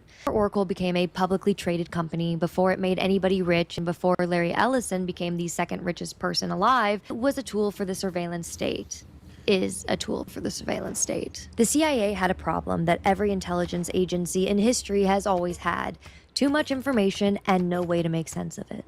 You know, reports from field agents, surveillance photographs, intercepted communications, financial records, mountains and mountains of data about people, places, movements, all of it disconnected, and all of it useless if you can't search it, cross-reference it, and find patterns hidden inside of it. Ellison's job was to build the There you go, your infrastructure that Soviet could do territory's that, connected. to take the chaos and turn it into something queryable, Great. you know, something useful, Great. something that could tell you not just what happened, but what might happen Now you can next. produce And he units and learned send them something all the way fundamental down with in no those issue. early days, something that would shape everything he built for the next 50 years, which is the simple fact that human activity isn't random. It feels random when you're living it. Look Sure, at when you're the Sales person making offshore decisions fucking about where to wind go, who farms. to call, what to say. But from above, from the perspective of someone who can see all of that data at once, human behavior looks rather predictable. It follows patterns, and patterns, once you can see them clearly enough, can be controlled. And this was more than just a technical lesson. This was a philosophical like this chick. She's cool. revelation. The CIA didn't just teach him how to build databases. They taught him how to see the world. But here's a fun Very fact red. that not a lot of people seem to know Very about red. Oracle's origin story. Despite what Ellison might tell you, he did not invent the technology that made any of this possible. Wow, you're telling me the IBM billionaire did. didn't invent In the tech that made him a 1970, billionaire? An IBM No researcher way. named Ted Codd published Hey, a paper did that would change computing Bill Gates? forever. Did He Steve described something Jobs? called a No, relational none of them database, fucking a way did. to organize information I mean, so that Steve you could Jobs ask questions to your data. Was the Questions- ideas Steve man. Jobs was still there with, like, he was every part of building Apple as Steve Wozniak was. Look, I mean, Wozniak was Steve the tech Jobs, guy, but like, yeah, Steve Steve Jobs was might there. be, he might be the only exception to that rule. That almost every single fucking billionaire He's that also I can dead, think of, so- he is dead. But every billionaire that I've seen, none of them actually built the tech. They just profited off it, right? Zuckerberg didn't build shit. He stole that shit. we call him Zuckerberg. Musk again just invested and bought out companies and then claimed that it was his.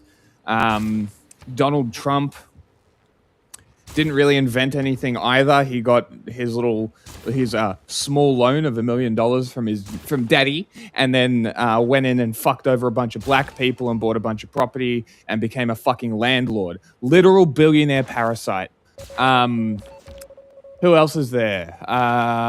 Bezos. Fucking Bezos. He didn't build shit. Fishing boat. Bezos just bankrolled it and profited off the fucking backs of everybody that made his company run. Who's some other fucking billionaires? Gina Reinhardt just fucking profits off the he backs repaired of a people. spaceport. Profits off the back of people pulling shit out of the mines. The Jack Ma guy, the Chinese one, he just profited off consumerism, just fucking capitalist dog. So, I don't know, man. I Just reckon... advance. You don't need to move anything. You just need to build the Statue of Liberty. I know, but I have a second aircraft carrier Okay, we don't. that I want to it put doesn't bombers matter. onto. You don't need to. Questions that you So I hadn't got to can ask when you first collected just it. advance. Before this, databases were incredibly rigid. You had to know exactly what it was you wanted to find before you even built the system. You could query across categories, find connections that you hadn't anticipated, ask new questions as your needs evolved. So you can imagine that for intelligence agencies who are drowning in information, this was revolutionary. And for corporations trying to understand their own operations, this was a competitive advantage worth billions. IBM knew they had something special, so they spent years perfecting it in a project called System R. They built a working prototype, tested it extensively, and refined the design until it was elegant and powerful. And then they did something remarkable. They published everything. White papers explaining exactly how it worked, exactly how to build it, and exactly how to make it run efficiently. They wanted to set the standard for the industry. They wanted to let everyone know that IBM had invented the future of data storage. Ooh. Not the most riveting, I know, but trust me, this is imperative to understanding Larry Ellison's villain origin story. Because IBM had a problem. I'll give and you that a villain problem was their own origin story. success. They were already making a fortune Big selling turn, older next turn. kind of databases. Hierarchical Yep. databases that required expensive IBM mainframes and teams of specialists in order to maintain. If they brought this new relational database to the market too quickly or too aggressively, they'd be essentially competing with More themselves. artillery, They'd be please. cannibalizing their own revenue, disrupting their customer relationships, and undermining the very product that was making Don't them need rich. it. Right. So this relational database sat in IBM's advance. research lab, fully functional, fully revolutionary, while the executives in Armonk debated on what to do about it. Should they wait until their old products had run their course? Should they introduce it slowly and carefully as to not spook their existing customers? Should they license it to other companies and collect royalties? I mean, the discussions Sea dragged Jet on. Armada. Quarters turned to years. Meanwhile, Larry Ellison what I'm had making. read those white papers. Yeah, what are you going to do All with of those? them. No He idea. understood technology, I've but never more built them. importantly, he understood what IBM's bureaucracy couldn't quite process. Whoever shipped this They're just first destroyers. would own the future. They're Not melee whoever units. invented it, not whoever had the best research labs or the most prestigious brand, whoever moved the fastest. This guy. So he did exactly that. He took IBM's published research that they had generously made available to the public, and built a working version of IBM's systems I just saw faster than Manson said IBM move could a navigate its shitload of own artillery internal politics. towards He Arabia. cut corners where IBM was careful. He shipped software that was buggy where IBM insisted on perfection. He moved with the kind of reckless speed Crazy that's only that I got a possible when you Diplo have victory, nothing to lose honestly. and everything to gain. And by the time IBM finally introduced their product in 1982, Oracle already had a bunch of customers, including the CIA. By 1985, when IBM released their full enterprise version, Ellison was already rich. He had beaten them to the market with their own invention. Yeah, he essentially just reheated IBM's nachos, served them first, and called them his own recipe. And here's what that taught him, what became the bedrock of everything that he would build. If you can read someone else's blueprint and move faster than they can, then you don't need to invent anything. You don't need to be the smartest person in the room, though it helps if you think you are. You need to be ruthless about timing. Yeah, you need whatever. to see the Put 'em opening here, before here, anyone here. else does, and Don't you need care. to move before anyone realizes what's happening. And this became his entire playbook. Not innovation, not creation, execution. And all of these lessons combined created his entire worldview. Any system, no matter how complex, can be debugged, optimized, and controlled. He saw the world in terms of systems. Like politics is a system, markets are a system, the human body is a system, media is a system.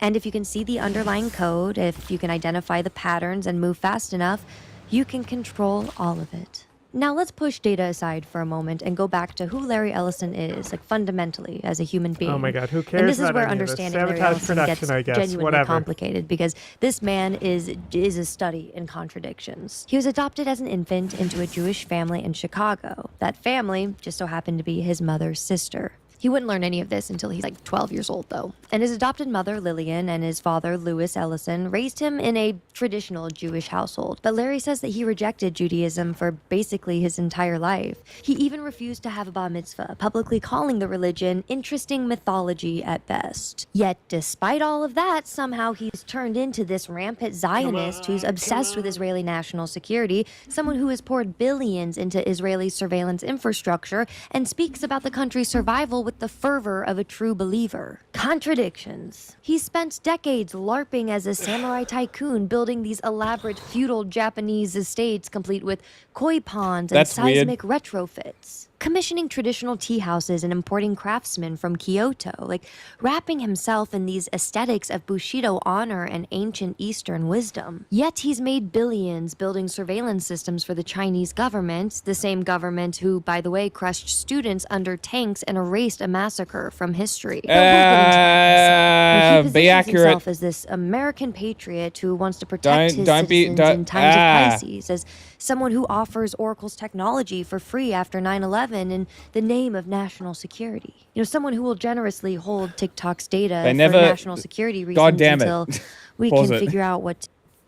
You got to be when you're bringing up Tiananmen. You have to be accurate. You can't be saying that they crushed people with tanks when they fucking didn't. They didn't. That was the day after they massacred people on June 3rd. It was at 10:30 p.m. through the night. They massacred people, and then the tanks rolled in. The tanks didn't actually do anything. They were just crowd control to make sure the people didn't come back after they slaughtered countless people. Countless. It was at the Mushi D apartment complex on June 3rd. Please be accurate. The one thing that it needs to be said, because the tankies love it when you fuck it up. You must be accurate. All right, go on. What to do with it. Yet that same technology has been used to track American Holy protesters shit! in real time, fusing their tweets with Meteor. police records to predict dissent before It's anyone mine. can organize, turning constitutional rights into data points and surveillance dashboards. The patriotism Dude, is not fuck the you! point. What matters is how it is identified. Governments in crisis will pay anything for security. What was The proof it? of concept was drafted abroad. It's in a always city a still free heavy washing cab. blood from its Oh, is it? streets. Which brings us to Beijing, China.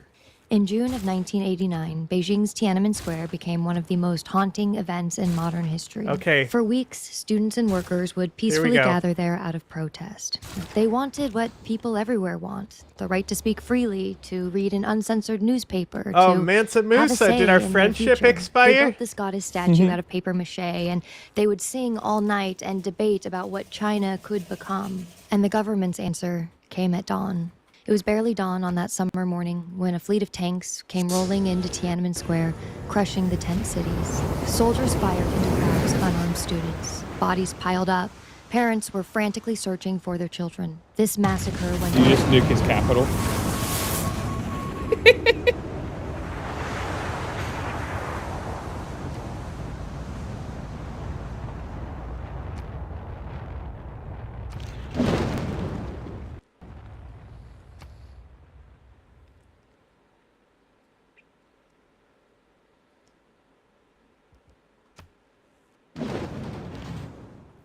The other nukes didn't really do their animations, but The city definitely got nuked.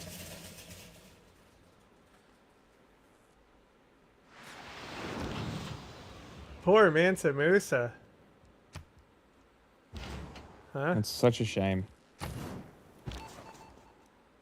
My spies, you can go to sleep. I don't give a shit about you. Can go to sleep too, traitor. Don't give a shit. Here you go. Move wherever. I don't care.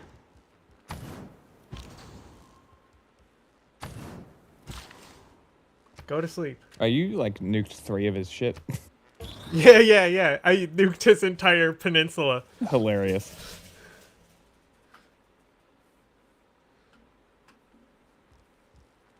That's what you get for picking on Suleiman. He's the only one that we haven't attacked. Oh my god, you see that? 2 turns for you to build the Statue of Liberty. Isn't that crazy? Mm-hmm.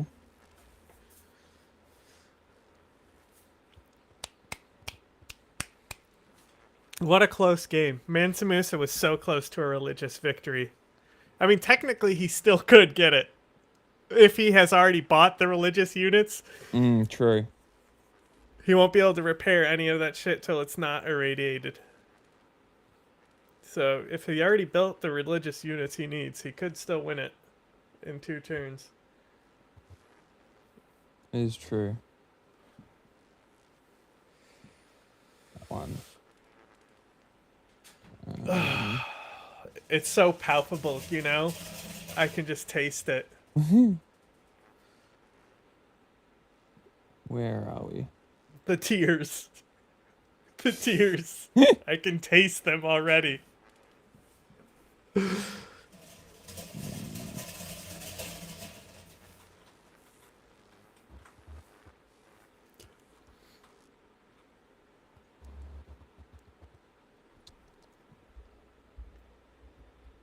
I'm just... Policy's fucked up again. see how that went. A success. I don't know what this probably is bigger, right?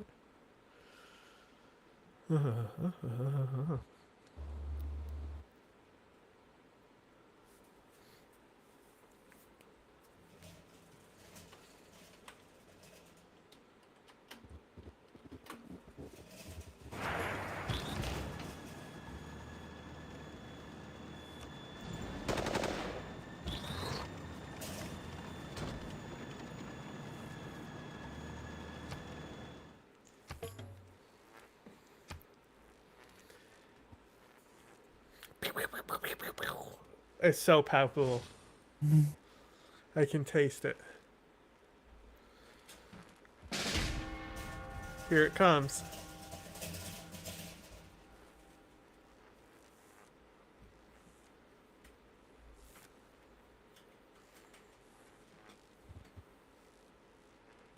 Isn't the Statue of Liberty only 2? Oh, it's 4 Diplo points. Okay. And you have 16.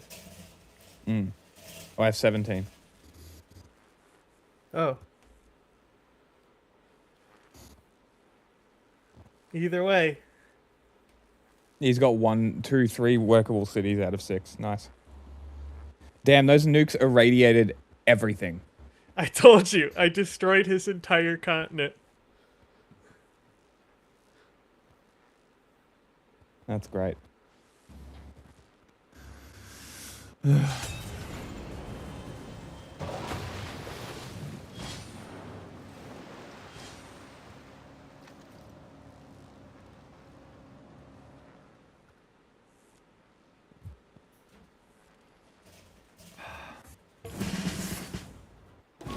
Much as our ancestors did ages ago, we thrust forward into the unknown. The first pioneers set forth on an uneasy course. Wait, you won on Space Victor? That's hilarious. That's hilarious. That's so funny. That's Now, so funny. Under your leadership, we plot a new course and make another world Unreal. our own.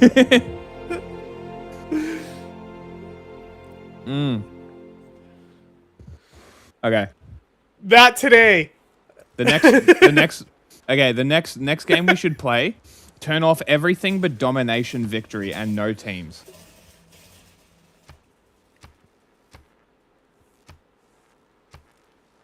I think that's a good one to do next time.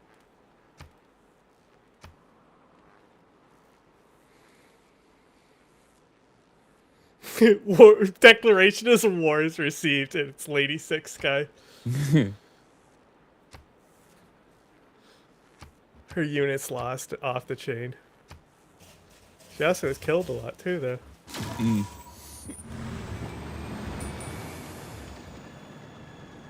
Unreal. I know, right? If you built Statue of Liberty 1 turn sooner, like I said, if you used that builder to just remove a tile that it would have been placed on.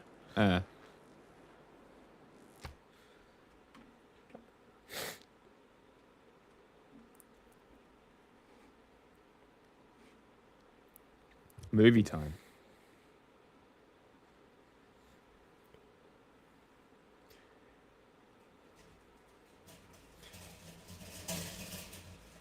Hang on. Get this out of here. I need to copy this.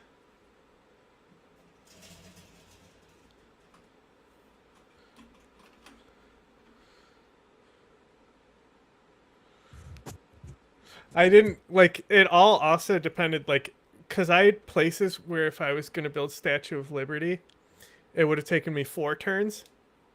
So it all depended on that, too. I was waiting to see, like, what you would build, how many turns it was going to take.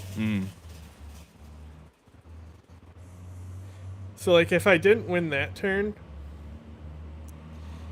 and the next turn it would So you would win if it because I would get the science at the end of the turn. The Diplo victory would come at the start of the turn. Okay. I think.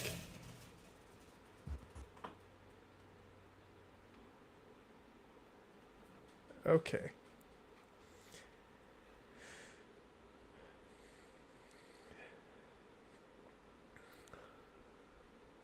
It says take the money in everyone's pockets, Frank.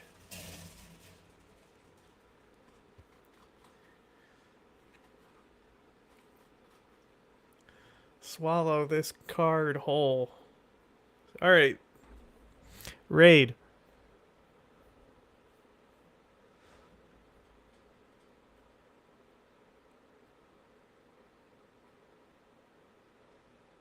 All right, raid done. You can shut down the channels. Okay. All right. Jack? Goodbye.